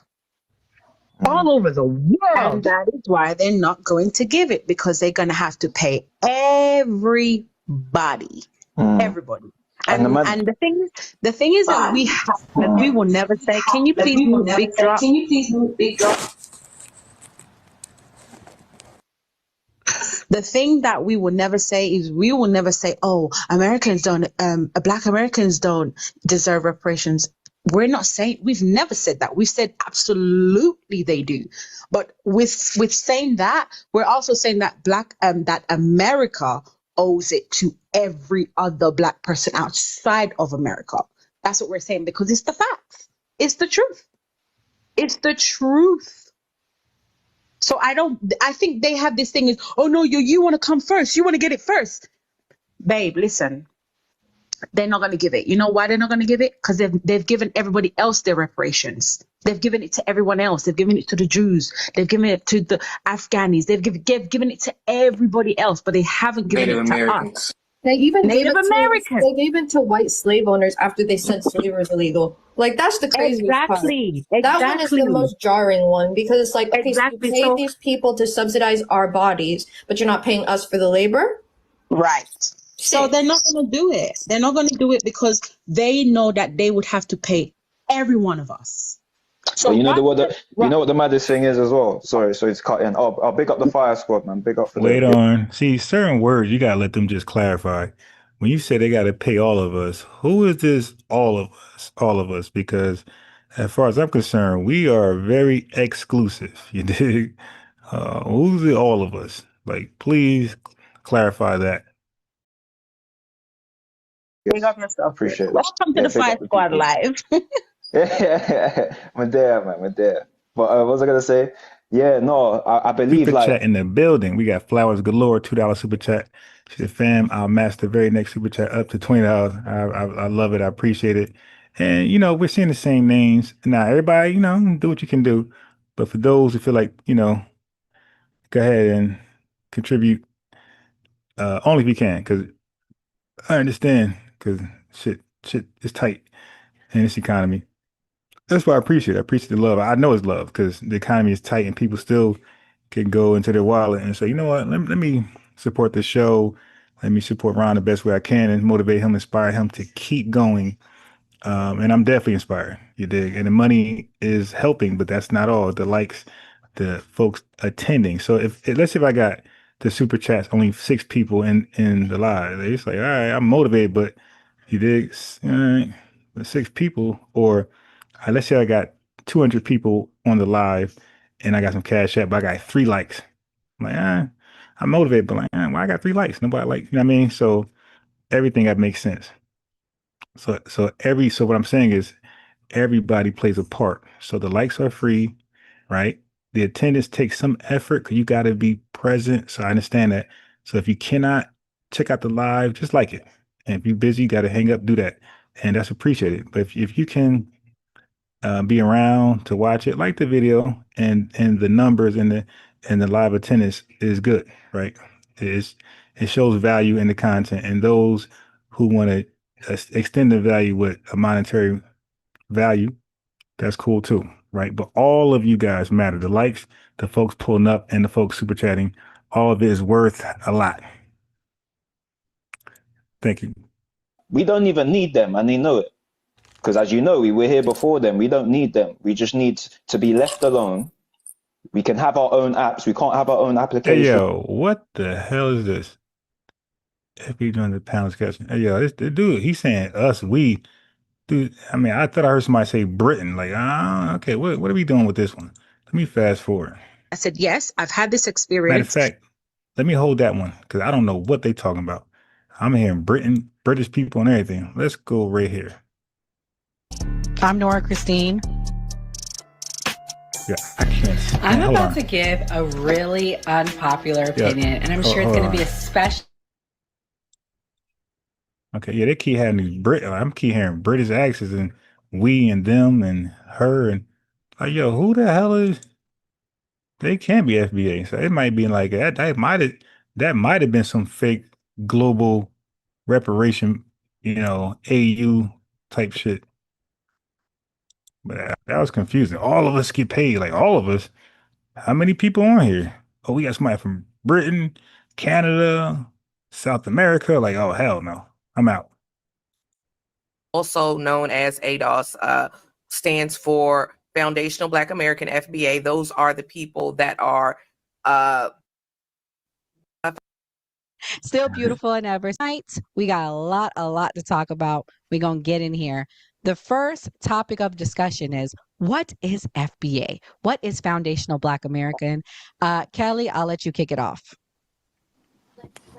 You're muted. Yeah, that's funny. Ray said we need to stop all immigration. Not another boat lands. Well, brother, they ain't gonna want to land because a lot of the fundings are being cut off.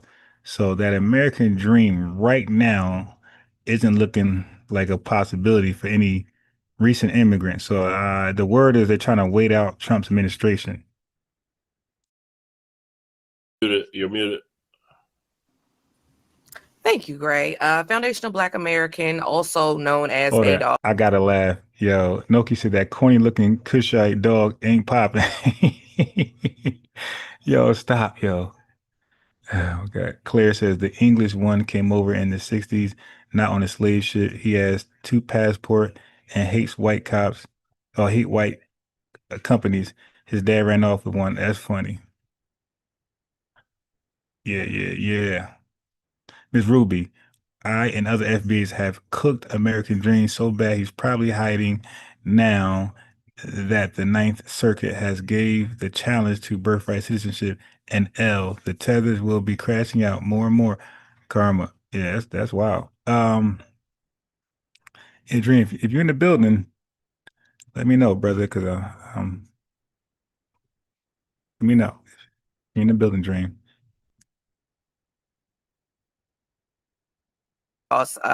Stands for Foundational Black American, FBA. Those are the people that are Black Americans, or ADOS, also known as American Descendants of Slavery. The terms are interchangeable, but basically it is Black Americans, those that have been descendants of slavery. That's pretty much it. Chat saying it's not the same thing. How is it not the same thing? Is it not the same thing, Kamal? Yeah, Kamal, is there a difference between ADOS and FBA, the term? I think the thing is because in ADOS, they like the what's her name? She blocked me from Twitter. Oh, Yvette Carnell. Yvette Carnell. She keeps saying it's a group. You feel me? Okay. She said she came up with the term of ADOS, but I get what you're saying, Kelly. Like it's a lineage. It's a lineage. Thank you, T is focused. It's a Yeah. We're gonna let y'all misrepresent. So let's move on. I hate when people speak on somebody else and they don't speak correctly what they are and what they represent. Lineage, nothing else. It's not African, it's not Caribbean, it's not European, it's Black here in America. The foundation, the lineage, all that. So it's Black American and everybody else is something else. Men's, do you agree, or is there something you want to add? Foundational Black Americans, you should be acquainted with the term freedman, but ultimately the qualifier to be FBA is to have a lineage that has been in this country for a long period of time, extended period of time. I would say at least 200 years, well, at least going past 1865. So obviously that disqualifies a lot of people to fall into the ethnic group because they don't have the same experiences nor the same admixtures that occur here in this country. And the reason why the reason why it was created was for specificity, because everybody was saying they were Black American and using race, and when Black Americans, we don't use race to actually describe or identify as identity. We actually use ethnicity, like everyone else. Trinis use Trinidadian, Jamaicans use Jamaican, and Chinese people use Chinese, obviously, and Irish, so forth. And then you got people in Nigeria that use Yoruba, Hausa, and so forth, Igbo. And we've always used that as a way to identify, but people, was arguing about that, and then they were saying, oh yeah, we're from Africa and we're in America, so we're African American, like y'all heard, and so we became more, using more identifying, more of identity, a term of identity that actually highlights exactly who we are. Our distinction. Yes, to add on to what you're saying, Men's, freedmen, like Men's was saying, is our actual status. Like you have Choctaw as a status, when it comes to filing certain documentation, paperwork, and the like. FBA is more of the colloquial term, a casual term. Right. So let me ask this. Are everyone else that's not FBA, are they no longer Black at that point, according to your definition? Who are you talking to? I'm talking to the FBA on the line because, like, I'm just trying to understand the difference, because that seems to be the underlying thing, that everyone that's not FBA at that point. Okay, so my answer is not that they're no longer black, ma'am. They were never black to begin with. Okay? We are the only people in world history to use black as a standalone identity. Matter of fact, family, that's also in the PDF that I'm making. I don't know if you guys seen it. It's put together already. I'm just going to, try to limit the pages. But let me just show you guys what I got going on. And I'm going to explain it in many lies. I'm going to tell you what's going on. It's free. There's no money needed here. You guys, donations, super chats, cash apps alone made this free. You dig? How dare I charge anything like this when I get donations from super chats and cash apps? And the cash app is pinned to the top in case people can't send a super chat for whatever reason. But let me just show you what I got going on. Okay. So I'm making a PDF that's kind of going over our hardcore talking points. Okay. So it's an AI picture of Cuban Gooding Jr. No, I'm joking. Tariq Nasheed, Cuban Gooding Jr. with an FBA shirt on. All right. Okay. So anyway, I go over culture. Just run through it real fast. I go over culture. What's culture? How FBA is culture. I explain a whole bunch of things we did, how we contribute to culture, language, AAE, AAVE, music. You dig? Just cuisine. A lot of things in here. Why the no culture argument persists. I explain why they hate on us so bad and say we don't have culture and how illogical it is. Right. So I go into why some Africans use language to define real culture. Okay, because they like to try to be gatekeepers of what the criteria of what a culture is. Okay. So counterpoint, sincere misunderstanding versus so them purposely acting like they don't know what culture is, or acting like there's no other way to express culture. Right. So African content. So this right here is about why we got to be the generic African, while everybody else can just be Yoruba, Zulu, Ashanti, Hausa, Igbo, Tutsi, Wolof, Nigerian, Jamaican, nothing with Africa in it, but we got to be Africans. Okay. So that goes in a lot on that. Okay. So I'll talk about black. So she said, who becomes black now? The same people who always ever been black Americans. I go into the history of black, how it was used, how it was never used as a standalone identity. People call themselves black color wise.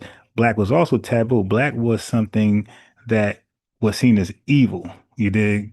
Something negative. So people were not calling themselves black like that when it was seen as a negative word. Matter of fact, I should put that research in there. So I was going into our history. What did we call ourselves over African? We didn't call ourselves African. So it's colored, Negro, in order. Like this is the order, and how rare, how relevant or common we call ourselves these things in comparison. So they always talk about the AME church that Richard Allen founded.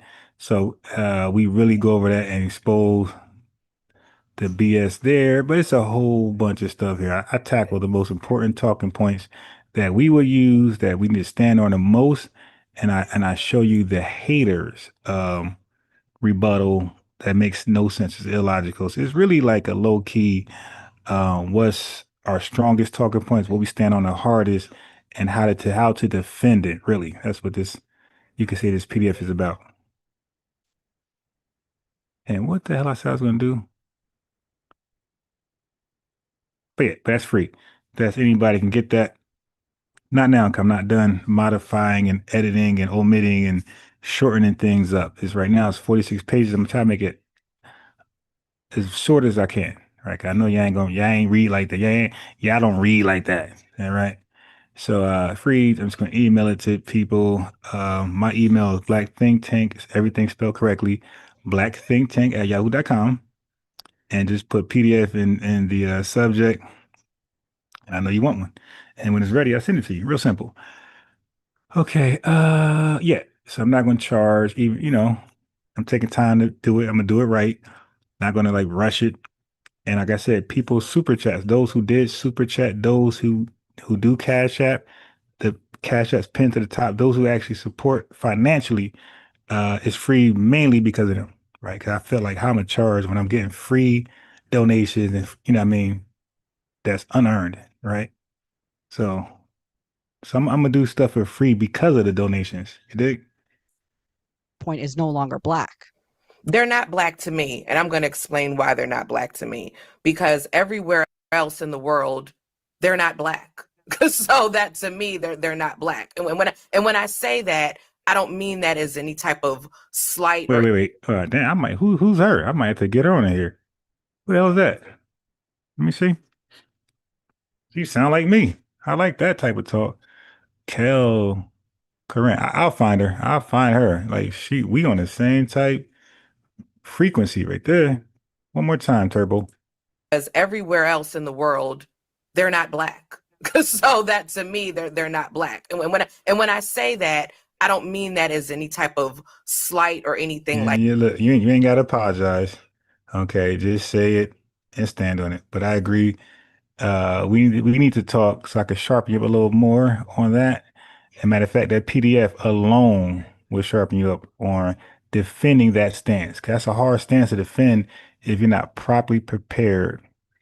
Okay, the 5 P's proper preparation prevents poor performances, right? So you gotta be properly prepared to defend that hard, controversial talking point. And you'll do good because you'll know the rebuttals, right? So that's why I have that history of African, history of Black in there. But so far, I agree with her.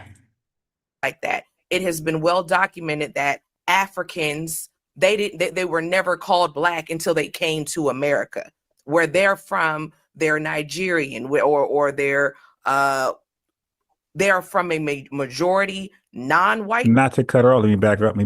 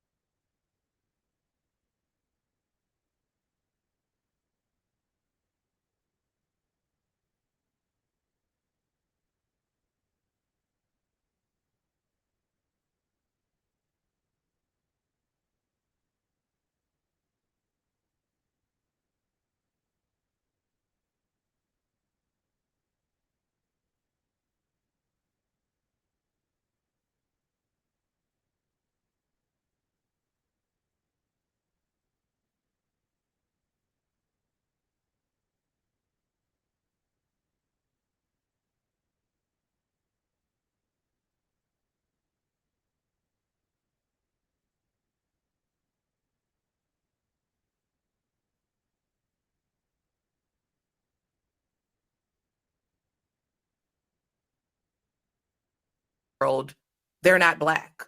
So that to me, they're not black. And when I say that, I don't mean that as any type of slight or anything like that. It has been well documented that Africans, they were never called black until they came to America. Where they're from, they're Nigerian, or they're from a majority non-white country. Damn, did she get my PDF unbeknownst to me? Like she's really spitting facts. I can't even get nothing done in the background like I'm trying to do because she keep cooking. And I gotta give her flowers. Like, wow, like she really went even further of what I would say and what's in the PDF. So she's really cooking. I really need to know who this woman is. 9 times out of 10. So for me, I don't typically would say they're black. I prefer to say we're all melanated. That's my particular opinion. And like I said, I've heard multiple, more so Africans, I will say, than I will say Caribbean. Hey, family, if y'all check my language, I do not call anybody black outside of us. And when I refer to everybody, I say melanated or I say darker people. So she is really in my PDF without getting the PDF. But basically, she's in my bag. Basically making that distinction. I've heard them say that they're not black. Yeah, like Michael said, racially they are black, but ethnically no. All right, I'm gonna let someone in on the black immigrant side get in there. Well, let's give someone else a chance to speak, guys. Casso, what's your thoughts on everything you just heard as you're representing the other side? I'll jump in first. No, racially they're not black either. Okay, they are who they are. They're African, they're Nigerian, they're Igbo. That's it. And you can say melanated, but there's no racially black nothing. They're just who they are, right? From the country, from the landmass, the tribe, country, continent. That's it. Like, I'm on the black immigrant side. I'm not a black immigrant. My family is from the Mississippi Delta. So in terms of me, it probably doesn't. Yeah. Y'all gotta stop. Your true pilgrim said that ninja at the bottom is a cold clown. He looked like it. That's why I started laughing. He looks like it. Ellie says, thank you for saying that. We need to prepare so we can have a rebuttal. I think that's why I want to crash out when it comes to these people. Prepare my argument. Yeah. Because crashing out is kind of easy and sometimes it's necessary. Sometimes you should crash out and pop your collar. You dig? But in some cases, they try to control the crash out button. Miss D6 Woman Sports in the building. True Pilgrim 777. We got Miss Ruby 11 still here. Ellie, FBA Soul Code, Flowers Galore, The Mandalorian. It's time for roll call. Could be before I go back on mute. Country Ray, let's get it. 0004 Voodoo, FBA Goddess. We got Chef Jeff in the house. We have also Sha, Most Hated, Claire 91, Big Woman Queen, Pombo Kelly. We have, trying to go back as far as possible, Ricardo Flot, Ray is in the building. We have, we got 7 Paths of Pain. That's a dope name. We got Love Youism. That's a clever twist right there on words. YouTube Master, I already said, and Noki. All right, I went back further enough. Some of those folks probably not even on any longer. All right. So Ricardo Flott says, we're separating them from black because diaspora never was. Only FBAs are, right? Well, they were never black, though. That's what the PDF is about. Or it's up for challenge. If somebody can like debunk that and win that versus me, I'll stop saying it, but I don't see that being debunked. Matter of fact, this is the moment we could play the national anthem. Okay, so let's get a break right now. We'll come back to it. Now that one seems like it's going to be pretty decent, that diaspora war. So let's go ahead and tune into the FBA national anthem, and then I will continue that diaspora war panel.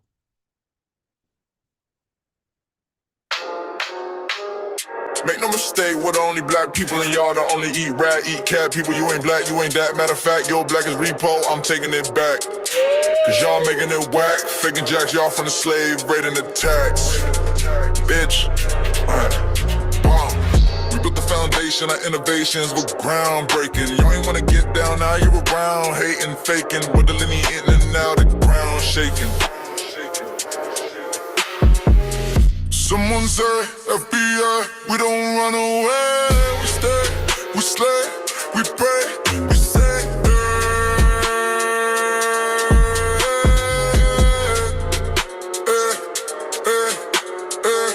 Someone say, FBI, we don't run away. We stay, we slay, we pray, we say.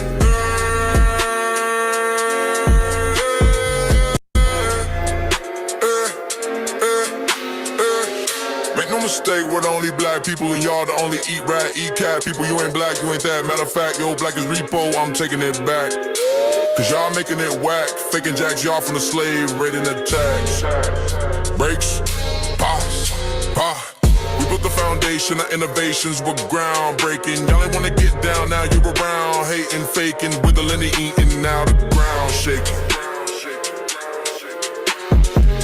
Someone say, FBA, we don't run away. We stay, we slay, we pray, we say.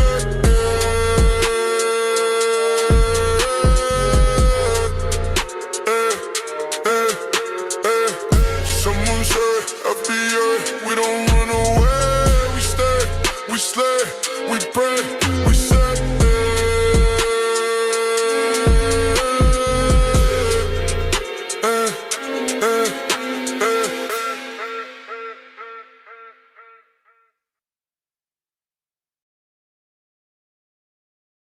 Get more FBA than me in terms of lineage. I have no problem with the fact that members of FBA or people within the system of FBA are using it to rally together and find out who exactly it is that they descend from. I'm okay with that.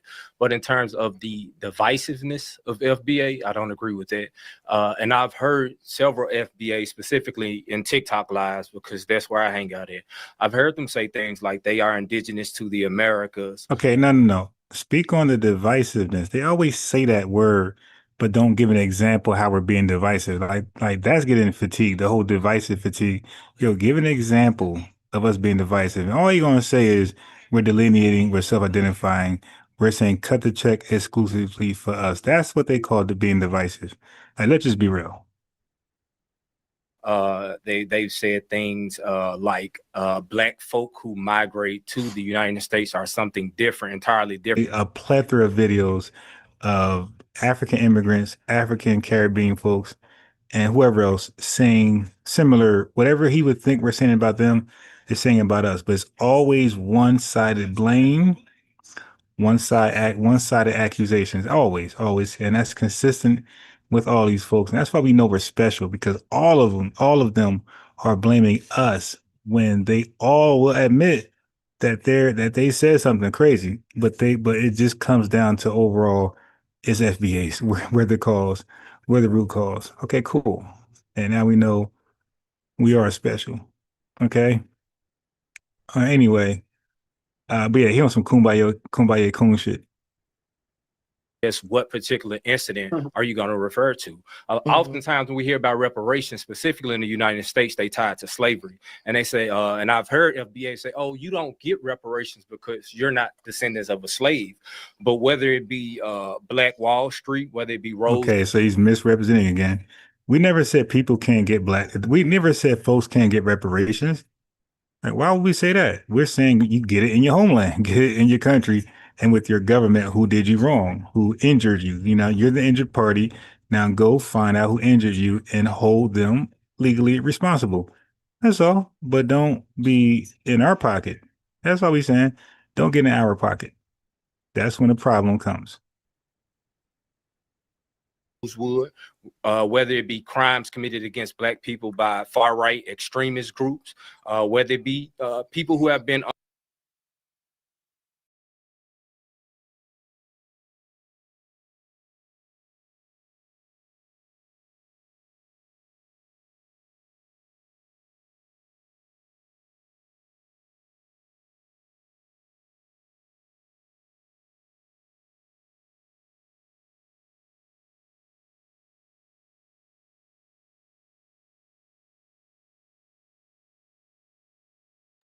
Shit was stuck on mute. Yeah, so they are willing to water down the criteria for reparations just to include Africans who are undeserving. But by doing that, you're now opening the door for white people to say, hey, well, shit, if Africans were uninjured and they get money, well, shit, we're uninjured, we're getting money. Don't discriminate. Oh, you guys are discriminating. You see? It's stupid. So he got to make up all these requirements and this criteria to include Africans who are not injured. They're not the injured party, and nobody from the Caribbean either. Not in America. Not with the American government. You dig? Take that shit up with your country, with your country's government. But this coon, this Pan-Africanist coon, wants to, they really got a thing for Africa, man. On some old like HOMO type shit, man. Like these guys really, want an African to buck break them. Like yeah, they are really opposite. When you're willing to sacrifice your lineage for another people who you barely know, who has sold your heads, who have showed you nothing but cold-hearted, nothing they're really there. When you can do that, man, like there's something zesty going on there, man. I'm sorry. Unalived over the past 160 years by police officers or law enforcement. Whether it be, a lot of you may not know, there was a Freedmen's Bank right after American slavery. 75,000 newly freed Black people in the United States of America deposited This guy said we may not know. $75 million into this Freedmen's Bank. And the Congress itself presented this bank to Black folk here in the United States and said, hey, put your money here. This is the shot at the I want to hear what you're going to say white about men this. ran off with the money in the middle of the night. So those 75,000 people, the descendants of them have a claim for reparations here in this country. So in terms of Black people and reparations, it's not specifically slavery in my eyes. It's like, what event are you descendants of? No, but it starts from slavery. What that claim would be in terms of getting reparations. Yeah, don't worry about him, family. I'm He's by okay with the himself with that. lineage thing. Well, can I jump in and say something to what he's saying? Yeah, he's by himself What with you're that, man. describing is restitution, Right. not Kill yourself. reparations. So it's a difference. My fault. And the reason why, the only reason how FBA, ADOS, Freedmen, when you get in specific, because FBA is really for culture. It's not an organization. It's just really to highlight specifically Black American culture. However, the purpose for the different names is when it came out of for the purpose of reparations, to be very specific when we're talking about reparations and restitution, to separate us from the African immigrants, Caribbean immigrants, white people, Hispanics, Native Americans, and everyone else that would try to claim, oh, we're part of this as well. So it was to separate for the purpose of reparations and restitution. And what you're just describing outside of slavery is Jim Crow or what have you, is restitution, and it is a difference. No, you're incorrect about that. The definition of reparations is the making of amends for a wrong one has been done by paying money to or otherwise helping those who have been wronged. Now, hold on one second. The definition of restitution is the restoration of something lost or stolen to its proper owner. So you're in fact wrong about that. You said Wall Street, the Black Wall Street. Is that reparations or restitution? What was stolen? When you're talking about restitution, you're talking about what's been lost or stolen. Per the definition, I would encourage you to look at the definition of restitution. Was something lost? I don't know. You tell me. Well, you should know. So you don't know the difference between when it comes to reparations. You give me something tangible. Reparations and restitution is two definitions. Right. However, I would like for you to read the definition to the chat. Can you read the definition? Listen, when we're talking about, you just read it. You just read it, and I. Yeah, no, I had to chime in. Family, that is a prime example of what African Dream be doing. They will read something, think they understand it, try to represent it, right, on the panel, on the live one by Ron, and it turns out they don't comprehend what they read. Then they crash out. So she cooked them. What was lost? I don't know. You tell me. Dude, you were just telling her she was wrong. All you had to say was, you don't got to say somebody's wrong. You can say, hey, here's a definition. I'm right. And just by saying that, you're saying they're wrong. But you said she was wrong. So she's like, all right, well, let's go. Let's squabble. Now she's like, hey, what was lost? Well, I don't know. You tell me. Oh, so I wasn't wrong. You see, so that's how that goes, man. Like, all you got to do, family, is say, if somebody challenged you and you think you're right, just get back up, say your piece and say, nah, I was right. You see, that is essentially saying they're wrong. But be careful saying somebody's wrong unless you're dead ass, they're wrong. Because if they're not wrong, you're going to look crazy like this guy and be in your emotional bag like this guy. I said Black Wall Street, that would be restitution. You're saying reparations, and that's not. It's restitution. Based on what for Black Wall Street? I also mentioned violent crimes against. I just said to you what was stolen. I also mentioned violent crimes against Black folk in terms of far right extremist groups. Is that restitution as well? Okay, what about that crime? What was lost or stolen? What was lost and stolen? Someone being strange fruited. What was lost or stolen? You wait. So you say not fall under reparations? Exactly. It doesn't fall under restitution. Reparations of what? What I'm was asking. taken from them? Their life.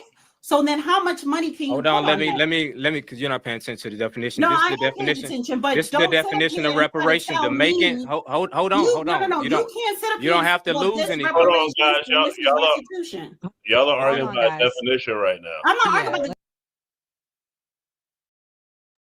the Family, when you learn that black women, FBA women, are the most educated people in the country, you better know your shit, because she's cooking and she's representing that stat as the most educated people in America. So if you mess with a black FBA woman, you better know your stuff. He didn't. He called her bluff. She's representing that stat, most educated people in America, and she's representing. All right.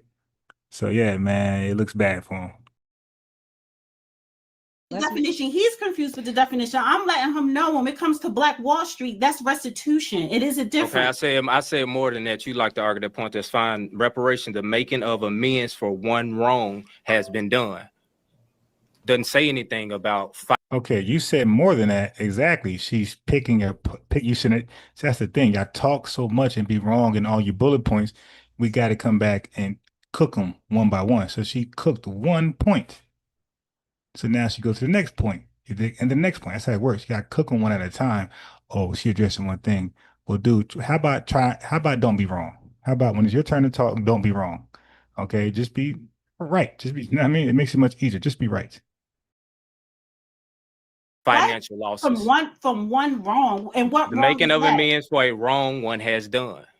Counselor, you're allowed to wrong, the triple K against Just black check folks. that That's the out. wrong. So then what That's is the wrong. restitution? So then what incident that happened against Black people that will fall under restitution? Any situation in which they had finances taken away from them. For instance, And I just said Black Wall Street because you highlighted Black Wall Street. And I said that Black Wall Street falls under restitution. The Freedmen's So you Bank just proved my point right. The Freedmen's Bank incident could be that, but however, Dude, you got cooked, man. Okay, you could try to reword it, rephrase it, keep talking all you want, like African Dream. You got cooked, bro, in front of everybody. The panel, like, sheesh.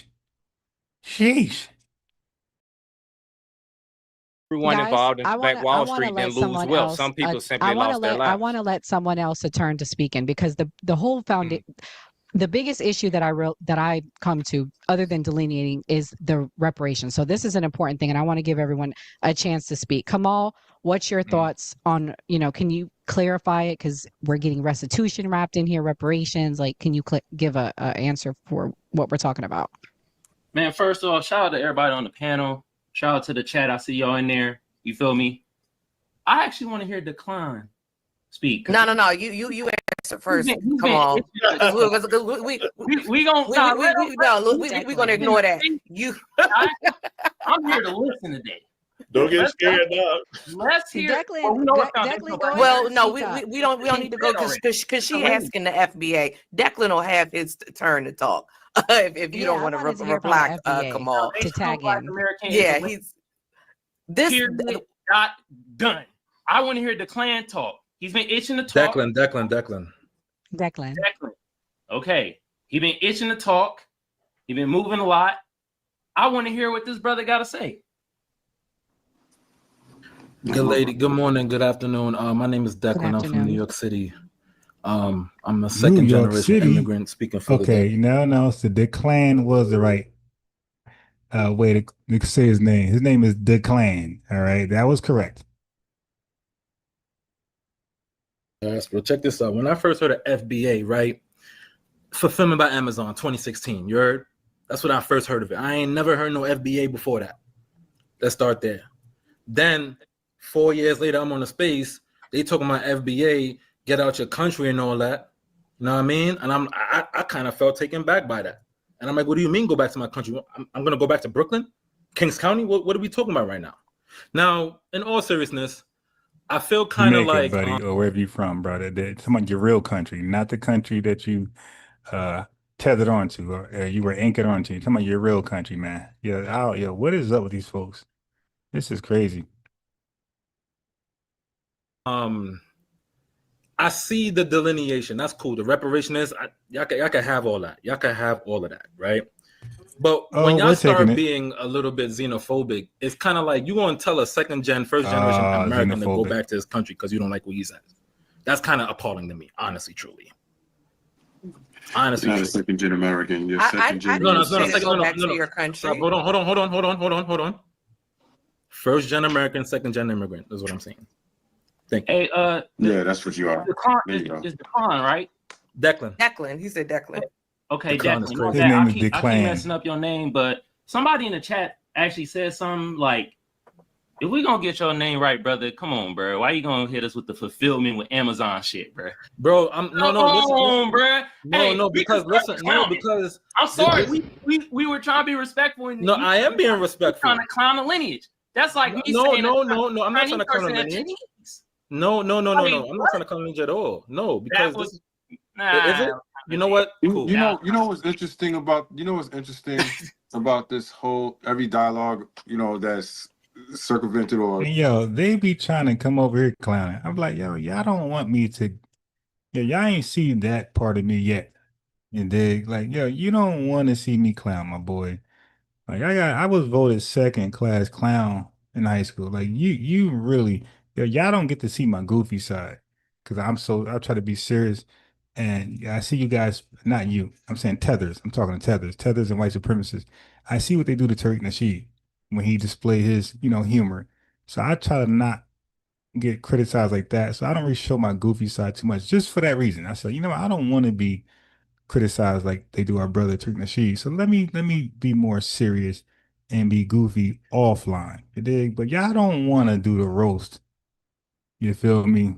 Online. Y'all don't want to do that. I'm telling you. You don't want to do that, man. I'm good rebuttals and arguments, and I'm good with rebuttals and joking. Okay? Y'all really don't want to do the jokes. And you see what happened to Revenue when he was saying we was getting spit on by white supremacists. And I was like, yeah, but what about the feces that was I can't even say it. I said, what about the feces that was shoved in your mouth in Jamaica? Yeah, I said, those British folks had these Jamaicans as human toilets. They be walking, in line with the chains on, hut one, hut two, singing and shit. And one of those white slave masters be like, my stomach bubbling. Revenue, stop. Get on all fours. Assume the position. Open your mouth. Take a number two. Like, you better not throw up. I can, listen, man. It's so much stuff that we research and see and we just don't bring up because it's petty. And it's like, not going to put us in a favorable light. It's going to kind of like, but y'all don't want to do that, man. Y'all don't want to do that. Dude had to be a taste tester for feces. You dig? Yeah, I don't want to do that. All right. Let me go on mute and laugh. Centralizing the conflict between FBA and immigrants and so forth. The immigrant side always picks the specific FBA and the experiences they had the first time they came across somebody that's FBA, right? But what if we talk about the first time we came across Dominicans, the first time we came across Jamaicans, the first time, every first experience I've had with almost every immigrant group, except for some of the Hispanic groups like Peru, people from Peru versus Mexicans and Dominicans, right? Has been a derogatory, degrading, or them attempting to degrade me in some way. Damn, loveism. I was trying to find another name to call them, and I just couldn't think of nothing. So I just stuck with African. You just, oh my God.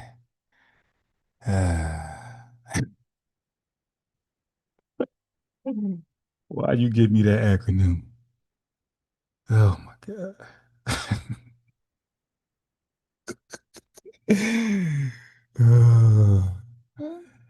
That's officially stolen. Oh my God.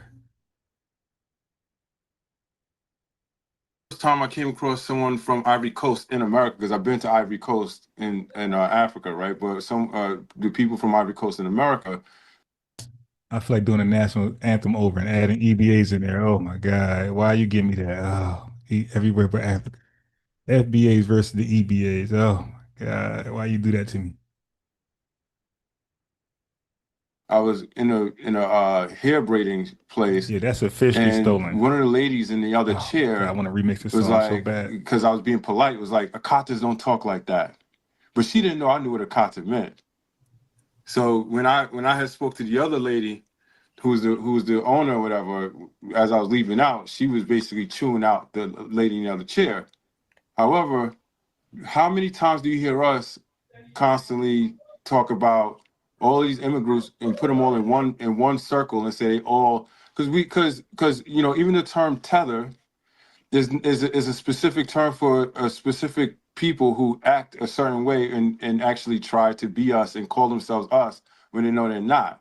Like in this particular position right here, if Declan said that he was an American and that he was Black American, right?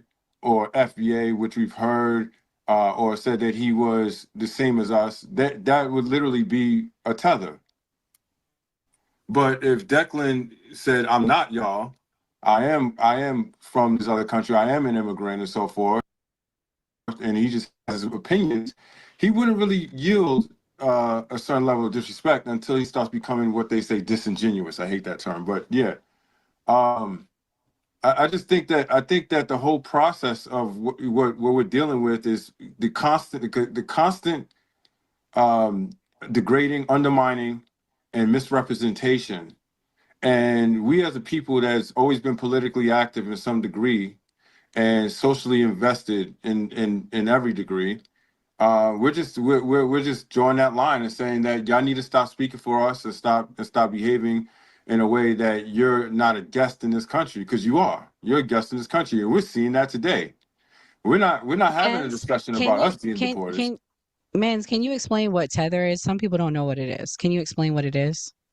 A tether is someone, exactly, you know, when you tether a phone, tether is someone who basically latches onto another group of people, their identity and so forth, to take opportunity, to basically monopolize. Cosplay. Yeah, cosplay. Ultimately, it's like what you would call Cardi B, Nicki Minaj, Kodak Black. Those are tethers. Well, and tethers undermine also the lineage. You know what I'm saying? They undermine the lineage. Wait, like for an example, Kelly, can you delineate though? It's not all. Wait, because this is I don't call Black immigrants tethers. I only call them tethers when it's disrespectful. Can we delineate, like differentiate? Because it's not everyone. And Dana, you've given that respect to me on your show, and so have you, Kelly. So I don't want people to think it's everyone, because I mean, some people may say it's everyone, but y'all, the people. I don't say that. Yeah. That's crazy. Let me say this. Wait let a me minute. say this. First they of were all, not defining everyone. They were saying that Kodak. How is calling Kodak Black Cardi B and declaring tether? That means everybody from the diaspora and continent. They were given the correct definition. They said to tether onto something and take advantage of it in a disingenuous way. I hate that word because it probably applies to you a lot. But that's it. Then he said to undermine. That don't mean everybody. See, their guilty conscience took the definition to mean everybody. They felt like that definition described everybody from the Igbo. You dig? So like Malcolm X said, you throw a rock and a crowd of dogs. The ones that come out howling got hit. They never said this is everybody. They said this is an action from some. And they took that as everybody. Maybe they know something we don't know. Put us on. Foundational Black American is a lineage. It's 43 million of us. Some motherfuckers gonna be stupid. Okay? Y'all try to lump us all in one thing. That's exactly what I was saying earlier. A Black immigrant is not a tether. A tether, think of it like this. A tether is basically like how Sambo is. A coon. Yeah, a Black immigrant. There you coon. go. Stop saying that tether is a Black immigrant. We're not doing that shit. I don't have a problem with Black immigrants, But I do have problem with tethers undermining the lineage being on bullshit. Like I have a problem with coons and sambos. All right? That's how I feel. And also, like I said, it's a lineage. It's 43 million of us. Not all of us gonna be wrapped on tight, just like Haitians, just like Chinese people, just like Koreans. It's all gonna be some fuck shit between certain people within the lineage. Yeah, I have a question. Just from what I've seen, again, we run in TikTok spaces, so we host TikTok lives. Casso has a live that just got put on the Andrew Wilson show. So one of the things that I see a correlation to is the FBA movement and conservatism. I thought you was moderating. Hold on. Yeah, I thought you was moderating. Let's talk about it. Yeah, she's and the reason why I'm jumping in. The reason why I'm jumping in. I have a question. Yeah, no. The reason why I'm I'm about to ask a question. I'm going into a question. She's not a black immigrant. That's why I'm saying. She's moderating. Right. I wasn't. Let's talk about it. The plane. I wasn't able to land the plane yet. So let me ask my question. Why are you flying a plane? Because I'm asking a question as a moderator. She's moderating with me. She's not either one though. And respectfully. I'm asking a question. Yeah, but I'm asking a question. Respectfully. Let's talk about it. I'm asking a question. Can I ask a question as a moderator? Why can't a mod ask a question though? Yeah. We eating good tonight. Why can't a mod? Okay, hold on, guys. We got to have like some ground rules. Like, I'm not gonna be misled into a conversation with a person that's not like this was FBA. That's neither group, and it's no disrespect. No, skeptic, you my girl. Hold on, No. Miss, hold on. We invited you on this platform. Skeptic is a part of New Party. FBA or on any of this conversation has nothing to do with who we have moderating. Great. She is friends with Casso. She's friends with Casso. We're not playing these games. And it's respectfully, skeptic, you my girl, but you literally just said before this started, you and Casso, and this is respectful to you, Casso. I got no problem with you, Casso, or you, Declan. I don't know y'all from a can of paint. But if we're gonna be unbiased here, how we gonna have somebody moderating that's not of either group that said before this started that she's on live with Casso asking questions? I'm just saying does that seem right to the rest of my FBA people? Does that seem right to y'all? We're just let her get to the question out of respect. Yeah, we're just asking the question. But I'm saying I don't feel like she should be able to ask a question. She's a part of the New Party team, so go ahead. Yeah, okay, and she's part of the debate squad. She's not a fucking moderator. Like that's not rocket science. These tethers be lying, and out of respect. So family, don't fall that out of respect. Let me finish. I ain't finished yet. That don't work over here, man. Not out of respect. Let them go. No, hell no. You not part of the debate. You're a moderator. You don't ask questions. When it gets sloppy, you step in and you say, ho. You tell us to elaborate or, something like that. But you don't sit here and ask a question favorable for tethers or disfavorable for FBA excellence or the EBA haters. Okay, so then the white people need to be able to ask the questions too, and that's and they should learn. They should ask questions and they should learn because we have white people listening tonight, learning tonight. So go ahead with the skeptic. Go with the question. Is there a correlation in conservatism and FBAs? No, because Foundational Black American is the lineage. It's not that was affiliated a with a dumb political party. So they gotta ask a question. It's a dumbass question, yo. So when you let them talk, they say that. And of course, that was a biased, stupid FBA. Somebody who got a problem with FBAs. And that was a stupid question. You could be the Green Party, Republicans, Democrats. That's all I be saying. Look, we got some foundational Black Americans that's some Sambos and Coons, Democratic shilling, Republicaning, all that shit. So no, it's a lineage. We keep saying it's a lineage. Skeptic, happy birthday and all, but you gotta stop saying a movement. Because that's like saying Puerto Ricans is a movement. Come on, I want to jump in here and say this about FBA because y'all sitting up here pretending like y'all just being attacked by black immigrants. Every FBA that I came across, give me a second, let me finish. I've been listening to y'all. Every FBA that I've came across, give me a second, man. Every FBA I came across on TikTok have been absolutely fucking disgusting. All the bullshit that they spew.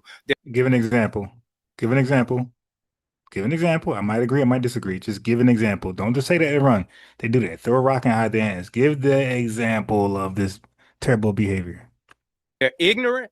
They voted Trump or they set out this election. They hadn't aligned. Wait a minute. Wait a minute. What? Wait, how that tie into wait, that's your personal opinion. I think he's gonna say we did something. You see, family, they never do. They never do.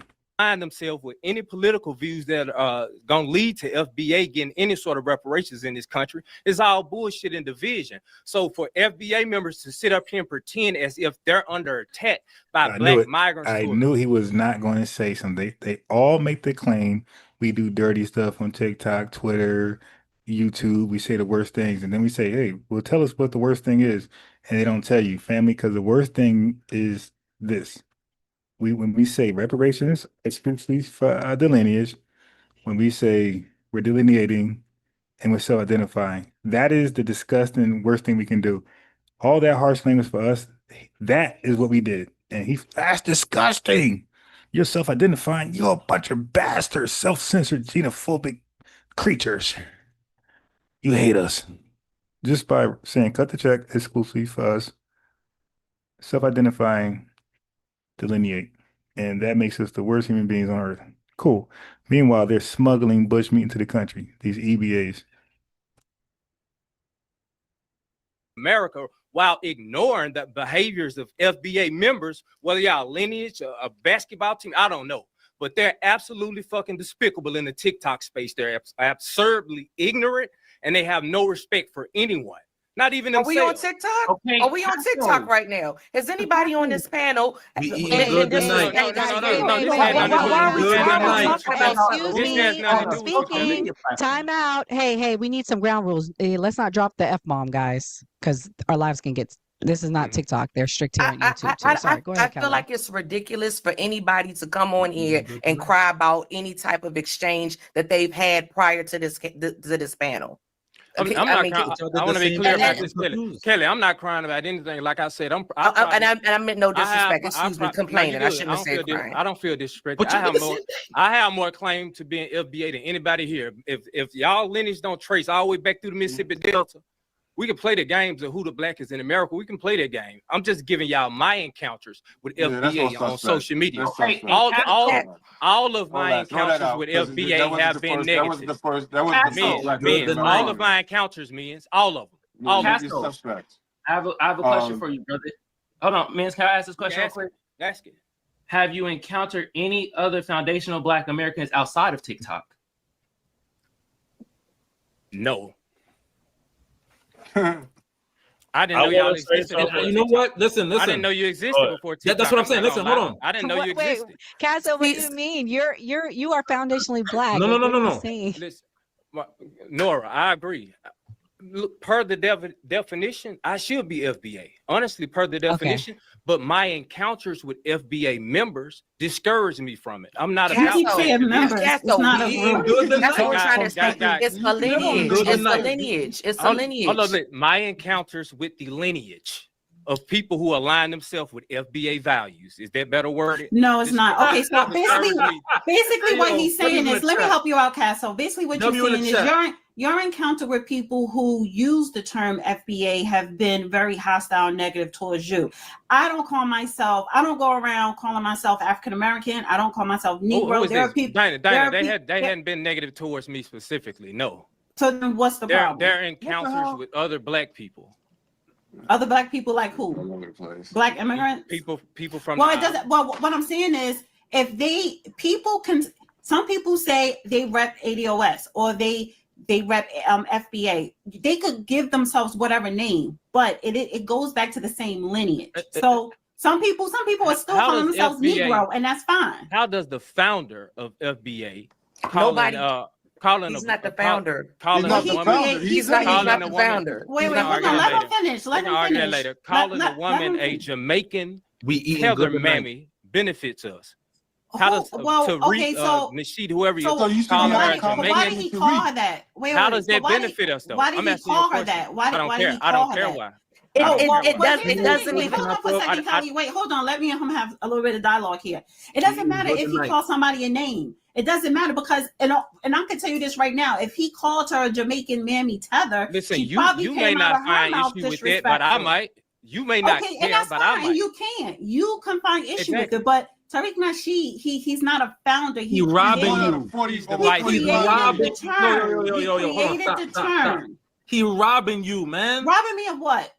Bro, he is robbing you. He's a I can say grifter, Marcus Garvey robbing you. You're Jamaican, right? You're no. What are you talking about? He's Trinidadian. What are you? Trinidadian. Okay, so y'all. Trinidadian, same shit. Marcus Garvey represented all of the islands. Like he was a Pan-Africanist. He's the one that was inclusive to all of the island. So he's not just the Trinidadians. He represents the Africans of the continent. All of y'all. That's your leader. Yeah, just because he's not Trinidadian doesn't mean he's not your leader. He's your leader. You're so irrelevant. You're irrelevant to the conversation. You're a grifter. You're a grifter of America. Okay. You mad? You and your parents are grifters. Okay, the Klan. Hold tell on. me. Yo, stop doing the that. Klan. Tell me a famous Trinidadian that was repping for black people. You said what? Tell me. No, wait. Hold on a second, Miss. Name me a Trinidadian, a famous Trinidadian that was really repping for black people here in America. Stokely Carmichael. What are you talking about? Stokely Carmichael left. Stokely Carmichael was a Stokely Carmichael called himself a Negro. He wasn't repping Trinidadian. So that's not a reputable. That's just one. Like bring up. You asked me for one. Okay. Give me another one. Give me another one. The Klan. Okay, so now she should have stopped. She should have stayed. She should have stuck with her guns. Wait. No. Where'd stop? I said stop. We're talking about in your homeland, because you guys can only be great when you come to our homeland. So give me a name of a great Trinidadian or great African who is great in their homeland. So that's what she should have rephrased the question to. Of course you're gonna be great around us. You got the best example right in front of you. Okay, so no, in your homeland, where are these great Africans or EBAs? He can't give you another one. Okay. Calm down, guys. The Klan is definitely his name. No, don't ask me nothing. You don't gotta ask me nothing. Hey, family, if y'all can find the Klan and get him over here, please do so. Please do so. He is light work. He doesn't know what Stokely Carmichael left. I ain't gonna listen to you though. Wait 1 second, guys. Can you name a famous Trinidadian in the 21st century? No. Okay. Eat your chicken. Okay. Eat your Trinidadian chicken. We're moving on. We're moving on because we need to explain why there's so much animosity. That was crazy. We really don't. That's crazy. We really don't. Because everybody else can talk and interrupt me, but I never can talk. This is what was said 20 minutes ago, and Kamal said it. He said, what is it? It's 40 million black people in this country. So you are going to encounter some black people that are assholes. Okay, that we can move on from it. We can move on from it. Just like I've encountered some Africans that are some assholes. Yeah, specifically Nigerians, and I'm sure we've all encountered groups of different ethnicities that are assholes. Hold on. I want to hear an example. Talk with me. I want to hear the example though. This is what I'm saying. Casso talking about his experience with people that identify with FBA, whoop-de-whoop-de-whoop. We all know the internet is, everybody is Twitter fingers. So if we're going to have a real conversation, I like her. And she commands the room. I like this her. Person was disrespectful, or these people was disrespectful. Let's have some actual conversations. I like the other FBA sisters too. I think they're strong-minded. They know their talking points. And those are the people I would like to collab with, if y'all want to know. Like, people like that. People like her and the other sister who was cooking on Garvey. Like, those are folks I want to invite over here and have a great dialogue with. I think we'll produce a great live stream. We can just decide how we're similar and how we're not similar. And I can give you a ton of how we're not similar. I can't give you too much how we're similar. Start with what happens in your day-to-day life. What are the challenges that are faced? No, I didn't get to talk either. And I want to tell the story you wanted me to tell. So yes, please tell it. I was just walking. I do cardio by my house. A Jamaican lady lives in apartments behind my HOA. She came up to me. She said, "Oh wow, this white lady got mad at me because I said something bad about Trump, and she called me the N-word." So with everything that you guys are saying, y'all, no one is mentioning white people. And I feel like when I talk to people, I could tell the mush mouth that he was dealing with. He has a mush mouth for real, and I knew nothing of education could come out of a mush mouth. Oh my God! Now it's the white supremacy. Yeah, this guy's lost. Somebody shut his mic off and camera. who are FBA and just in general, the fact that black people of whatever country or whatever feel like we're powerful or entitled enough to even say, okay, we can have this type of whatever supremacy, where there's a group of people who have control over everything in the country that we live in right now. So like, I don't see the benefits with that. I understand people have pride in like their tribes, but like the solution should be like the reparations, like you guys said. And basically, if you want reparations, you're going to have a better chance with working with multiple countries and going to the United Nations. But go ahead. Hold on, great. That's a baseless remark. That's a completely baseless remark. And I'm not gonna get into the whole reparations. I'm a reparationist, so I'm not gonna get into that conversation because that's way far off. That doesn't even make sense. No group whatsoever has done that. The small Japanese groups didn't have to do that. The Jewish people didn't have to do that. The Chinese didn't have to do that. The Haitians that were violated at the border didn't have to do that. I'm gonna say this stuff. Being called the N-word by no way equates to the experience. In fact, a Jamaican who's mistaken to be Black American has called the N-word, is only called the N-word because of their proximity, and it's because they think that they're us. That's what you have to understand. Without us even being here, that Jamaican would never have been called the N-word. It's because of our history. That's a generational. Our issues that separate, that makes us a distinct group, is our generational issue we face. Just because you were called the N-word does not now say that, oh, me and you have the same experience. Because that was a microcosm. What does that mean? Black people get called the N-word all over the world, man. It's not just because. What are we talking about right now? Like, bro, give me a second. All right, I'm gonna let one of y'all go, man. We gotta let people finish. By the way, he yes, everybody off. He doesn't let nobody finish. If y'all gonna moderate. If this person's a moderator, why are you upset? He needs to tell him to pipe down. Man, listen, dude, I've barely been talking, man. Go just. Why are you upset, bro? Everybody off. That's what you've been doing. You cut off. Yo, drink some water, my guy. I'm only hearing FBA talk. I'm only hearing FBA talk, bro. Let Nora take control. Go ahead, Nora. Wait, come on. Go ahead. I want to get to where the animosity is. That was overlooked because I want to get to. May I not giving examples? Yes. Are you finished, Mims? Kelly, are you finished? No, I wasn't finished. Kelly. I wasn't okay, can Mims finish? Yeah, why nobody asked to moderate if she's FBA? The question. Yes. I was answering the question that she had posted up, but I guess we're on another question now. But yes, please answer the question, Mims. The distinction and the animosity is actually because of the same thing. It's because of our distinction that we're receiving so much animosity.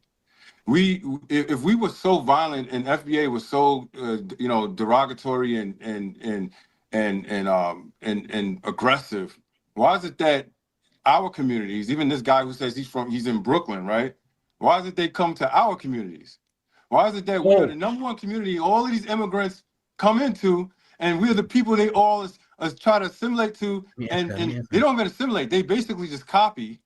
And they try to talk like us, dress like us, act like us, and then in the first chance they get, they trash us. And I got many examples to give. We could talk about your home Cynthia Erivo, who called Black Americans Akatas, who literally played in a movie acting as Harriet Tubman. We could talk and Aretha Franklin. Yep. We could talk about your boy Adam Chenjay, who said he was going to cancel Black History Month.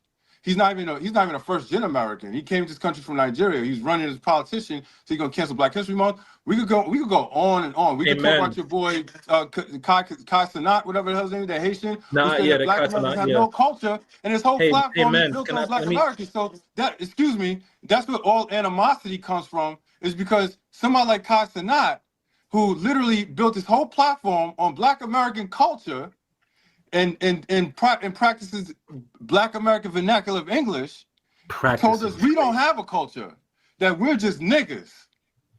All right, that's enough. That's enough. Okay. All right, wait, hold on. Okay, I'd like to respond. There was another.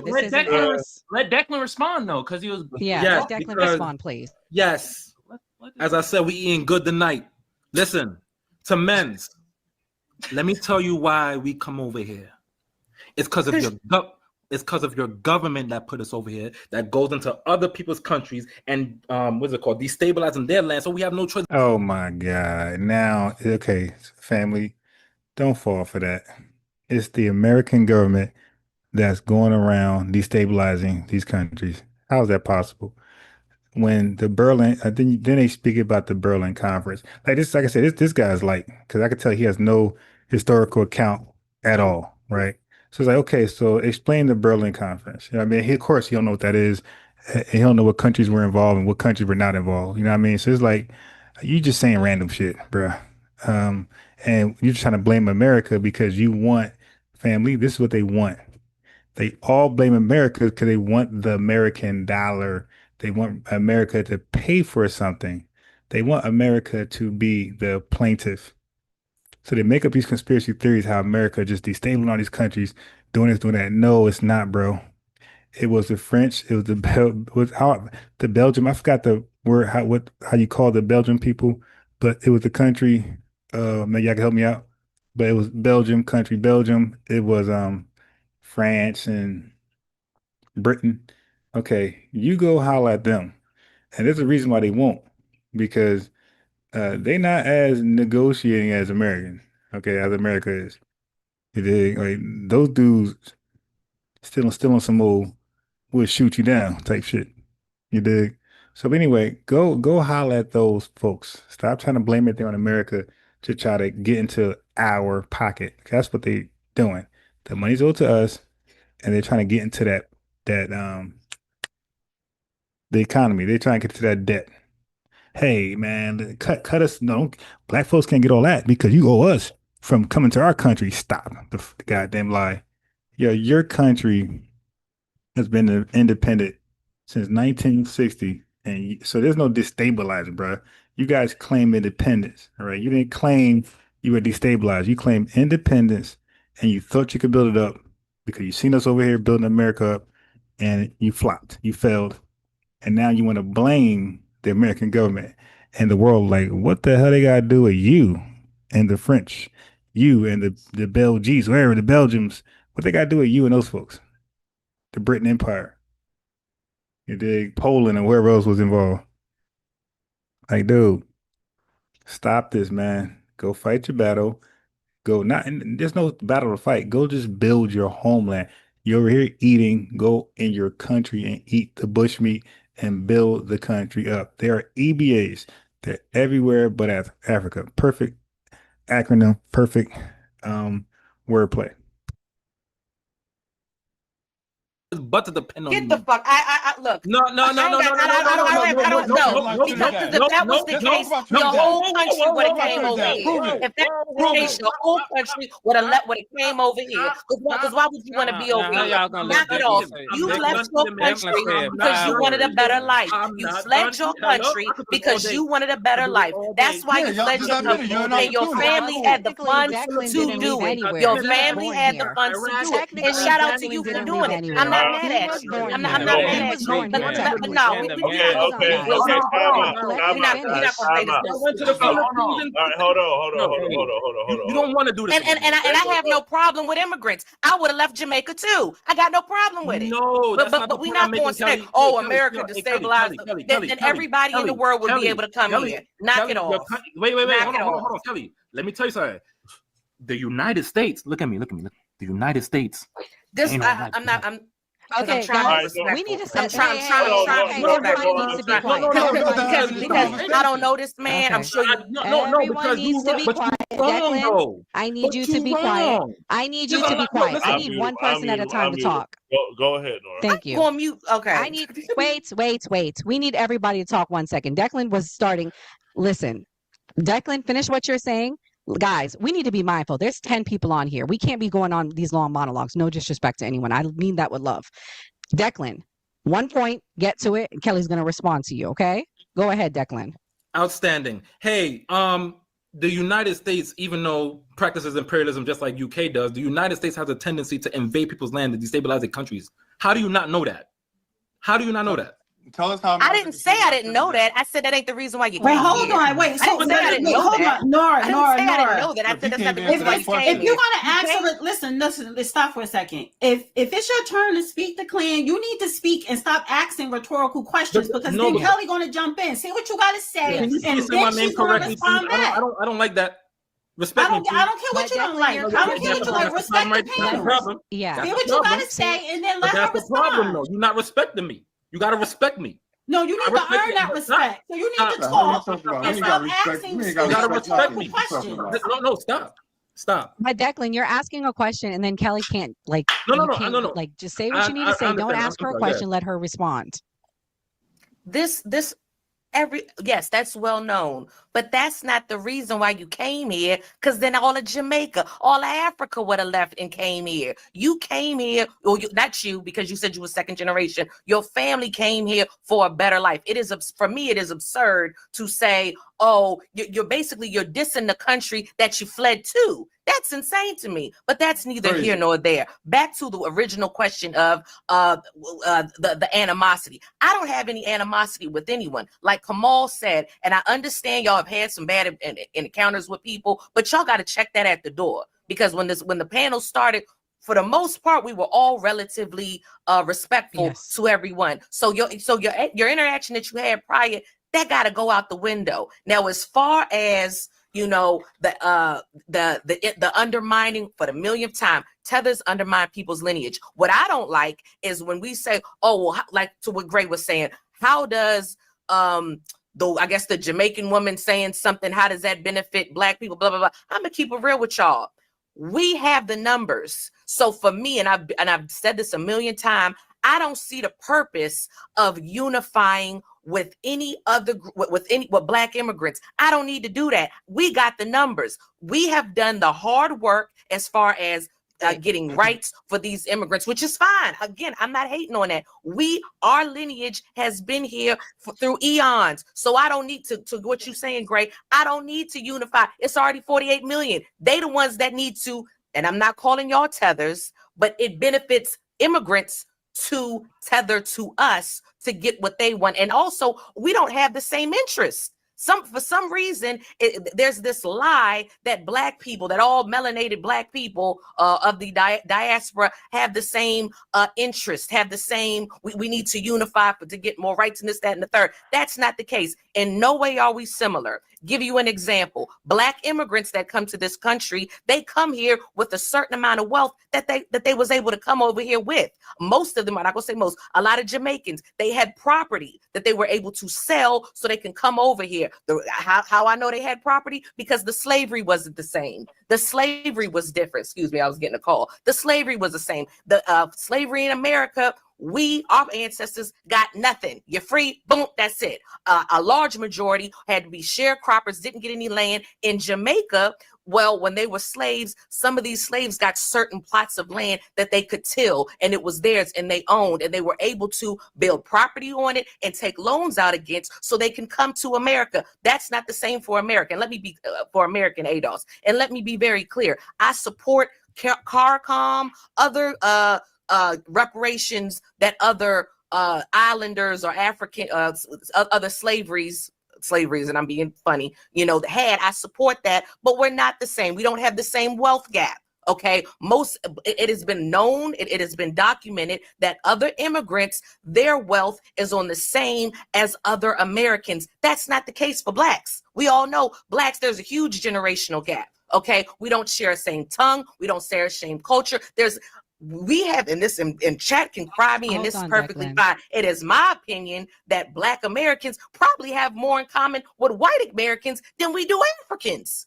That's real shit. Sorry, but that's what it is. So that's why it annoys me when people say we need to unify when we've never unified before. These groups have always separated themselves. But for some reason, when Black people got a little bit of, finally got on code or said, hey, we're not all the same. I'm noticing that all these first blacks, they tend to be immigrants. Susan Rice, Colin Powell, Barack Obama. Well, there's a reason for that. It's a reason why some of these first blacks aren't even the blacks, because they came here already a leg up. So that's why it doesn't serve us. Kelly, it doesn't. Not to That's cut you it. I off, land but my Dana plane. has to go through. Yeah, I love you, love. I'm trying to let Dana go because Dana has to leave soon. Go ahead, Dana. That's it. Yeah, technically, I don't know if I'm doing a X space, but I do have I have time. So I didn't know if they were. I have a question for the clan, but I didn't know if you wanted to respond to Kelly because they were having a little discourse. That's anti-black. And it's all love, Declan. It's all love. Well, let me say this right now. Pronouncing my name wrong multiple times is anti-black if we being serious. Well, I'm pronouncing what's on the screen. No. You see, bro. Is it You're too educated for this, bro. You're too educated for this. Is it two syllables or that's supposed to be? I'm pronouncing what's on the screen. Hey, yo, listen, man. It ain't anti-black, do you not black? So I would love to have that black conversation with Declan. Declan. His name is Declan. Yeah, that's even better. Declan. Declan right there. But anyway, she was cooking. Matter of fact, what time frame is this? I gotta go back and rewatch that because she said some shit I ain't know. So wait a minute. Jamaicans, when you guys were free, your ancestors were free, you guys got property? I didn't know that. Okay. And now I gotta start researching I guess it is the oppression Olympics. Oppression Olympics. I gotta really see the difference between African slavery in the islands, Haiti, and foundation black, and American slavery over here. I gotta really see, like, is it really similar? 'Cause I just chucked it off as, hey, they doing this all the same. So when they got freed, okay, I mean, she was cooking the clan. Lynn. Say it with me. Declan. Okay, Declan. I thought it was Declan or the clan. Declan. Yeah, honey, let me tell you something. I don't have a problem. I don't have a problem with you or anybody else correcting me saying your name. So don't just stop. Get out your feelings for a second. Nah, sis, his Get name out is your the clan. Anti-black too. Get out your feelings. That's anti-black. I really don't care. Myself, That's you're not black. anti-black. You see what I'm talking about? No. You see what I'm Okay, talking about? That's anti-black. Nora. Anti-black. No. Mute him for a sec. Guys. Mute him for a sec, because I'm not doing it back and forth, especially with someone that's in their feelings. Whatever's anti-black to you could be anti-black to you, honey. My question to you is... Yeah, but you can't be anti-black. He ain't black. But he said the most coward thing I heard a man can ever say. A man, especially tell a woman, you gotta respect me. What? When he said that, I almost threw up because he's supposed to be a man. I'm like, did you just tell that woman she need to respect you? Like respect isn't earned?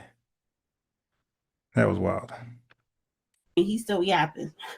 My question to you is, eating the Chinese chicken, what did the U.S. do to Trinidad? We didn't disable Trinidad because Trinidad don't have shit for us that we want. So you're Trinidadian from Trinidad. Family, so there's some guidelines where you do block people. When they ever associate us with the CIA, FBI, yeah, you go ahead and get them out of here. All right, definitely that. When they say we're in a cult, yeah, you can block them. Yeah, so that guy, just go ahead and block him. He's a waste of time.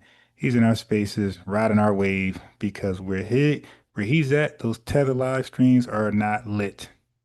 Okay, about 5-6 people in there. Just ask Sabir Bey. 4 or 5 people in there, and my man been online for 30 years consistently, never took a break. 30 folks live. All these channels they all fell off.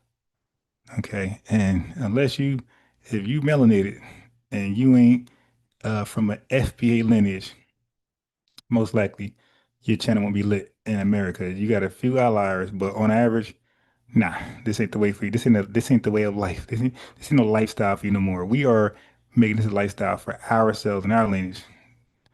These lanes are closed, these doors are closed, and we are opening them for ourselves. We're gentrifying the internet. We're gentrifying TikTok. We're gentrifying YouTube.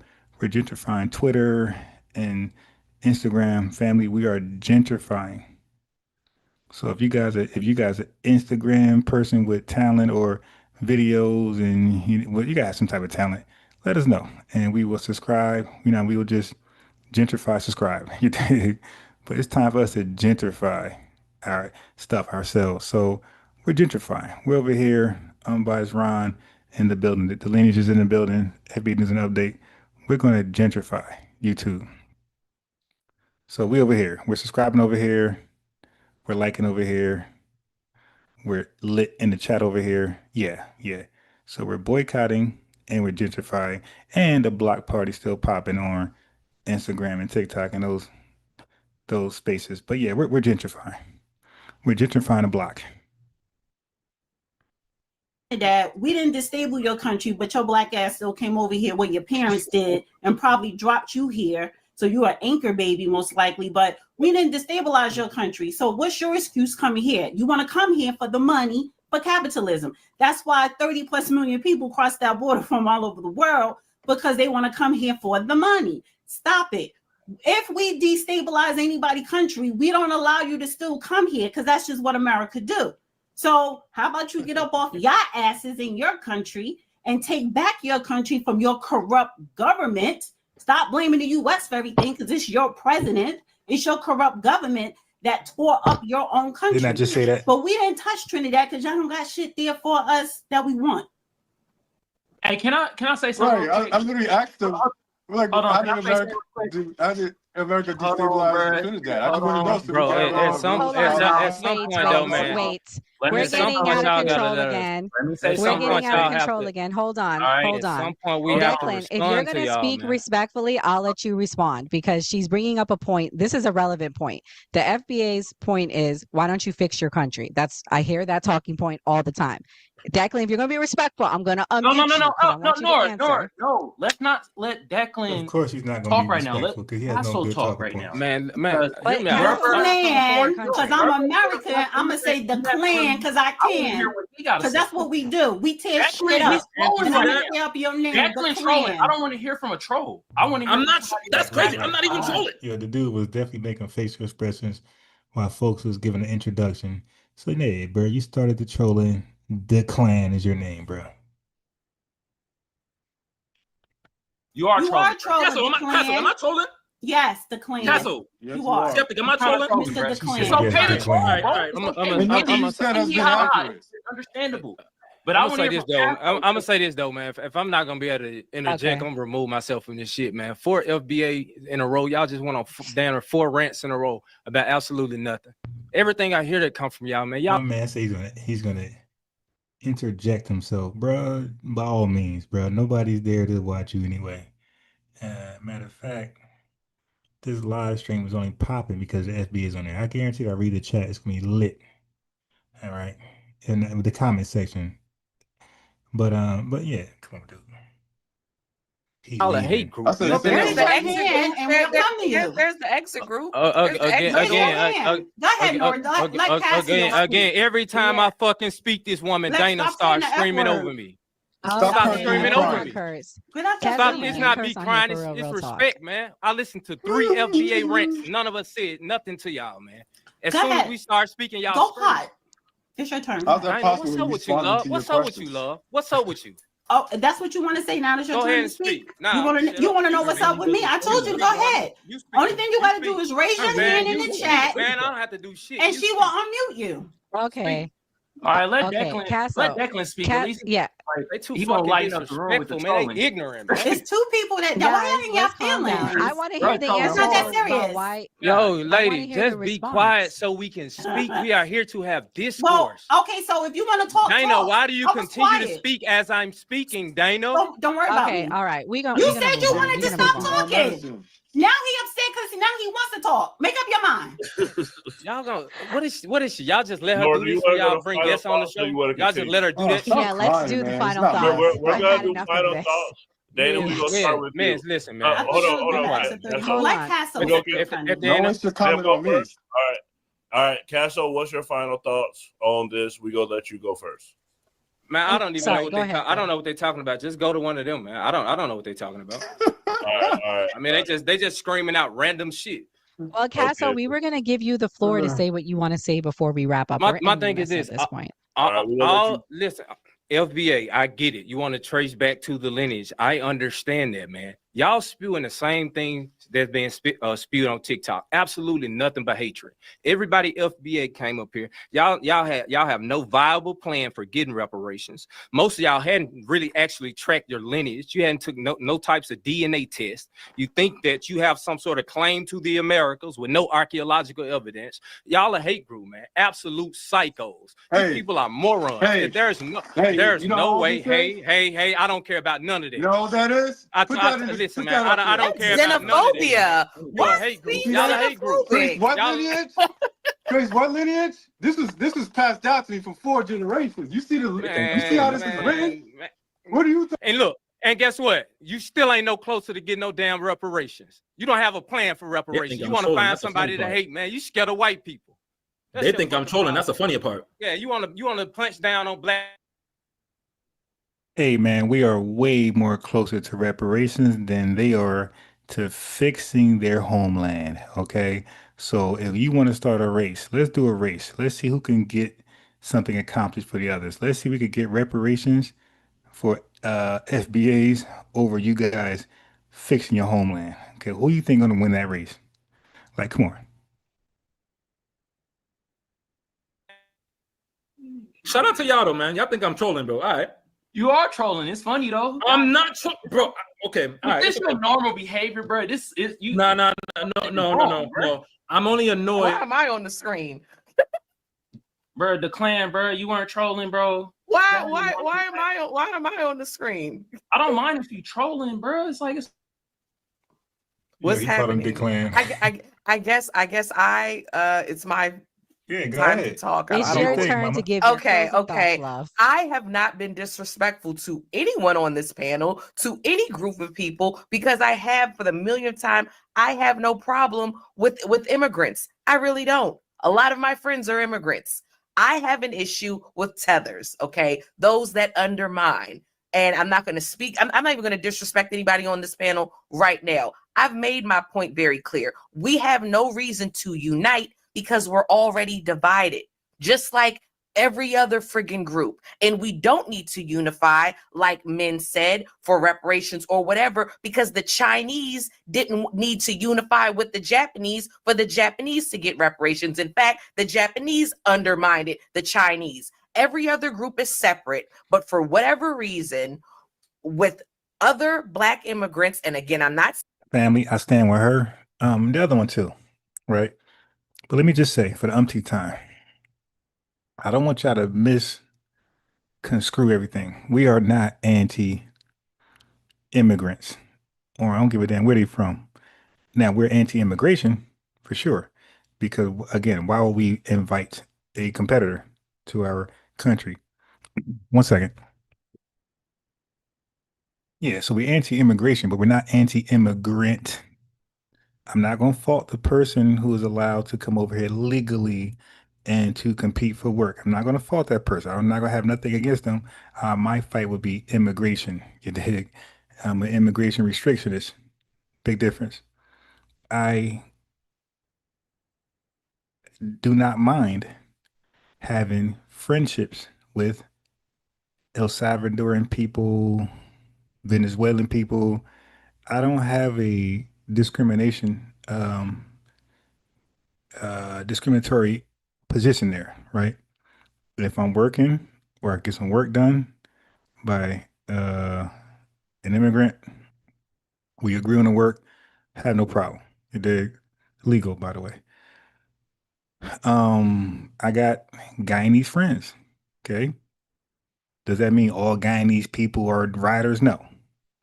But I was just fortunate enough to be in Jersey, and everybody who I met was pretty much a rider. You did? Because you know why?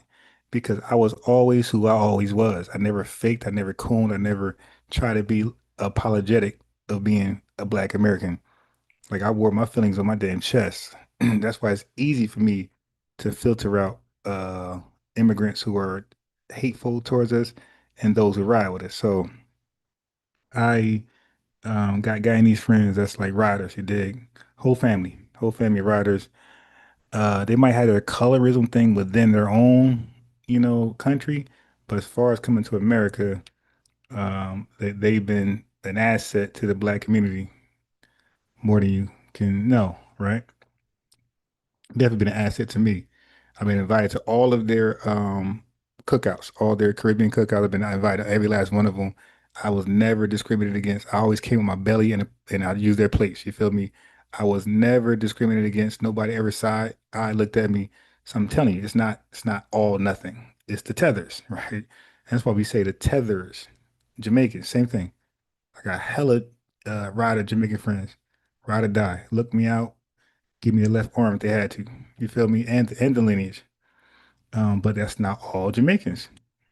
Some Jamaicans are tethers. Some Guyanese people are tethers. Some El Salvadorians and Venezuelans are tethers. So it's important that we call out those that are and don't associate with them. But yeah, if you want to go to a Jamaican restaurant, go. You know what I mean? Yeah, it's not like that. So I don't want people to actually make this a hate lineage, where we discriminate based on somebody's background, their non-FBA background. It's not what we do. We discriminate on folks who discriminate against us. Eye for an eye, tooth for a tooth. You dig? So I just want to point that out there in case somebody see me with a Jamaican. Oh, look, I'm biased around a Jamaican. Yeah, I never said all Jamaicans were tethers. You dig? I'm telling you openly, and people who live near them know that there's some riders. That's just common sense. So you can't condemn a whole group. Just like you have, not every FBA is a rider. Okay, you got the Thomas Souls, the Larry Elders, and people like that out there. So I just want to make that clear as she closes out. Thank you. Saying all, but with certain Black immigrants, they have a problem when Black people say, no, we're different. When the whole time they always were told they were different, they act as they were different, but then when we separate, it's a problem. And that's crazy to me. And again, I don't feel the need to, nobody else unifies or needs to unify to get whatever. And it's specifically when we have the numbers and when we have actually helped other groups, these other groups were not there for us throughout history. So it's no point. Kelly, it's no are you point. okay? We'll keep going. We're going to continue this, but this style. I'm done. I'm done. Yeah, those are my final thoughts. We're never going to conclude with this style. And God bless everybody.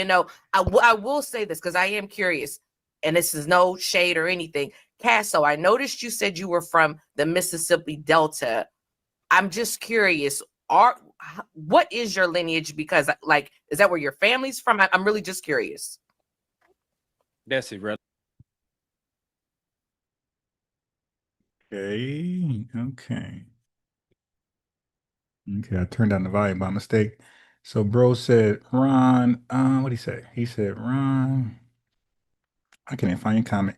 He says, Ron, you need to send me a friend request on any platform. I will accept it. I thought about opening my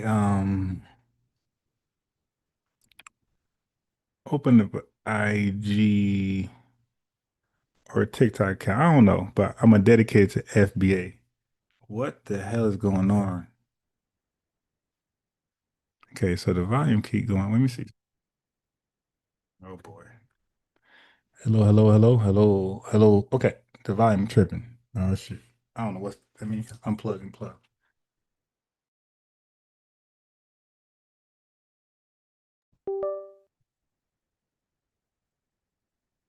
Okay, I don't know what the hell's going on with the microphone.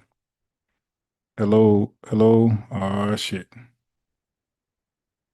The microphone said we've been live too long. Hold on, let me hear myself real fast. Hold on.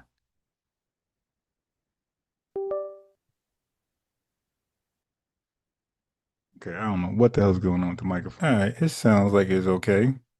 It's tripping though. Hey, peace to the watcher. Yeah. Oh yeah, something it's kind of okay. Yeah, I'm thinking about doing something like that. Doing a Instagram, TikTok, one of those things, and put short clips up that we be having, stuff we be doing. It looks like fun.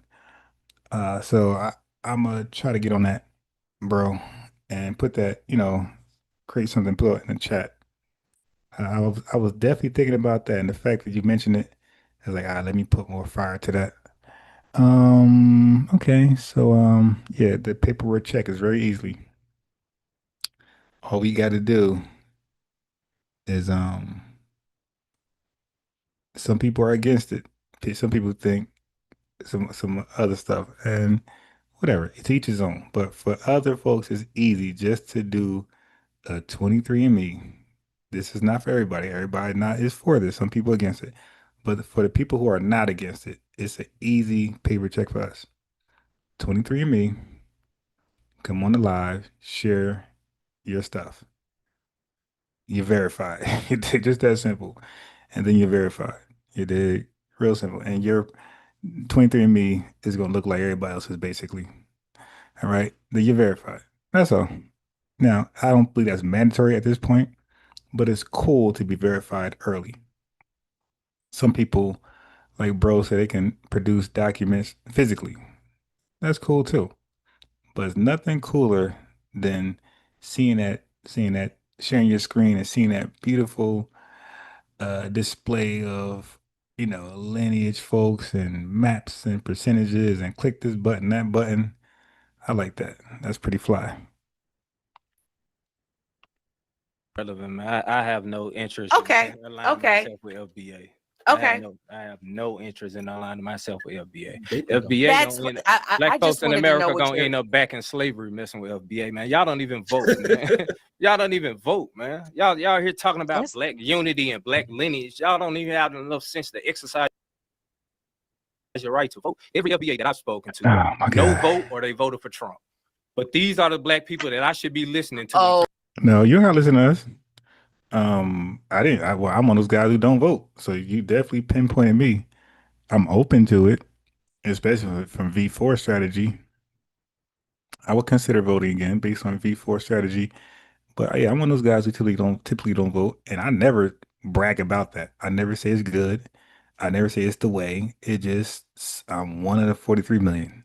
You dig? I'm a small fry in this large franchise of McDonald's. You dig? I'm just one person. My one vote is not going to stop anything. You dig? Unless FBA said, "Hey, we're doing this." There's a big difference. Then my vote definitely counts. But I'm saying in the grand scheme of things, my one vote, I don't believe is going to decide who wins, who loses.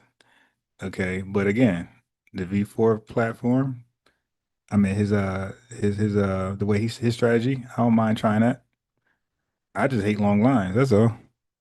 And I hate a lot of people that's mad. Because people is out there voting and they're mad because they're nervous that their candidate not gonna win, and they're looking at you thinking like they definitely vote for my candidate. That's my op. You feel me? So. Because okay, so you don't respect people's rights to who they want to vote for. Okay, fair enough. Mm-hmm. I mean, you saw Project 2025. Right. And he said, I spoke to some FBAs. He's saying FBAs by acknowledgement. Bro, the average FBA don't acknowledge their FBA and they vote. So the majority of us do vote. So he's bugging. He's saying people who acknowledge themselves as FBA, some of them don't vote. Yeah, but how many you actually spoke to? Is there a poll? Like Marcel and all those guys, they vote. They're voters, man. And sometimes it's wise, like the chat says, sometimes it's wise not to vote. The hell am I gonna vote for you for? And then I'm gonna vote for him for or her for. So it's like, nah, there's nobody to vote for. So I ain't gonna just vote. Just for the hell of voting. Because it's my right. So we got a lot of rights we don't exercise. You don't want me to go there. We got a lot of rights we don't exercise that we fought for. So every right ain't exercisable for any old reason. You dig? Just ain't. It's, it's, if you want to vote, go vote. You won't find me telling you not to. This administration has been attacking Black women for 6 months straight, and we have Black women out here with some sort of gripe with the Democratic Party. The Democratic Party wouldn't have attacked Black infrastructure the way that this administration has. They've defunded HBCUs. They're attacking the Smithsonian Museum. 150,000 Black women, qualified Black women in America, lost their jobs because people chose to exercise this new savviness within the voting spectrum. You should have voted Democrat and we wouldn't have had those issues. Whoa. Whatever plan y'all got for America. Are you serious, Brian? Look, I can make the hypothetical argument. You vote for Democrats and you get more. Okay, so look, he's saying hypothetically some FBA women were let go because of the Trump administration. Okay.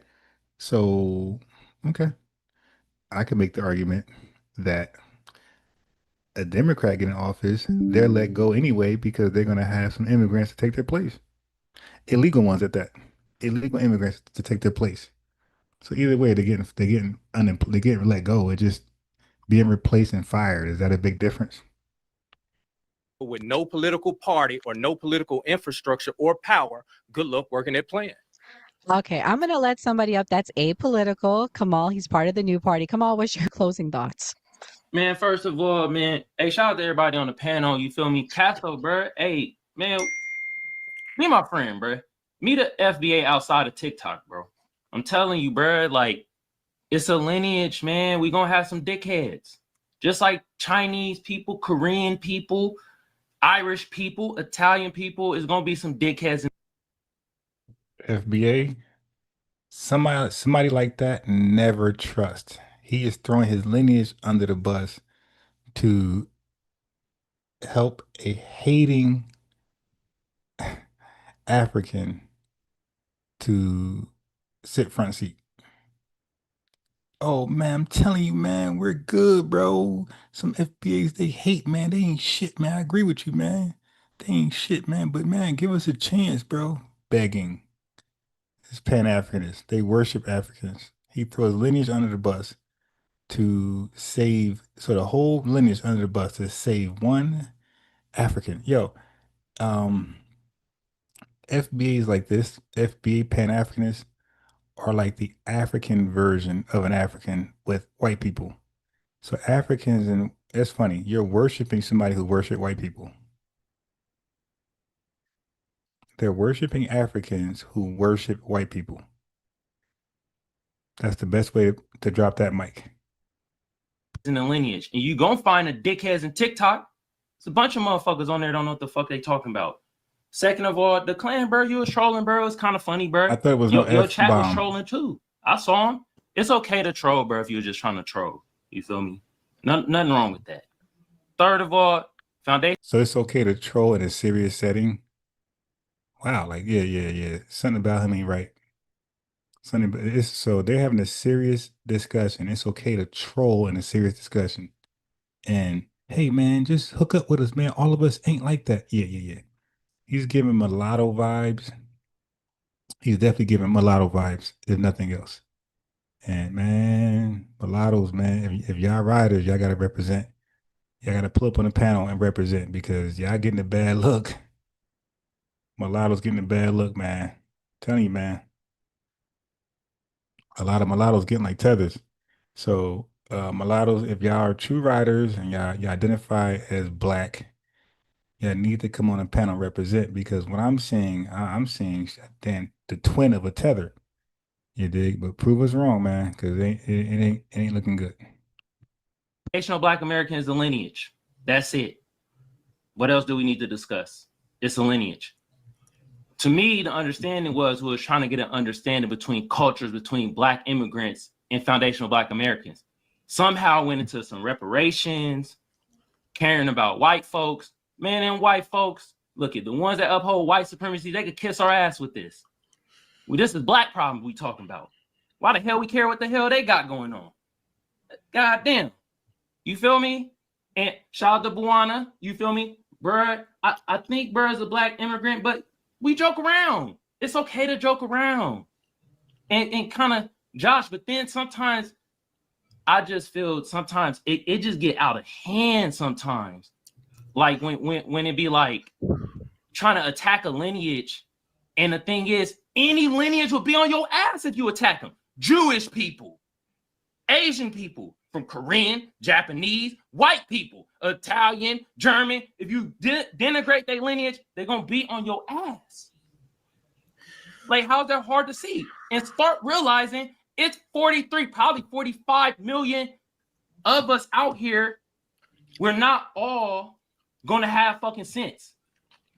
It's gonna be some of us out there that is gonna have sense. You gotta start meeting us in person. Not on these social medias where people, let's be real, most people big and bad on social media because they can't get their ass whooped. So meet people in person. I done met Somalian people. I got a best friend that's Nigerian. You feel me? I done met Kenyan people. What else? Haitian people, Jamaican people. I just had some Jamaican food. Shit was good as hell. Fuck my stomach up. God damn, y'all be putting a lot of spice in that shit. But meet people in person. It's this shit on the internet where we just, oh, this person this way, this person this way, because I met them on Twitter, TikTok. Now I meet these motherfuckers in real life, and yeah, they delineated when I was at San Diego State. First time I came here, I was like, hey, bro, like, while I was hooping, hey, bro, you black? He looked at me crazy and was like, nah, I'm Somali, and it blew my fucking mind. Blew my fucking mind. I was 18. That was the first time I knew about delineation. Okay, come on, man. Let's not group a lineage because of some social media shit, man. Let's not do that. And then, hey, we need to have another panel on here. We could talk about reparations. I couldn't break it down like I wanted to because I thought we was gonna be talking about how we could come together culturally and what's our differences and da da da. That was the plan, Kamal, but some people don't want to do that. And the reason why I was talking about the reparations is because that's a part of it. Yeah, but we need that in the title because then my stance would have been a lot different. I would have been saying things a lot different. You feel me? For sure. Declan, what's your closing thoughts? Well, I wasn't wrong about the United States invading people's lands, but that's neither here nor there. Number two, if you thought I was trolling, boy, I have a bridge to sell you. But other than that, I think the guy before me had a point because when you go outside, like people don't even call themselves FBA outside of here, regardless if you think it's a lineage or not. They don't call nobody FBA. They just say Black Americans or African Americans. They don't do none of that outside. This is a relatively new thing. I guarantee you, there's older people older than me that don't know what FBA is. But that's neither here nor there. But I'm very grateful that y'all gave me the platform to speak, and I wasn't trolling because the reason why it may come off that way because somebody said something to me that was crazy, and I'm gonna defend myself. That's it. Oh, Declan, bro, it's not the defending of yourself, but this. I swear to you, bro, because nigga, I troll too, bro. I be trolling on. You keep saying I'm trolling. That's crazy. You were like, yeah, because I'm interested. I'm engaged. That's my engagement. Oh, yeah, because that's my engagement. That's my engagement. We'll keep doing the final thoughts. Miz, what's your final thoughts? Oh, you got hold on. We got He's muted. Men's. Oh, let me. I got him. Go ahead. Go ahead, Men's. I'm sorry. Well, first and foremost, thanks for having me. This panel, the topics that I read that we're going to be going over, I tried my best to answer the questions, and I think that where things became very heated, was because I've literally watched the two women tried to get valid points, and they were cut off. And then when the people who was doing the cutting off talk, they literally attacked. One person said, "We don't even vote," but the truth is, the majority of every group and demographic doesn't vote. It's not like a huge, it's just more imperative that we do vote. He kept saying y'all, like as if we're two different people, so that's suspect. Then he tried to make the claim that he's been here. And he could argue that he's been here longer than everybody on this panel, and that's a lie. I know that for a fact. Then somebody said we don't even do our own lineage, and And all of these comments, but all these comments get swept under the rug, and it goes back to focus on FBA and that we're the ones that's doing all attacking. But these are things that we've heard since I was a child. Like I've heard in Brooklyn. I went to Boys and Girls High School. I lived in Bed-Stuy, in a black neighborhood at the time. I watched it get all the immigrants move in proximity. They following us out to the South. And it seems that when Black Americans start having conversations that prioritize Black Americans specifically, that they want to be included as they've been included in everything else that we fought for. And what's bogus is that even them even being able to come here is because of what we fought for. But that all gets swept under the rug, and it's just straight up like, oh, our reaction to their vitriol is xenophobic, when actually it's them who are xenophobic. To come to another country and then take the government, what the government did in other places, like, I really wanted to have that dialogue. It's like, okay, you said that we invaded Trinidad. I want to know, when did we invade Trinidad? I want to know how did we destabilize Trinidad? Because I know the history of Trinidad. I've been to Trinidad for 2 months, twice. 2 months? Yeah. I went to La Hawkata. I was all over there. I went to Arima. I went up the hill. I did everything. I know about the Savannah. I can tell you everything. I know about, I can tell you all of that. I've been to Jamaica. I've been to 4 countries in Africa. I've been to South America. I've been to Colombia. Been to Mexico. And my experience. What's your end goal for Black men in America? What are you aiming to accomplish? What are you gonna accomplish? For Black men is actually, and somebody said something about conservatism. The only thing that Black Americans have been seeking and fighting for, Black men, is self-reliance. That's conservative. What does that mean? Self-reliance. I want to be. That means, and once again, it's supposed. I'm on a big screen, and I'm in you know, in the middle of my but this is diabolical, man. I haven't talked nobody else, but anyway, sorry, bro. It's all good because I can roll with it. So the end goal of Black men, because that's a good question, is to be able to defend and support your family structure and generate and have generational wealth, and to also receive everything that we're owed and everything has been taken or stripped from us. For me, I have heirs property, and right now I'm going through, I'm back and forth in North Carolina fighting with white people. Y'all say that we don't talk about white people, when at the beginning we literally made an argument against someone who was a non-Black American and non-Black immigrant. You know what I'm saying? We debate standing up against white supremacy, as y'all call it, right? And white extremism and white nationalism and everything is part of our everyday, like making, like it's literally embedded in everything we're talking about. We're talking about Black solidarity. We're talking about Black unity. We're talking about development, investment, group economics. That's a conversation that's talked about every day, stemming from Claude Anderson, stemming from other foundational Black Americans, even Martin Luther King. So I just find it like I find it very detrimental for us to have a conversation about unifying with a people who have not figured out how to get their people to be in a position like we are in that position right now. We're focusing on us and what is beneficial for us. So how we vote and how we move in politics is our choice. If y'all have a problem with Trump, go over there and have an argument with white women. Go argue with them if you talk about Trump. And as far as the Democratic Party, because this guy, last thing I'm gonna drop here, is this dude's talk about the Democratic Party. What has the Democrats done for Black Americans in the last 60 years? I know he's gonna say that. Yeah. You knew I was gonna say that because, and you still won't be able to answer it. So the bottom line is that I know you're not gonna be able to answer it. So for sure. So I'm done. I'm done. And what the Democratic Party has done is they have broken down and destabilized our communities.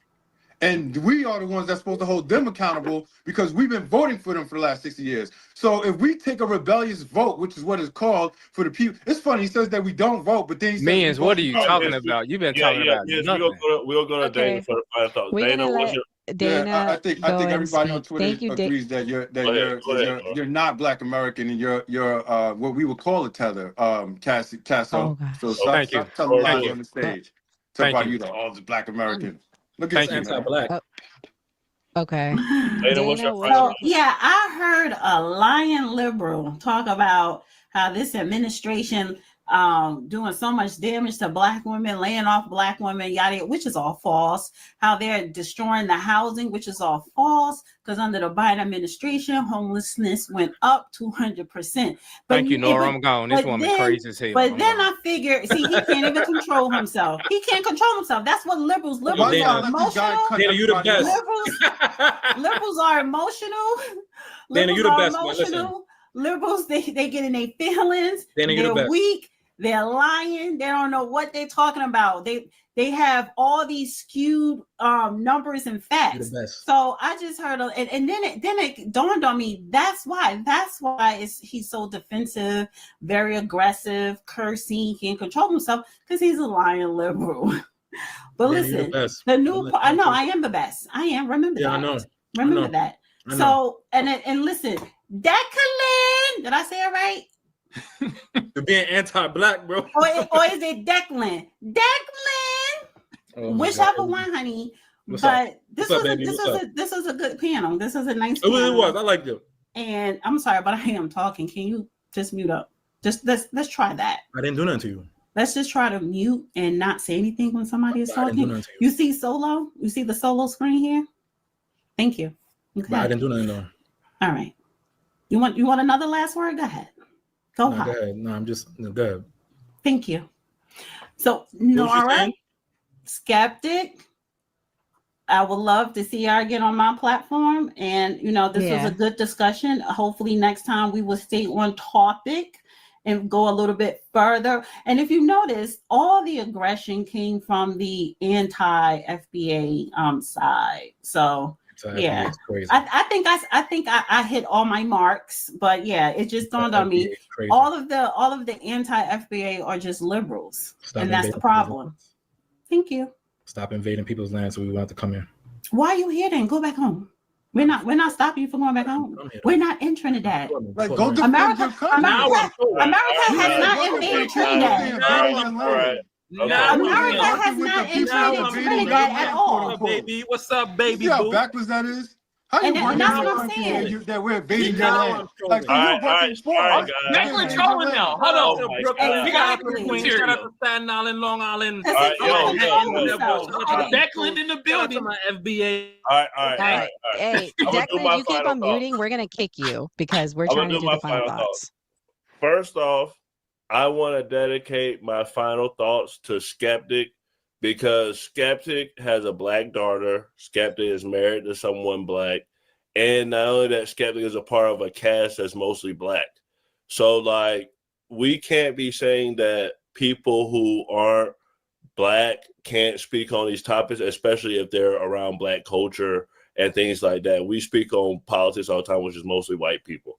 So I just want to say that. And basically, like, this was a great panel. Thank you, everybody, for coming. I really enjoyed it. The numbers were good. And hopefully we can do this again. Like we always say on a new party, always vote. Hell yeah. Now put Declan on so we can see his trolling. We're gonna let Skeptic go. We're gonna let Skeptic say something. He fled. Oh well, thank you everyone for coming up. Thank you to the panelists, for all of those that came from TikTok. Thank you guys. TikTok's a different layout than YouTube. I appreciate this conversation, to be honest with you. And I feel like maybe if we do a redo, have like less panelists. I feel like maybe we just had too many people that like all wanted to speak. So I feel like it was informational for some part of it. And honestly, I feel like it's been very entertaining. If you guys want to come and join us on TikTok, we have these conversations on TikTok on the daily, to be honest with you. TikTok is wild. So if you think YouTube is wild, TikTok is like on a different level wild. It's just anyone can get on. Anyone from the chat can jump on and give their insight. So definitely come check us out. I am the Skeptic on TikTok, and then Casso also has a live on TikTok. And I just appreciate everyone. I appreciate listening to what everyone has to say. I feel like everyone has a different way that they look at things. So thank you guys for tonight. We appreciate you. Hey, I'm gonna be 1,000 out with y'all. I'm gonna be honest, man. The troll man, Declan, man, he kind of fucked it up. Let's be real, cause he started coming fried chicken and Come on. Nora, do your final thoughts. All right, guys, my final thoughts is this. I want to thank everyone that showed up. Casso, Declan, thank you so much to Skeptic for being an ally and being a partner in the new party. We really appreciate you guys. Just so you know, the reason why Skeptic is here, she's a part of our team. Skeptic chose to join a Black podcast, primarily Black team. So shout out to her for doing that. I really appreciate her. Skeptic also didn't comment. She asked a question, and that's okay. She's part of our team. I want everyone to know we don't have a one race fan base. Thank God. I like having everyone. We have a diverse fan base. So some of the people in the chat tonight probably was white, and that's okay. We want white people to be here. We want them to listen. We want them to learn. So this was a learning thing that turned into, I don't know, something else. But nevertheless, if we do this again, I'll probably be 2v2 and we'll do the solo mode. So shout out to everyone for coming. Thank you to Men's. Thank you to Dana. Thank you to Kelly for representing and Kamal is also part of our team for representing for the FBA side. Shout out to you guys. I want to say this. This is a divisive conversation, yes, but I think the biggest thing that I understand about the FBA's position is they want to delineate because they were here first, which we need to respect and we need to understand. And nevertheless, we need to give reverence and respect. Lastly, Black immigrants, I wanted to be able to talk about our differences and our similarities and talk about respect. And also, lastly, Anton, I saw you in the chat. New party.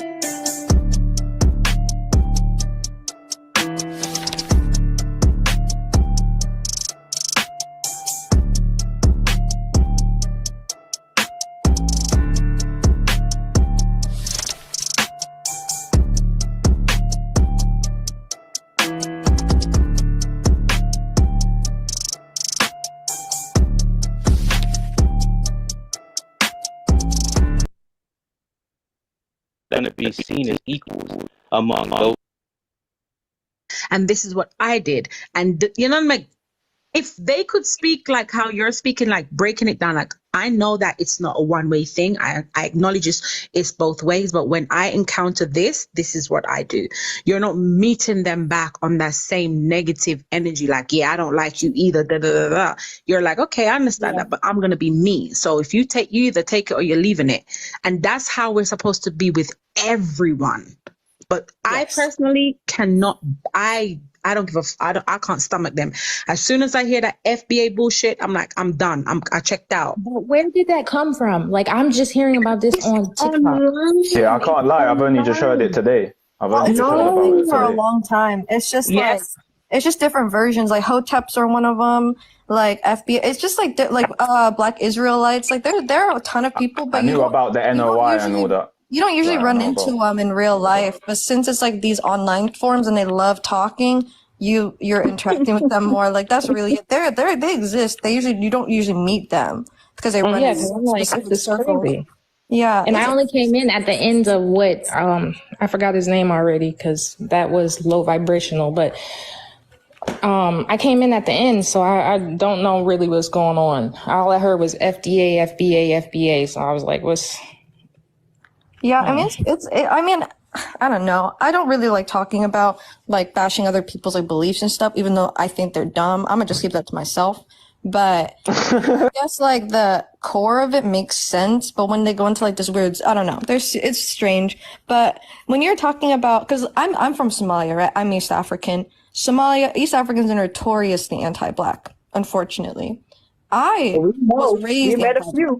I was raised anti-Black, and I know I had to deconstruct that shit myself because I knew low key I was like that's because I moved to the United States when I was like a youngin'. My parents lived in Africa their whole lives, and they would always reiterate that I was not Black, I was Somali, and I was like that makes no sense because I was like Somali is the ethnicity. So I always like kind of thought, and then once I started reading, it's all about the pursuit of knowledge essentially, because those people that the Jamaicans or whoever like you talk to, those people usually just don't know what's going on. Because if you're raised a certain way and you don't want to like find anything to like refute what you believe and you're okay with those beliefs, you're going to be stuck forever. So like I personally had to literally deconstruct it and then had to explain to my whole family, like, yeah, no, like you're black. As much as you don't think you're black, you are black, right? It took a minute, but now my parents aren't anti-black anymore. So, I mean, it really is up to people like us, like to make So if you wanted to marry a black man, they wouldn't be like, get this man out of this dirty, out of my. No, my sister. Okay, so That's right, family. It's Diaspora's marathon today. This will probably be the last one, though. You see the time frame. 30 more minutes, 40 more minutes. We out of here, family. I love you. I appreciate you. I'm so glad you guys are rocking out to the end, man. Over 200 something likes. Let me see where we at with the likes. The likes is good. I ain't bothering y'all. Most of y'all definitely like the video. Let me see where we at. We had some powerful super chats. Somebody sent 270 likes. Is good, right? It could have been better, but that's not bad. I mean, that's actually good. It's not great. We could 300 something could have been great, but yeah, definitely not black. I don't know why they think they're black, but y'all definitely rocked out today. Y'all still with me for the most of the live, so I gotta respect that. I gotta honor y'all for that. That's why I'm trying to build this PDF for you guys to you know what I mean, to rock with. So just bear with me on that. I'm gonna finish it up. Try to finish it up today. Have it ready for email, maybe today, tomorrow. You know, time willing. You dig? But yeah, man, you guys saying thank me. I'm saying thank y'all. You dig? Y'all being on code is the reason why there's a FBA News and Updates, right? There ain't nothing, just me being on code. If y'all weren't on code, this FBA News and Update channel would be a regular failure channel, like the average African tether who's just complaining about us all day. So I appreciate y'all, and I'm always finding ways to like repay y'all, and I do it with content. Like, let me have some clever information. Let me research. Let me repay the family with research, some jaw-dropping research, breaking news, which I've been doing. Like I broke the housing, Section 8 housing, Donald Trump getting rid of that for illegal immigrants. I definitely did that first.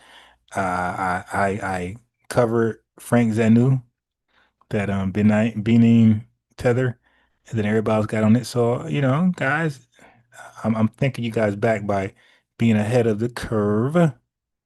Okay, so. Appreciate y'all. Just keep, pulling up as much as you can. I'm gonna try to go live.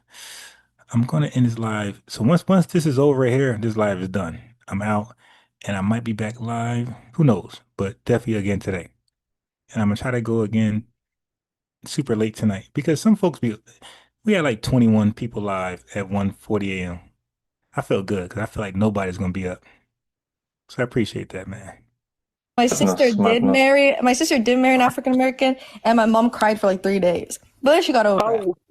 She got over it, because like my sister was like, "What the fuck is wrong with you?" So I don't know, but you have to understand that like the perception that a lot of like Africans who are anti-black have about black people is still white supremacy like propaganda that's being dropped into. It's propaganda. No, but Africans don't have anti-blackness to black people. Some do, unfortunately. African Americans. Have you met some of them Nigerians? No, some of them do, man. They're more colorist. No, I think they're more like they like light skin things. Like I don't know. But it's more so being associated with the idea of being African American, black. Does that make sense? Because if you say like if they're like, oh, I'm African American, or they'll just say like it's just the idea that African American blackness is different than blackness in Africa. You know what I mean? Ultimately, I think a lot of this is rooted in just the distrust that we have, that we've been programmed to have for one another. It's propaganda. It's propaganda that causes infighting. Yeah, like it's deliberate. It is. It is deliberate. It's the same when someone says the Middle East as well. It's that type of dumb thinking. Do you know what I'm saying? Exactly. Because infighting like that didn't exist until colonization happened. You know what I mean? Like infighting kind of exists, always will be, and religion specific. Yeah, those two. When those two happen, it was just there to divide and conquer. Oh, and that religion shit, boy! I'm not with that religion shit. I genuinely believe religion. A whole other conversation. Yeah, I know. That's what I thought. I'll mention it. Yeah, no, don't even bring it up. Think is gonna unmic in a minute. Think is gonna. I know, right? All right. I would. Shout out to everybody coming through the live. Let's get to the 15K mark, y'all. Can we tap up the screen? There's like 50 of us in here. If we all tap up the screen for a solid minute, we could get to that 15K, like no problem. Welcome everybody to the live. Make sure you're following the host. There is a live goal at the top of Twins Maker right there. See them fire flames? Go ahead and hit that up as well. Thank you guys for sharing the live. We've got 70 shares. If y'all could continue to share the live, that would be dope. I appreciate you. So the big drop. You've been heavily trying to come off the mic. Go ahead and respond to anything you've heard on the panel, or you can answer the questions that the host got up. Okay, so I'm gonna try to put everything in perspective as fast as I could. Number one, here's what's going on right now. Number one, everybody doesn't know the prominent place that, first of all, I'm not African American, I'm Haitian. The prominent place for African Americans, when you turn around and you ask an African American, where do you come from? He can't tell you where he comes from, right? The reason why he can't tell you where he comes from is because if you actually know history, in 70 AD, he was in Jerusalem. He was actually in Israel, and he ran to Africa to blend in with these other people. So the reason why it's such a big stigma, everybody has a big thing against African Americans. But guess what? When an African American does something, everybody else do it. If he turns around, he put his hat backwards, if he sags his pants, you'll see it all throughout the world, because he is the man. He is one of the favorite sons of Jacob. So if anybody knows about the Bible, and I'm just going to try to be as quick as I could. If anybody knows about biblical history, Jacob had 12 sons. One of his prominent sons was Judah. Judah is these African Americans that you see over here walking around with their pants sagging down, doing all of that. He is actually the prominent man on the earth. Just because he looks like he's the lowest man on the earth, that's why he looks like he's the lowest man on earth. He's dealing with his punishment right now. But guess what? That war that everybody's having right now, when it says Israel against this, Israel against that, guess what? The person that belongs in that land, as much as you don't want to, people don't understand, African Americans actually belong in Jerusalem.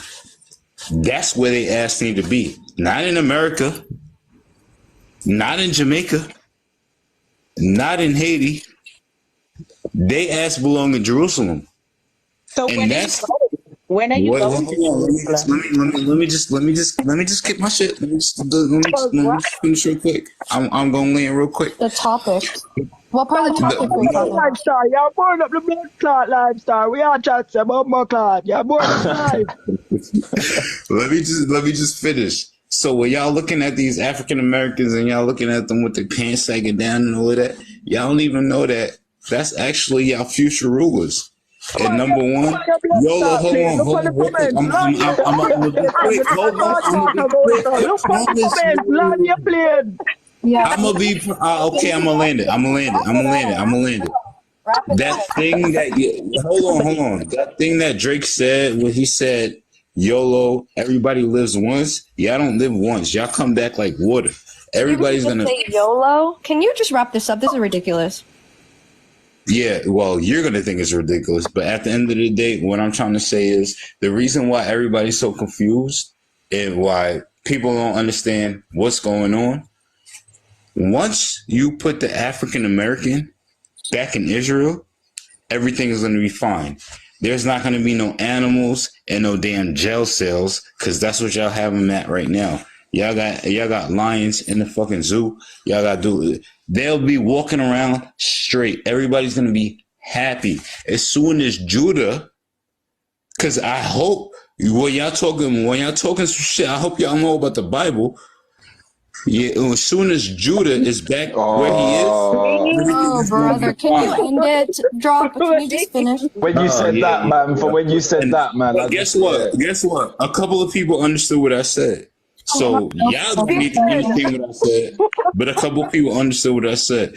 That's exactly why there's no peace in Israel. Because in the Bible, it tells you when the real people are there, there's not going to be no They war. would not let you into Israel. They don't even see you guys as people, brother. So what are you talking about? Go try and go to Israel tomorrow. You're a Jew, right? You're Israelite. We don't have to go there because they're going to get bombed. Go. You're Not going to be allowed. What the hell? It's not for us to go there right now. 48. And you know, the thing 1948, yes, somebody said something good. Yeah, Balfour Declaration. Yeah, you're actually smart. Whoever said that. Listen, I did think. Them folks knew that there would never be any peace there. They knew exactly what they were doing. So, but listen, I understand that Bible for what it is. You understand what I'm saying? I understand what it is. Do you believe that? No. Do you believe that it has history in it? Oh, and it has information, right? And but I have to put it to you like this, because I don't trust anything that after they so-called quote unquote got their hands on it. If that makes sense, does that make sense to you? Because how can I? Let me see. I'm trying to be respectful before I get. No. You're good. But the thing is that what you don't understand is that the person who actually Sorry, Big Top. You gotta let the lady speak. If you can let things speak, let her finish her thought, and then you could respond. No, it's not. I'm not you. It's just that I know there's other people that have a faith, and I'm not trying to offend them, and I don't need them coming from my page. But the thing of it is that I'm just one of the kind of person. You have to step back and start asking a whole lot of questions. These questions be like, basically, first of all, how it came together, right? And we should all know that. And there's a great depart from being on scrolls than it is being in a book. And then it's not even all the books that's within that so-called canon. We could keep taking it and carrying it forward on and on and on and on and on forever. And then you have to think about these teachings that these churches and synagogues and mosques and all this other kind of stuff, how they have deviated from what it really was. And that's another problem that I have. A lot of people, they think that it was there for everybody, and that's not the case. He was only there for a specific set of people, right? And I'm just going to leave it right there. But if you have people that actually read the book for the information, then they would know. That's why I said I don't get into all that, because only thing that it has done so far is cause wars, which it's still continuing to do right here, right now, and division, which is still doing right here, right now, and suppression and oppression, which is very much doing right here, right now. And if you go back, this is one more thing, and I'm going to land my plane. And if you go back and you actually read it, and this is in the Old Testament, it says the people had it written upon their hearts. They didn't need a damn book. And I'm going to land my plane. I would also like to, as somebody who read the Torah, the Quran, and the Bible, because, I was studying theology for a bit, it says that no matter what, if you consider yourself, an Israelite, whatever, that's your prerogative, you can't go back until the Messiah comes. So the world's going to end either ways. So let's think about right now, sir, because you know it. So, let's forget about that. Y'all can go. When the world's ending, go ahead. No one's going to stop your ass. So let's think about what the topic's at hand and stop talking this mumbo jumbo, because we're talking about real life here, not whenever the Messiah shows up, because he's not here yet. He's not there today. So chill. Let's talk about, let's talk about our immigrants a problem for benefit. Let's talk about our immigrants a problem for benefit. Yeah, go get Can I go short? questions?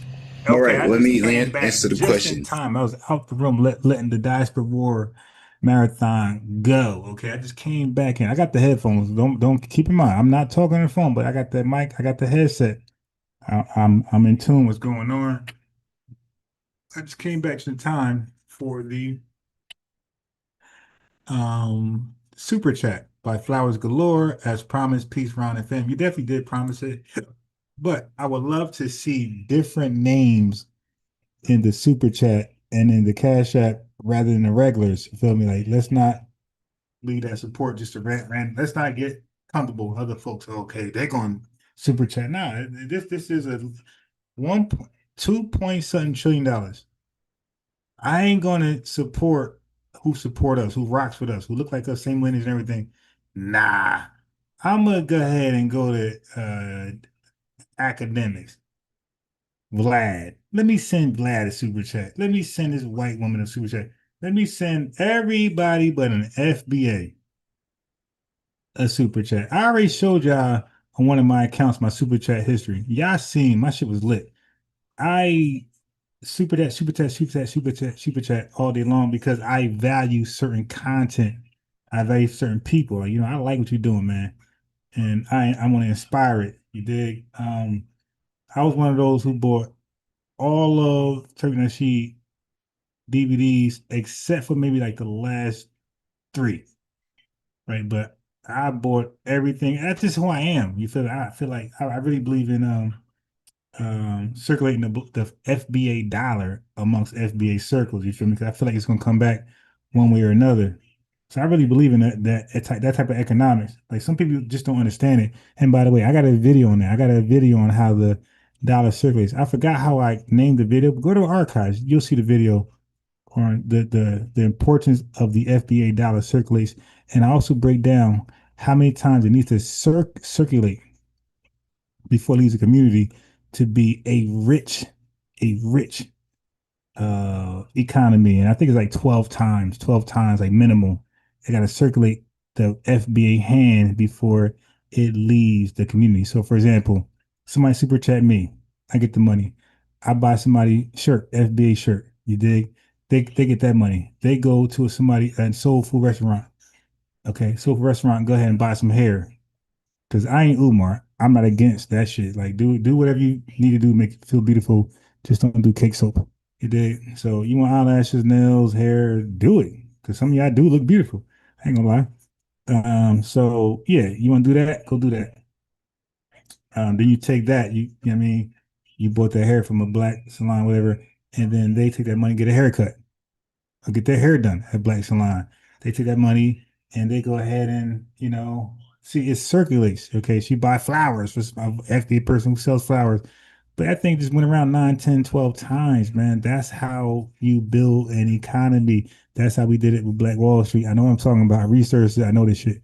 Okay. But yeah. But and that's what happens. Sometimes financial support is necessary. Sometimes time is money.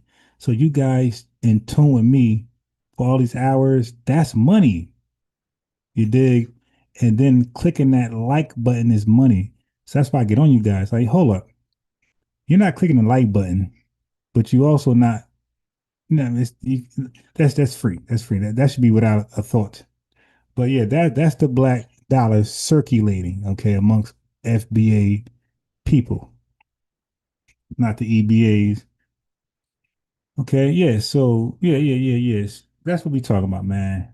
You dig? Support each other. And I watched Tariq Nasheed on Vlad. You know what I mean? I didn't watch everything because Vlad is like, he's a creepy crawler. Remember that little thing? Creepy crawlers. That's Vlad. It digs. It's kind of hard to watch Vlad listen to his mouth and all type of shit, but contradict himself. But I watched some of the stuff. Tariq, I'm gonna watch it all eventually. But like Vlad's a creepy crawler. You dig? He's a CC. He's a creepy crawler. Creepy crawlers. Matter of fact, yeah, I gotta know what I'm referencing. I gotta know what I'm referencing. Feels like it's like a slime little thing. Watch I get flagged for this shit.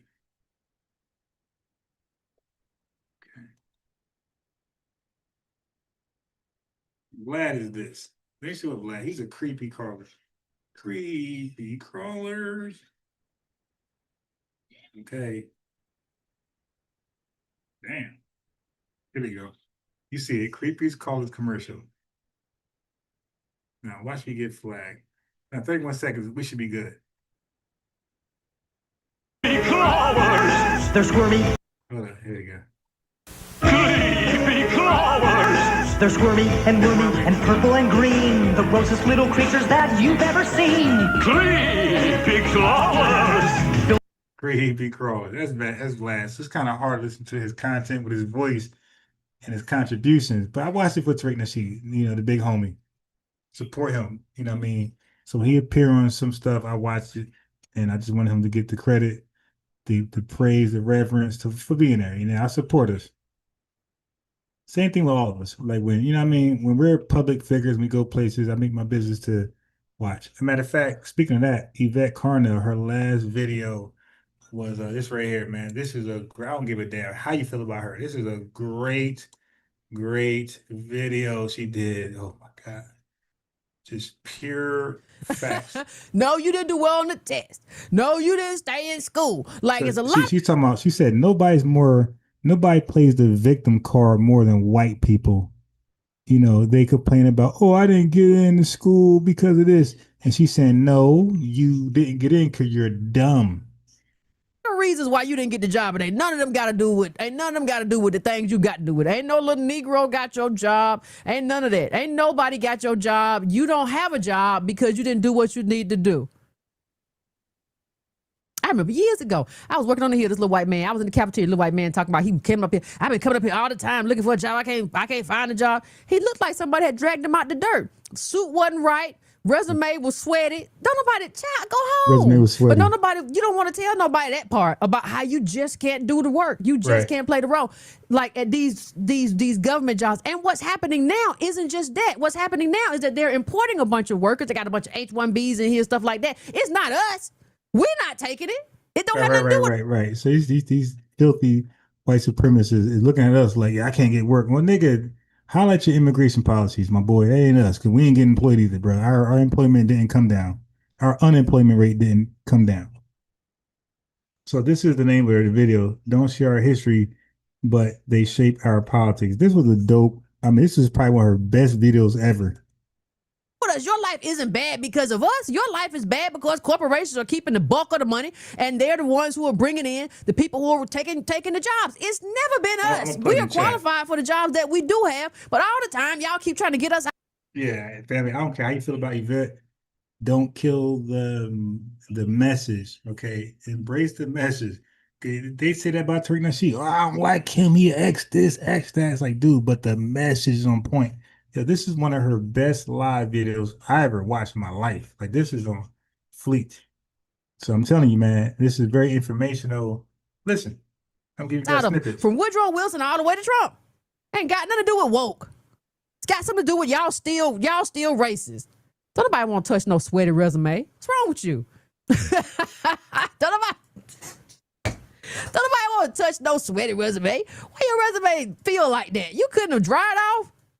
I'm beginning to think he's trying to be smart. I'm beginning to think I'm beginning to not think it's not me. It's something else going on here. No, it's you. It's you. Your suit is ugly and you ugly and your resume is sweaty. Who would hire? Yeah, nah. This she pull up facts with that. You see the little image right there. Nah, she I ain't gonna lie. She cooked on that one, bro. I ain't gonna cat. She cooked on that one. Okay. So I was gonna say something, yeah, but now I put the link in the chat for that. I'm telling you, family, you won't be disappointed. The information is 100% like on fleek. It's lit. Like, you will learn something. You will have a different perspective. You will have an argument against, like, she kind of was cooking white supremacists for the most part. So that was a great video. Candy and Cat. What I would like for everybody that's on the panel that can hear the tone of my voice, go to Revelations. Ain't nobody gonna do that. This is not a mission trip. What? Wait. This is not don't try to mission trip. just don't try. You stop, boo. Maybe okay, baby. Ayo, let me say this. Ayo, think. Dessalines and Tucson heard this shit and was like, bitch, I know you fucking lying, bitch. He said, yo. Trendina Brown, I'm assuming you're FBA, or you could trace your lineage back to slavery or somewhere near that. 1870 census, I gave you a lineage wrench, you're a moderator. All I ask for you in exchange is just to like the video, subscribe, and click that notification bell, right? And when you love the channel, when you really, really love the channel, then you can super chat or cash app that's pinned at the top. You feel me? But sit back, get comfortable, listen to the content. This is called Diaspora Wars. We're dealing with the war that Africa waged on us, and we are slaughtering them unfortunately. Regrettably, because we don't want to cook on them, but they're in the way. We got to do it. Hello, Drake's in the house. Listen. And that told all of us to go and look up the book of Revelations. Oh, how about we Reverend Never?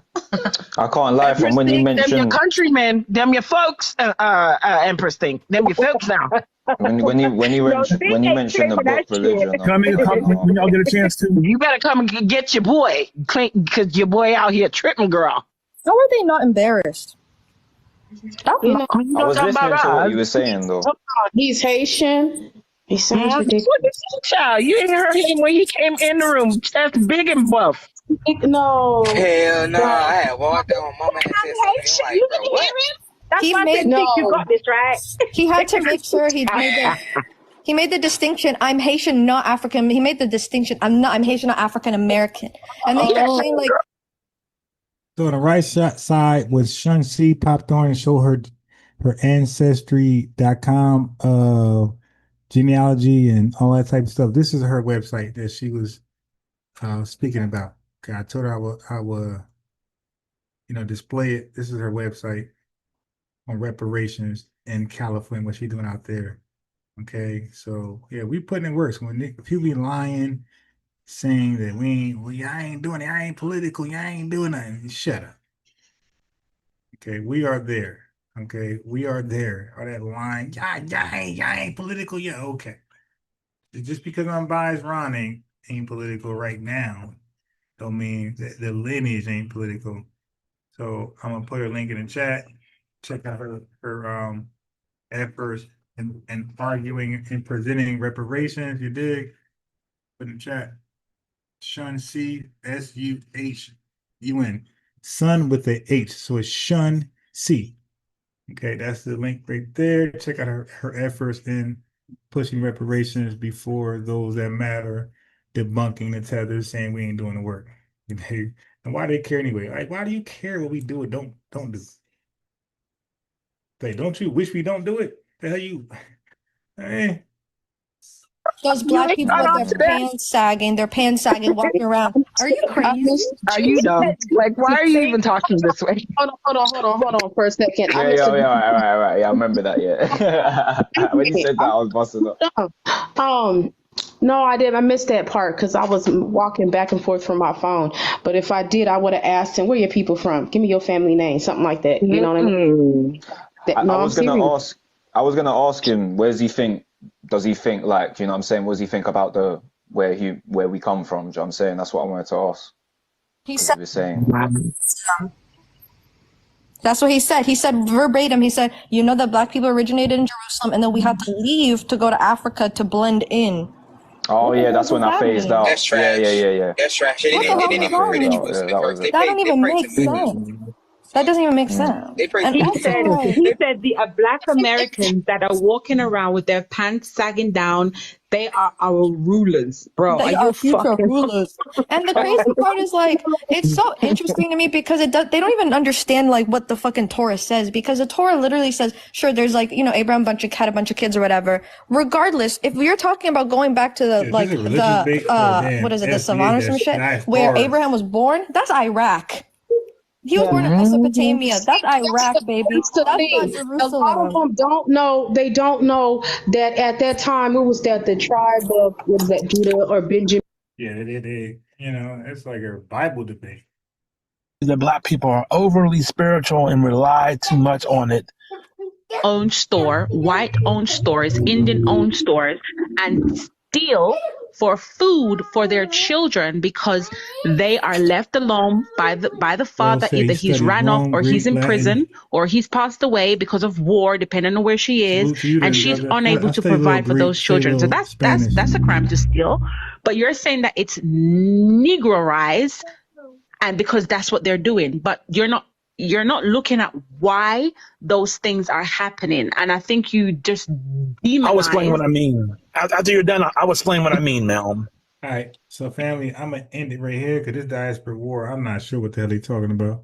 Bible, then you got people with English accents. This might be some old reparations for the British against the British.